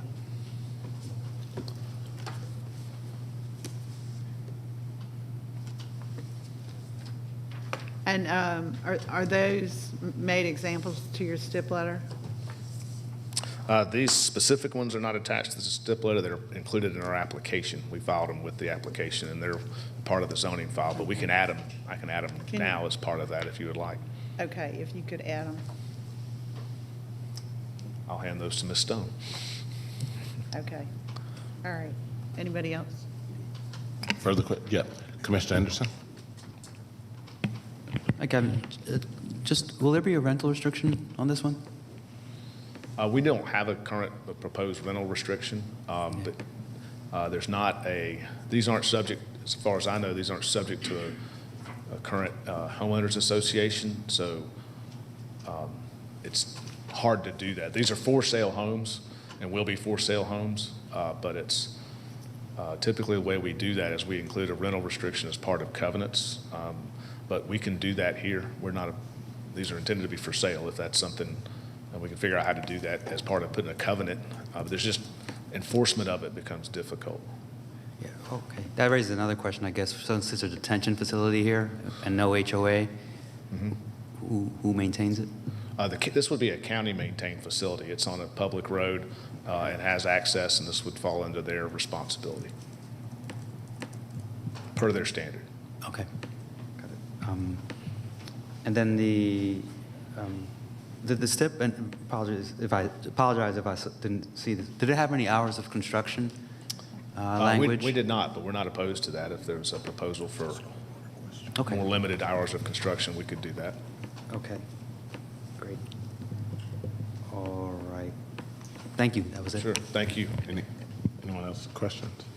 Okay, back to you, Commissioner Day. I'm finished. Thank you. Okay, thank you. And then if we can just have stormwater one more time, speak to the same question that was asked of Mr. Moore regarding that detention lot. Yes, I'm Andrew Heath, Cobb Stormwater Management, and if the pond is constructed to the county standards, it has frontage on public roadway, so it could be accepted by the county for maintenance, and so that would be, we would just have to make sure it was designed in accordance with the way we would normally do that for those subdivisions, but yes, that could be accommodated. Okay, and is that part of your current comments? I didn't make a comment on that because that's just kind of a standard for any of ours, but I didn't specifically address that in my comments. Okay. Well, if you wouldn't mind, if you could update your comments just to include that discussion. I'll do that. Okay. Thank you very much. Okay, thank you. Anyone else? Okay. At this time, I'd like to make a motion.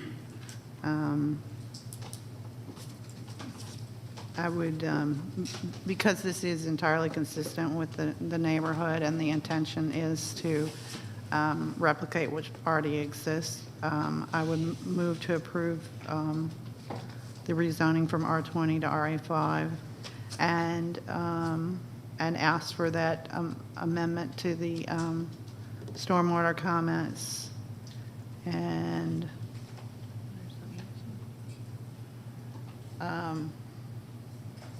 then just ask that with your updated stip letter, Kevin, you include the facades of the homes and those provisions. So that would be my motion. Second. I have a second from Commissioner Hughes. Any discussion? If not, let's call the question. A vote of 4-0 to recommend approval of Z53 with the associated stipulations. Thank you. Okay, moving into the land use permits on today's agenda. First one up is LEP 24. Candy Pierre requests a temporary land use permit to allow more vehicles than the code allows in land lot 83 of the 17th district. Property is located on the northeast side of Bertram Lane and on the southwest side of Cunningham Road, northwest of Hatters Drive. Is the applicant present? Let the record show the applicant is here. Is there anyone here opposed to LEP 24? Let the record show there's no one opposed. Would the applicant please come forward to be sworn in?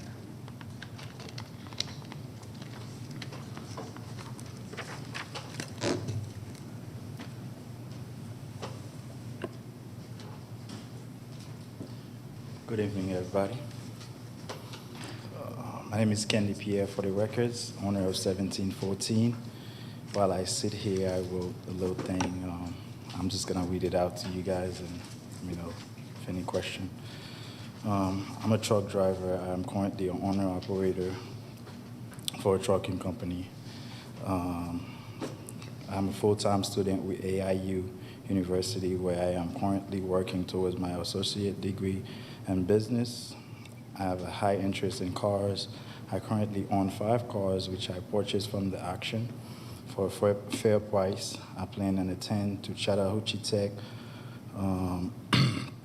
for a degree in automotive once I graduated in January.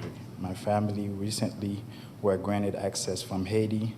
This includes my mother, my brother, who is 12, and my sister, who is 21. Both my mom and my sister owns a vehicle. With that being said, I have added needed space to my home, Bertram Lane, which previously parked 4 cars, to permit parking for 11 vehicles. I also have a permit to add an additional 1,400 square feet to my home, which is in process as we speak. The construction guys over there are building right now. With all that being said, I am asking Cobb County to please consider granting me approval to be able to park my vehicles at my home. They are in designated space out of others' way, and also on concrete driveway. Both neighbors on my either side of me signed saying that it's okay, that the car don't bother them. And also all my cars have clean titles, then I break down with current tags. And saying if you guys have any question, and if y'all could please allow me. Okay. There was no opposition, right? No. So, okay. So you can just hang tight there. And this is in District 4, so I'm going to turn to Commissioner Hughes to lead our questions. Okay. You can have a seat, sir. Thank you, sir. Well, actually, we'll leave you up there. Thank you. I just want to make sure I understood you. You said you have a building permit now to Yes. add additional square footage to 1,400 square foot. 1,400 square feet. Yes. And you said you're currently a student and you work on cars. Is that what you were saying? I am currently a student at AIU. I own a transportation business. I'm looking to transfer to Chattahoochee to get my automotive associate there. I'm getting my business associate from AIU right now. Okay. I want to learn how to work on cars. Okay. And I'm assuming you're an occupant of the home that we're talking about today on Bertram Lane, correct? Yes. Who else resides there presently? My mother, who just granted access to move out over here with me, and my brother and my little sister. And then how old are your brother and sister? My sister is 21, my brother is 11. Okay. In looking at the application, you're asking for permission to park 7 vehicles? 7 vehicles. Okay, why do you need 7 vehicles? With my 5 car now, and with my mom having a car and my sister have a car to go to work and from work, that would be 7. I want to make sure I understand the math. So could you explain that again? I have 5 cars right now. Right. And that's without my mom vehicle and my sister vehicle. Okay. So that added to be 7. I own a box truck, but I parked it at a designated commercial place, so I don't come to the house with it. Okay. So your mom has a car, your sister has a car. Correct. And you have 5 cars. Correct. Okay, gotcha. Y'all have any other questions of the applicant? No? Okay. Thank you. If I have some more questions, I may call you back. Yes, Okay. sir. If I can have code enforcement.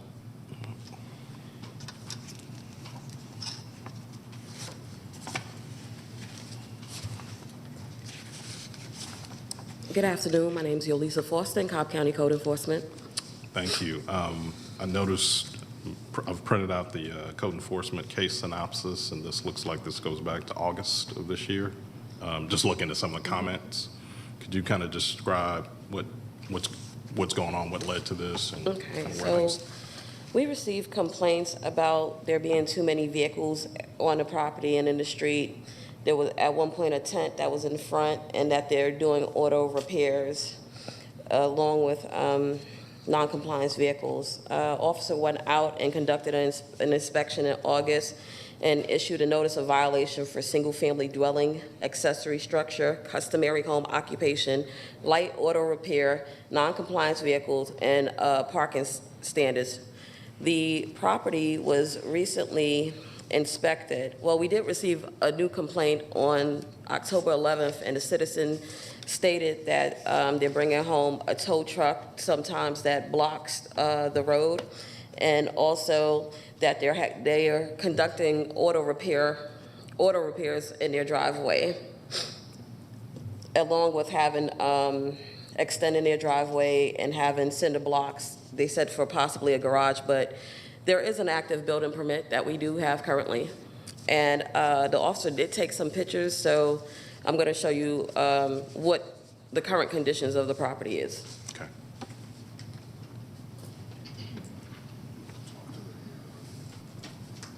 Yeah, that's fine. You can you can flip through them. So there's about 6 vehicles that belong to the property, and these vehicles, a lot of them, some of them are not tagged. And if the vehicle is outside of the garage, it's supposed to display a current tag and be operable. There's also, you can keep flipping. So we can see that the cars are labeled coming from the auction, so we don't know if it's a used dealership or is it just an auto repair shop, but these vehicles are not tagged, and the amount of people that are driving is not added up to 6 and 7 vehicles being at the house. It appears to be an auto mechanic business. Okay.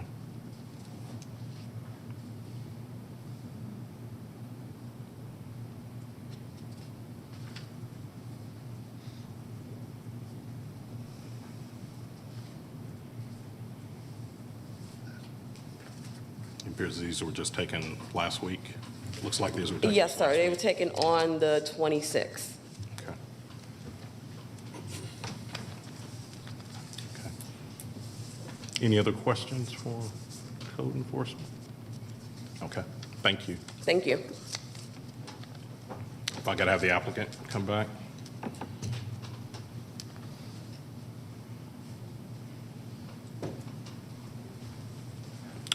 Mr. Pierre, you saw the photographs. Are those accurate photographs of the condition of your property? Correct. When that officer come over there, he wanted to give me a ticket because the car didn't have current tags. I showed him the bill of sales that I just took to the DMV, where they print me the receipts of the me applying for the title, which was like 2 days before. And then he said, okay, that give you valid to be able to wait for your title and get them registered. That's the only reason he didn't give me no ticket. And he told me just get them registered. And that's when I found out they have to have plates. Now all my vehicles have plates at the house. So you are performing repairs, auto repairs? Oil change, tire flat. I bought them at the auction, so let's say they need an oil change. I do that. I do oil change on my car. If you have a flat tires, I jack it up and change the tires. I don't take parts. I don't know how to fix car yet, so I don't like taking motor apart, engine apart, type thing. No, I don't do that. And you understand the nature of the code enforcement Correct, That, yes. that these types of activities can't take place there? He told me I could do light duty, like oil change, and the day he come out, I was out there working on a car. So he told me, yeah, light duty stuff like that you could do as a homeowner, but if you are taking stuff apart on the cars, you can't do that. And I told him I understand that. And that day I showed him. He also took pictures of him. The full tag I went and applied for, but like I said, it was just light duty work, oil change, and stuff like that. But it looks like you have many cars there that you're working on. Yeah. It's about 6 cars. That's okay. All right. Any other questions for the Commissioner Dan? I have a question. So the cars that you're purchasing, are these cars for your use, or Yes, these cars that you are repairing and then selling? I mostly use those cars. Sometimes I keep, let's say I drive a car for about 6 months. I don't like it. I do put it up for sale. And it requires more work. I do put it up for sales and go up into the auction and buy more cars. But that's basically it. It's not like. So is this a business or a hobby, or what is this? It's a hobby. I don't have no, business of buying and selling cars.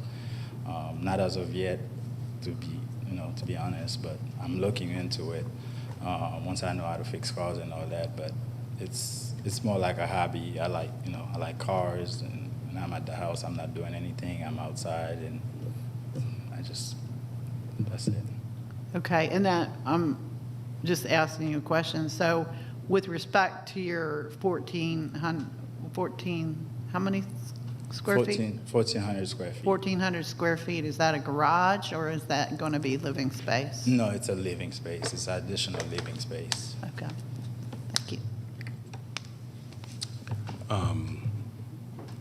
You mentioned during your presentation that you have a box truck that you you locate that somewhere else. You don't bring that to Correct. the house.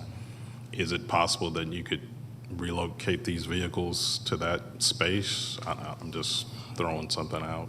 Yeah. It's more for commercial use, and I'm paying to park the box truck where it's parked. But I guess if that's what I have to do, then that'll be what I have to do.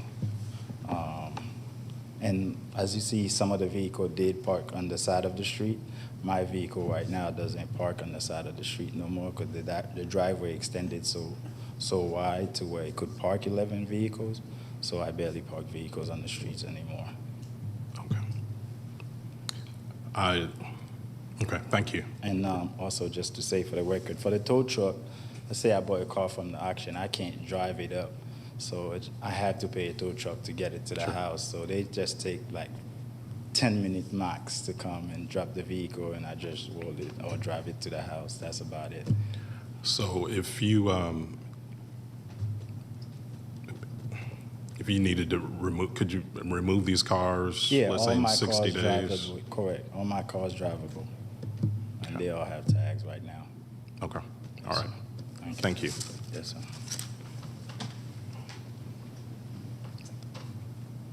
I think just based on the applicant's presentation and answers to questions and staff's presentation, I'm inclined to support staff's recommendation of denying the land use permit, but giving the applicant till December 31st of this year to remove, I'm going to say five vehicles that he mentioned he has there now that are, I think he said he had 5, and his sister has 1 and his mom has 1. So the 5 vehicles, remove those by the end of the year.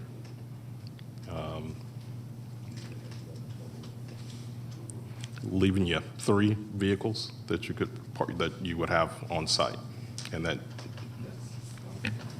Go ahead. I think you can have 4. Yeah, you can have. You can have up to 4. I'm sorry. So you can have up to 4. Have up to 4 vehicles, but the vehicles that you are, the 5 you referenced that you're working on, I'm suggesting need to be removed by the end of the year, by December 31st of 2023. And that would be a motion. 3. Am I doing that right? Yeah. I thought he said he had 5. You got 7 total, but they Is can it- have up to 4. Okay. Yeah. 3, gotcha. Yep, that's, We have a motion, so let's start there. Do I have a second? a second. Okay, I have a second from Commissioner Anderson. Is there discussion? No? Okay, if not, let's call the question.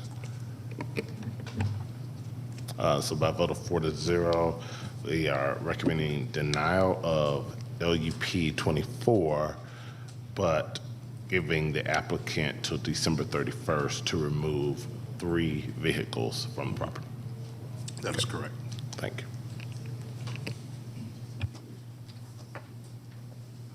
you.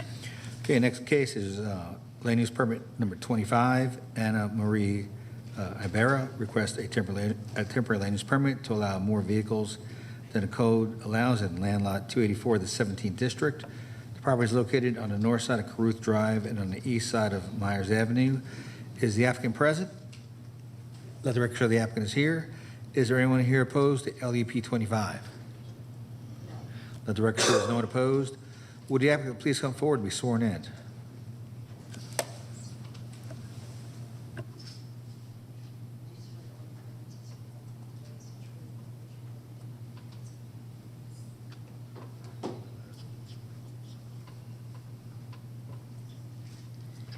Good afternoon. My name's Anna Marie Barra. I live at 241 Caruth Drive. I've been at the property for approximately around 20 years, since 2003. I just wanted to see if I can get a permit approval for the 7 vehicles. I do have 2 adult sons, 24 and 26. Each have a car. My daughter-in-law has her SUV.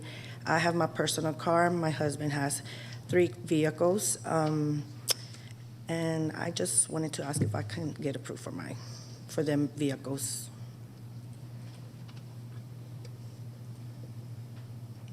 Okay, is that, so you want to share right now? Yes. For Okay, now, yeah. thank you. And this is in District 3, so Commissioner Dant, let you ask some questions. Okay, so you have how many vehicles right now? There's 7 vehicles. 7. So you've got 1 for each of your sons. That's 2, right? Yes. And a daughter-in-law. She lives has- there as well? Yes. That's 3. And then your car? Yes. That's 4. And your husband's car, he's got more than... He has 3, 3. a personal one, and he has his Expedition and his working van. So he has 2 cars and a working van?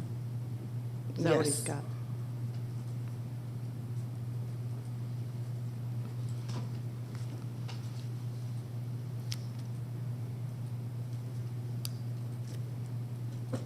Okay. I just don't feel comfortable parking our vehicles on the side on Caruth Drive. It's just the street is narrow and it's dangerous for us to be parking there. I have gotten tickets. Is this your property right here? I'm sorry, Is this your property that's shown on the screen? 241 Caruth Drive, yes. All right, and so where are you parking the vehicles? In the front driveway. And there's a 2-car driveway on the side because we're on Where's the- Myers. There's a 2-car driveway. No, there's a driveway on the front of, on Caruth Drive. On the right side. Where we see the cars, that's the driveway. Yes. Oh, okay. But we're asking about where are you parking the 7 Okay. cars? That's where we're parking the cars, and we have, on Myers, you'll see there's a driveway there also. But closer to the house. That's your drive? No, it's closer to this side. Right there? Down. I can't really see that far from here. I can't either. But it's on the If you wanna corner come- on Myers. If you want to come around to the front and look at this map and then go back to the mic. just so you can see. Okay, here's the driveway, that's the carport, and on this side, there's a driveway right here. Oh, right here then. Is it where that car, that yellow car is at on the picture? Yes, Okay. Is that a hardened surface? it's cement. Good. And how many cars can fit there? Well, we started parking there after I was told we couldn't park all the cars in the front driveway. But then back in August, I got another citation because there was more than 4 cars parked in the driveway. So I was told, I had to go to coding to Cobb County and stuff. That's why now I'm here. But like I said, we cannot park we can park on the Carew Drive or Myers. It's just dangerous because so many cars pass by there. They do speed through there, and it's a narrow street. So literally, like, not even 2 cars will be able to off drive Myers? side by side. Caruth. On Carew Drive. Which one is Carew? The main street, The main street in the front. the address street, yeah. Is Myers a narrow street as well? Yes, it is. Can you only fit 2 cars in the drive of Myers? On Myers Street, on the driveway, yes, 2 Yeah. cars do fit there. So how many cars will fit on your property? The 7 cars on the driveways. Do on all both 7 fit on your drive? On both driveways, yes, they do fit. So you fit 5 on the front one and 2 on the back one? We can do that. What do you do currently? What do I do? Yeah, I mean, how many cars do you normally put on the front entrance drive? Well, we were parking all 5 of them and 2 on the side on Myers until I got the ticket. I did get 3 tickets in June, July, and August. And at last, in August, when I went to court, I talked to the prosecutor, like, what was I supposed to do? Because I was just paying tickets, or if I was supposed to be doing that. He told me what I had to go do, and that's why I'm here. I did ask for a permit, and I just wanted to ask if I can get approved for my permit so we're able to park the cars in the driveway and not on the street, and literally 4 in the driveway. Are you saying 7 cars will fit in your drive? Yes. Yes. In the 2 driveways? Between Yes, the 2 driveway on Carew Drive is really long. So more than 4 cars do fit there.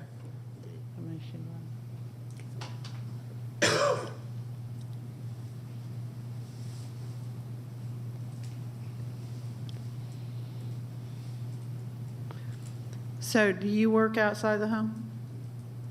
I don't. I'm a housewife. Okay, and your daughter-in-law works outside the home? She works. She's a dental assistant. And how about your adult sons? They work in painting. Okay, and your husband? He does painting also. Okay. And what are the other 2 cars that he has?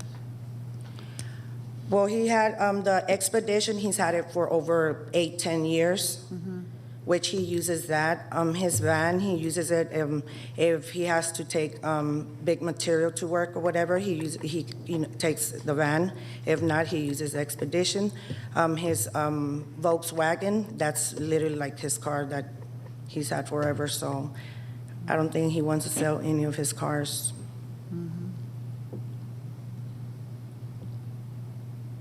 And my car is the one I use a daily basis.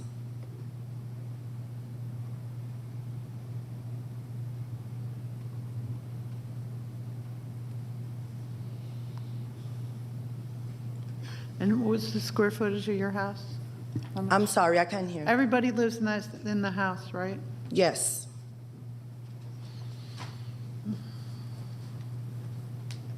Okay, I'm going to let you sit down, and then I'm going to ask code enforcement. Thank you.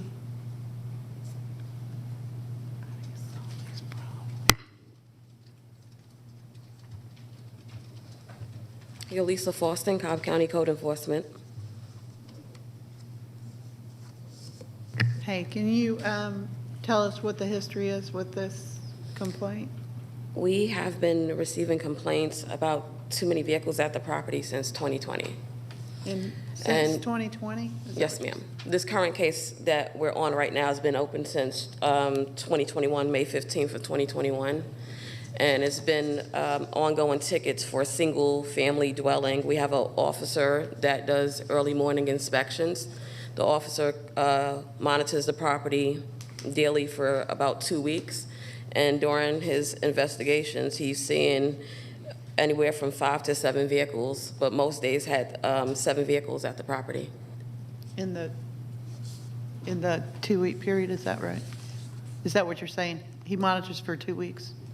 When he does early morning inspections for an area, those his 5-day work shift is in that area.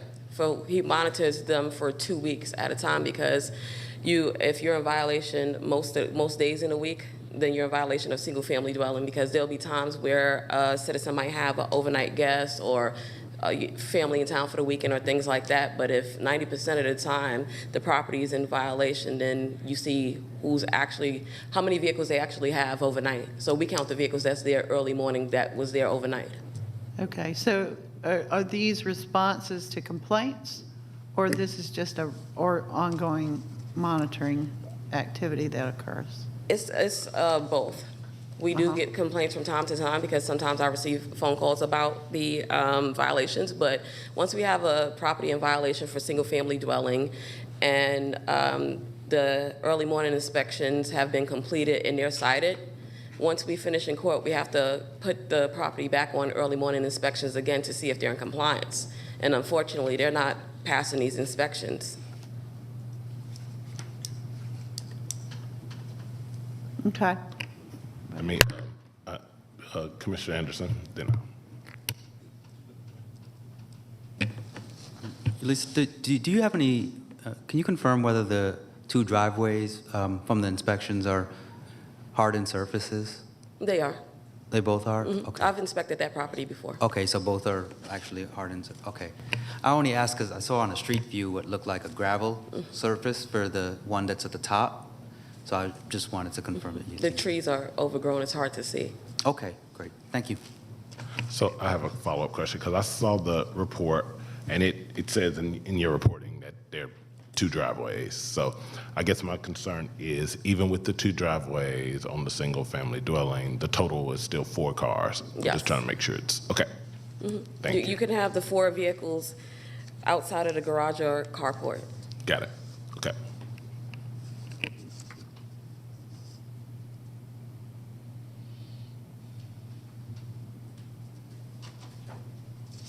All right, thank you very much. Ms. Ibarra? Thank you.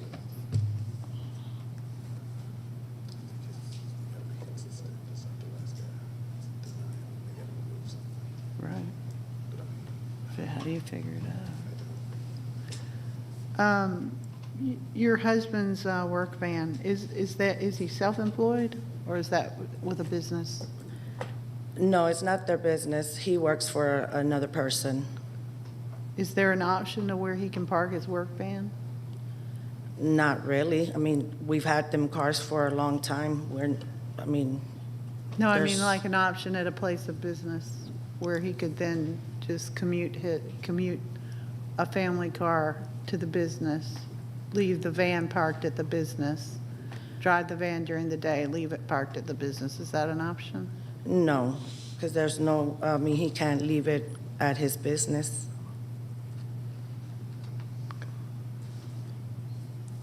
And it's not a commercial van either. Mm-hmm. It's a regular white working van, basically. So have y'all explored what options there are, and whether there are any options? Well, I don't have any options. That's why I came and to talk to y'all, see if we can get approved for the permit for the vehicles that we have, because we literally don't want to park on the street on Carew Drive just because the cars can get hit, or there can be an accident there. We don't want you that. parking on the street, right? Exactly.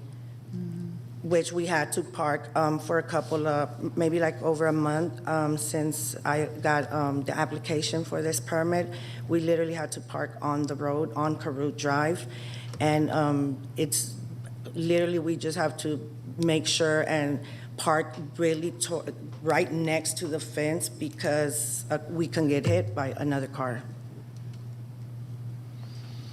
And these are all personal cars. Like, there's no way we're gonna sell a car right now, or literally they're cars that my sons use, my daughter-in-law and myself. So I don't know literally what else I can do. Do you have any other family or friends where you could park at their home? Have you explored that? I won't be able to park there. Like, I have a brother, he lives in Cartersville. I have a sister, she lives in Lawrenceville. Like, it's too far for us to. Right. I won't be able to do that. Right. And that's the reason I'm here, literally to ask you if we can, get approved for that permit for the parking cars, because we literally don't want to park on Carroot Drive. It's literally narrowed, and I mean, there's other neighbors that gotten hit by their cars, and they're actually in their yard. So I don't really know. I mean, I don't have no other idea or anything that I can ask you or talk to you about. Okay. All right. I appreciate that. You can sit down. You can sit down. I Thank you. appreciate it.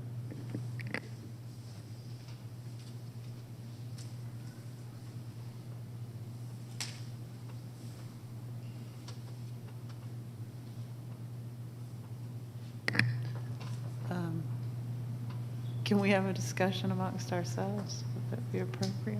Does anyone have any ideas? Yeah.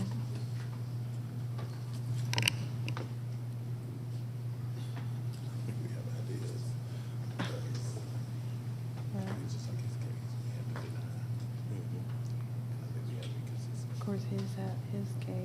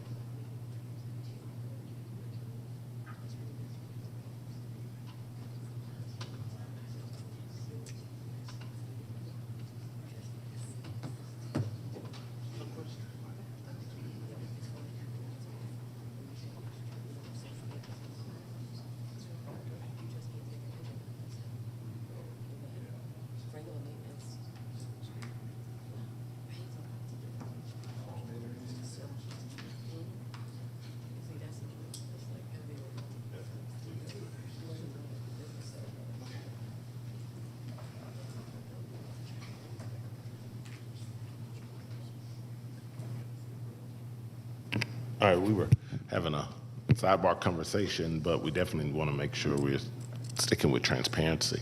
We were actually looking at a Google Map view of the street, the front view, instead of a like overhead view, and looking at the parking structure and the the pavement and the concrete of both driveways. That's what we were looking at, and the private discussion that you heard. But I will now turn it back to Commissioner Dance to present a motion.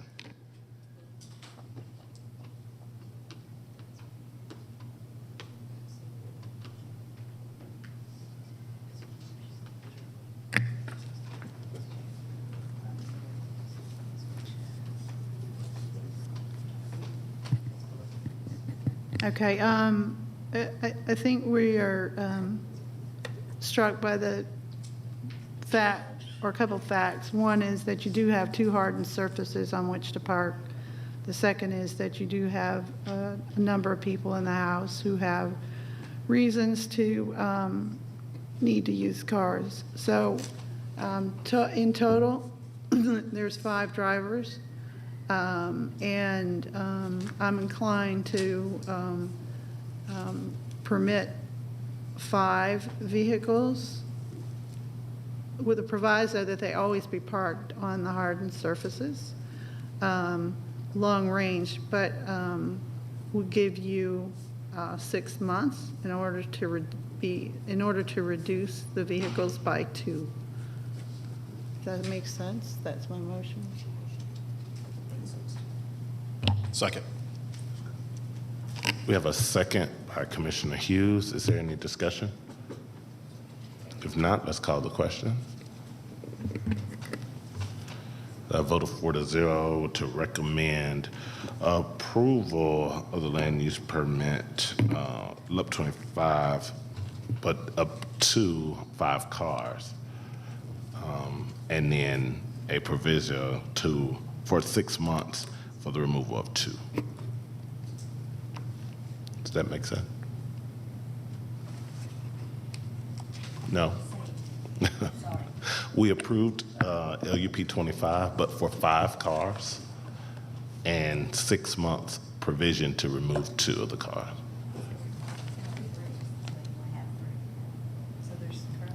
No, we were talking about the 7, so. Is that still confusion? It's 7 for the next 6 months, but the land use permit, I guess the LUP that we're asking for, we are approving a LUP for 5. So, or do we have to, I'm looking at the lawyer now, do we have to approve it for 7 for 6 months and then revisit it to say that in 6 months it would need to be 5? I was just trying to answer the question because the LUP is asking for 7. So to that, we're saying. Well, you certainly have the right to just approve as applied, deny as applied, and I think you can limit it from the request of 7 down to an approvable amount at your discretion. That's what I thought I was trying to do. I wouldn't recommend it exceeding what was requested, right? No. That's here's what we were attempting to do.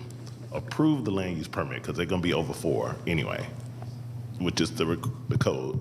So we want to approve a permit for usage, but only for 5, but we were giving them 6 months to reach the 5. Am I good? Is that legal? All right. I'm good. Thank you. Okay. All right.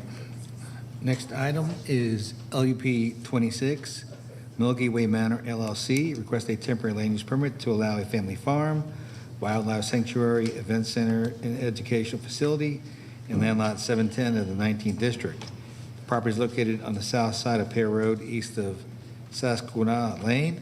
The applicant is present. Is there anyone here opposed to LUP 26? No, the record shows there's no one opposed.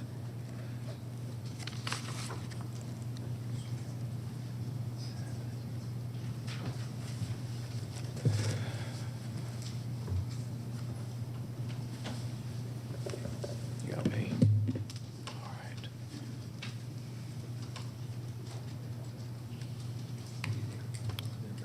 Ready whenever you are, Mr. Chairman. Okay. I was tempted to say good morning, but I figured that was a bad joke.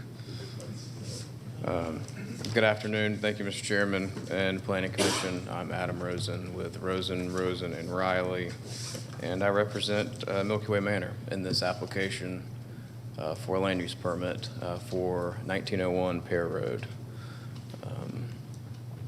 I can safely say this is the only property for today that we want to ask you to let us keep it in almost exactly the condition that it is and to preserve it that way. This is a very unique piece of property in Cobb County that remains almost 15 acres. It is, on this slide that you see before you, the northwestern corner of that slide is Powder Spring Street, not far from where we are in Commissioner Hughes' district, but closer to town off of Powder Spring Street. That is Pear Road that intersects Powder Spring Street and dead ends onto our property where I've placed a big red star. This is the 14.8 approximately acre property. You can't see the label for Pear Road, but that's Pear Road that intersects the Sesanqua Lane. And then Pear Road, it looks like on the map that it continues and curves around the pond on our property, but the improved road and actual public road ends right where you can kind of see the end of that line there. And that's where our gate and driveway begins. You wouldn't know it if you didn't know to go there, and Commissioner Hughes and Sheffield can attest to the surprise of the property being there when you pull up and see this 15-acre parcel that's remaining there. When you, well, we'll look a little bit around the property next. This property isn't without its challenges as far as from a developmental perspective, but actually is perfect for what the applicant wants to be able to do here.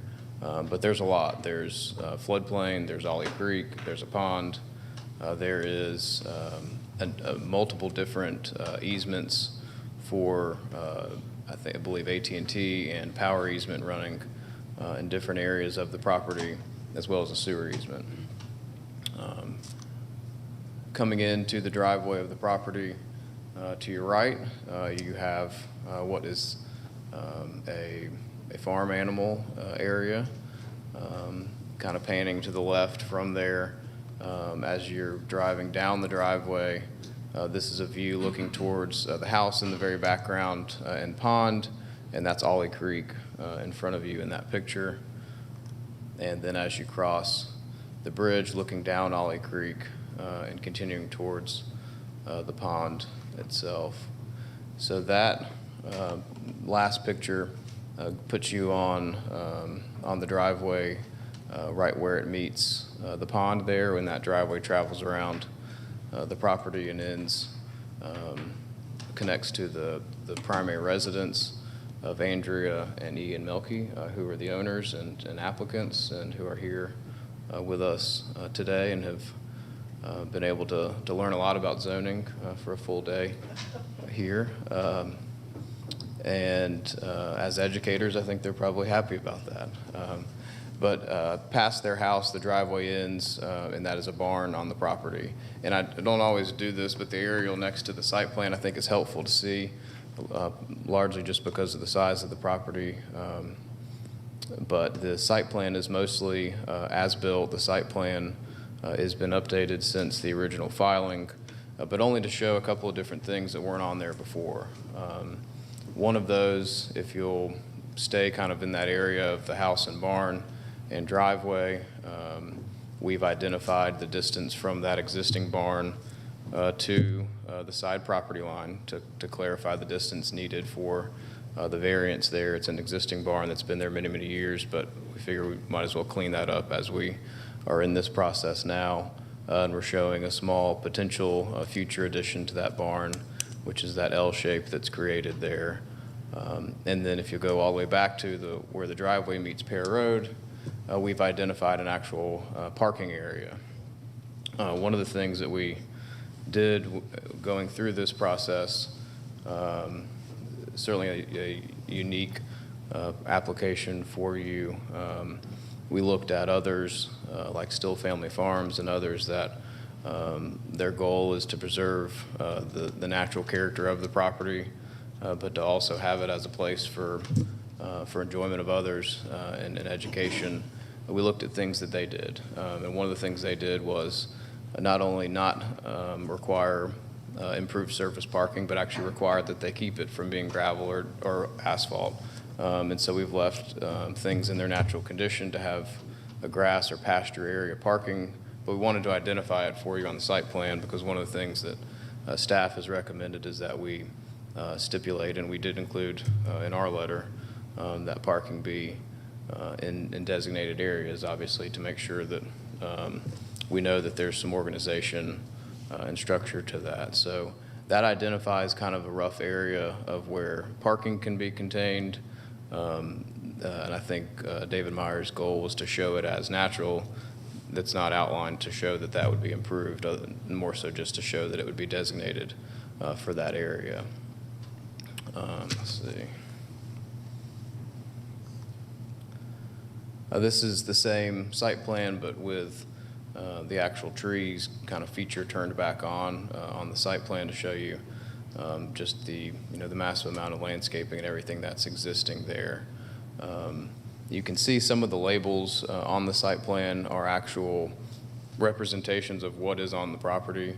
One of the updates that we did include, because this happened during the application, was to include the honeybees, and so that was added in here. But you can see the kind of list of things that we've identified in the different areas that are on the property. The farm animal area, the walking trail, and then the list of the other kind of activity areas and natural areas on the site plan and at the property. So Andrea and Ian did not get permission for these pictures, but I think it really shows their level of passion and interest. Ian, formerly in the construction business, now teacher business. Andrea, a lifetime teacher, and particularly in curriculum creation. They purchased this property in 2018.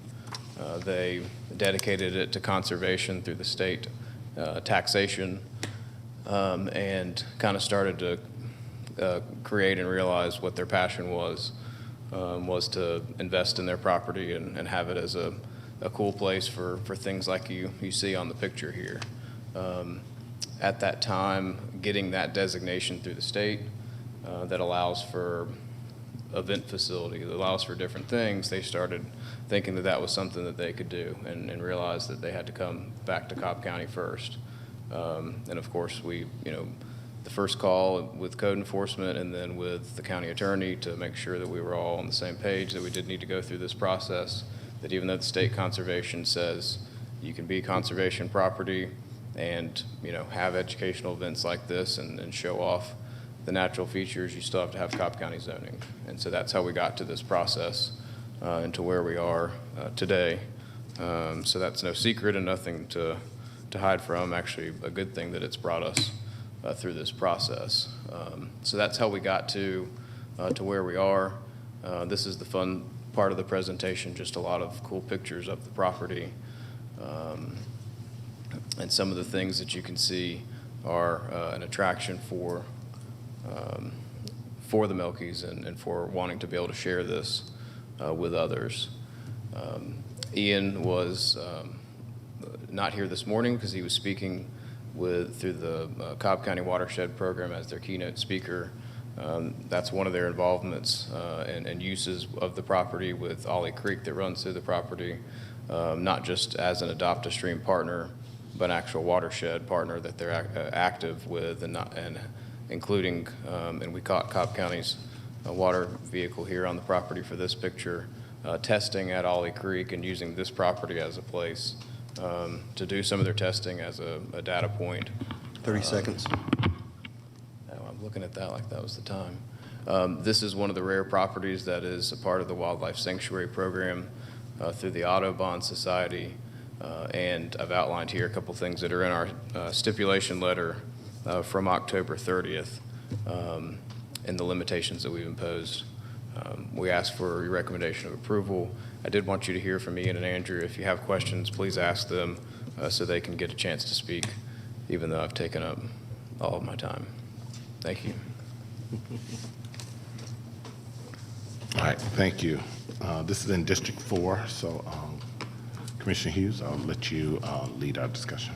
Thank you. I will ask the applicant to actually come up. Not you, Adam. Sorry, your client. I'll have your client speak. Excuse me.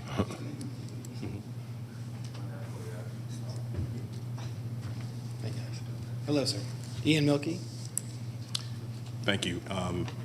If you could just kind of give us a 30,000-foot view of what your plans are for the property, how you operate, what your vision is for the. Absolutely.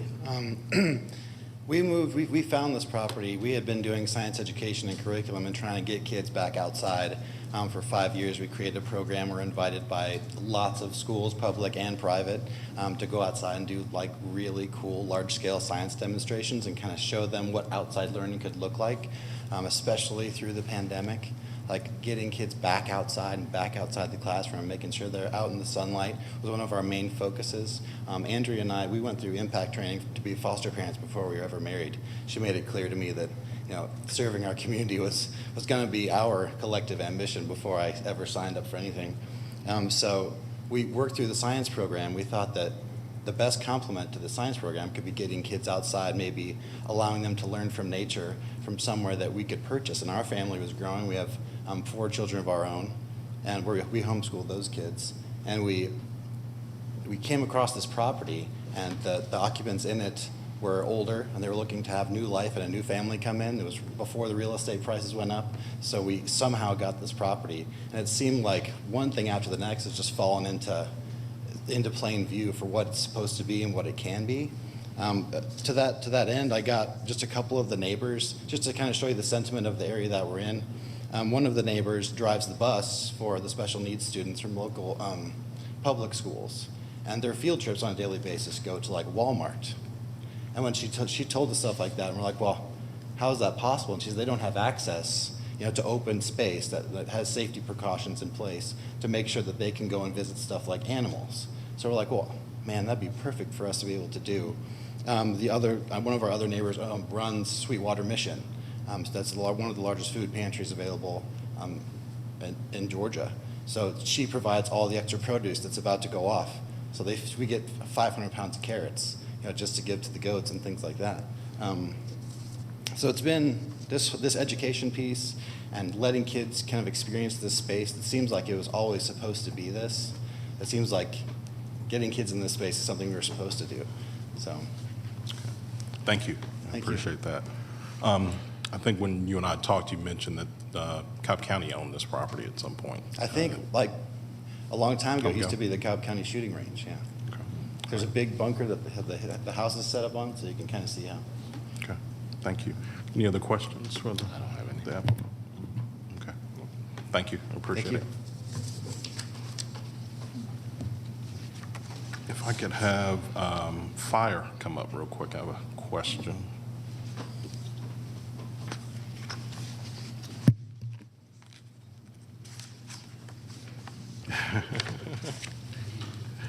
Jeff Berg, Cobb County Fire. Good afternoon. I see your comments here related to gate securing fire apparatus access.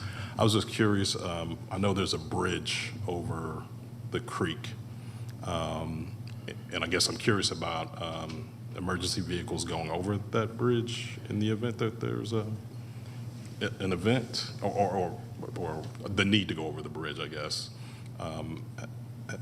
Do your comments, have you evaluated the bridge and its ability to accommodate Have not evaluated the bridge, but for us to be able to get to the structures on the property, that access road would have to be within 150 foot of the structures. So it looks like we would have to use the bridge. That bridge would have to be able to support our apparatus. Okay. 75,000 pounds. Okay. Is that something that would be covered? When do y'all make that determination, I guess is the question. I also put in my comments that they would have to get a certificate of occupancy for it.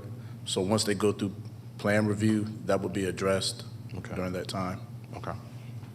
And then there's a comment here about the fire hydrant, maximum distance of the fire hydrant to the most remote portion of the structure shall be 500 feet. Do you know where the closest fire hydrant is? I do not. Okay. That's one of the reasons why I put that in there, because I don't know how far away the fire hydrant is to those structures. But obviously, if we had to mitigate a fire, the water that we carry on our tank, we use that in seconds. Okay. So a hydrant would be critical. Gotcha. Okay. All right. Are there any other questions for fire? Okay, thank you. And if I could have code enforcement come up real quick.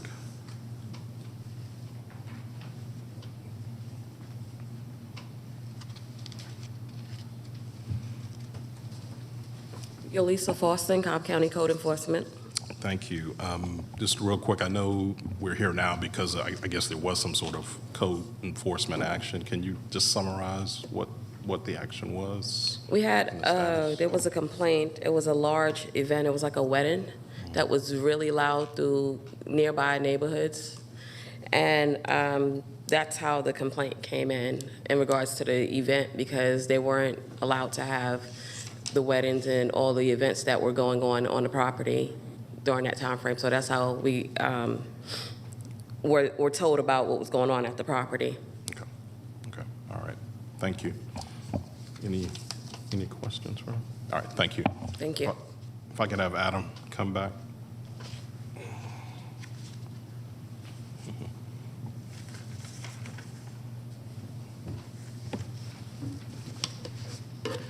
Adam, if you could, I know you took some time preparing your stipulation letter.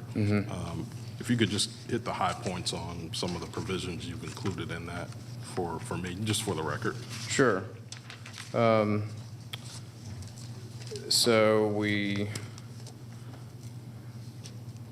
the first condition is just detailing what the permit would be for and tying in the revised site plan that was the one updated October 12th. We felt like part of what was important and driving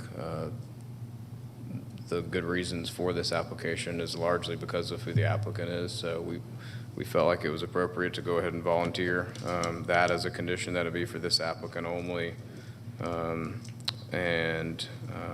And for 12 months, I think that was the recommendation of staff when we applied. Of course, we initially applied for 24, but recognizing their staff's recommendation and that this is a new venture, we wanted to volunteer and agree with staff for that. I did include the entrance signage. The zoning staff's recommendation that there be no exterior signage, I believe, is still satisfied by doing that. There is a gate that's fenced and screened, so when you do dead end at Pear Road, you don't outwardly see a sign there. Once the gate opens, you see a sign that says Milky Way Manor, but it's not visible generally from the road. So we did include that because we would like to keep that inside, but I did want to make sure it was conditioned that it be inside the entrance and the gate. We've included some hours of operation because we did want to make sure that it was clear that we were trying to follow what the noise ordinance would provide as far as days or hours, but that the weekday hours would be more limited, and that's why we added in the 8 p.m. And no events on national holidays. And then the remaining were to clarify the variances needed, I think, to clean up not only the setback, but to allow for us to park on a non-hardened surface. The parking we do have, if needed. We have arranged for down back up Pear Road. The church at the intersection has given us permission if it was ever needed to park at Trinity Fellowship Church. So I included that in there. And then included to be subject to staff recommendations, and I particularly knew that one of those that we needed to work through in plan review was the fire department. Okay, thank you. Just real quick, the shared parking agreement that you have with Trinity Fellowship Church, is that that's a written document? Is that right now, it's email confirmation between the applicant and the pastor, but we'd be happy to. I'm sure because they were willing to do that, that if we needed something more for them to provide during plan review, we could do that as well. Okay. I'm just wondering if that's something that should be made a part of the record here, or we should formalize something like that. Yeah, I don't have easy access to be able to hand it. I don't think I printed it, but I'd be happy for it to be a condition that it be provided before we get to the board, or Okay. whatever you prefer. I wanted to make sure that it was in here, so we at least had that as a backup. Okay, thank you. Any other questions of applicant while he's here? Okay, all right, thank you, Adam. Thank you. I think we can all agree this is a unique piece of property. I got a chance to walk it the other day, and for a little while you forget you're in Atlanta. It's very unique piece of property, and I'm excited about what the property owners are planning on doing. I think with that, I'm prepared to offer up a motion supporting or recommending approval of the land use permit 26, subject to staff's recommendations and comments. The stipulation letter provided by the applicant's representative dated October 30th, 2023. And then we add an additional condition that they provide documentation of their agreement for shared parking with Trinity Fellowship Church for off-site parking prior to the Board of Commissioners meeting in 2 weeks. 12 months, yes. And that would be my motion. Second. I have a second from Commissioner Dance. I thought about putting it on consent, but because this is a unique situation, I'd like for them to present it if that's okay with y'all, again, to the public. Yeah, okay. We got a second from Commissioner Dance. And is there any further discussion? If not, let's call the question. Vote of 4-0 to recommend approval of LUP 26.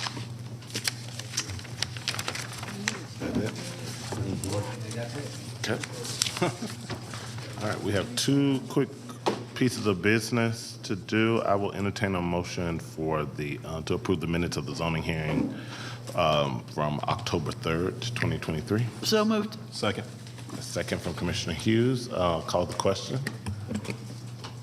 That's 4-0 to approve the minutes of the October 3rd planning zoning hearing. Also, we need to approve the minutes of the special call meeting agenda review work session from October 30th, 2023. So moved. Got 2 so moved. I guess one of them can be a second. Second by Commissioner Hughes. Let's call the question on that. Vote of 4-0 to approve those minutes. That being the end of the agenda, we will call the meeting adjourned. Thank you.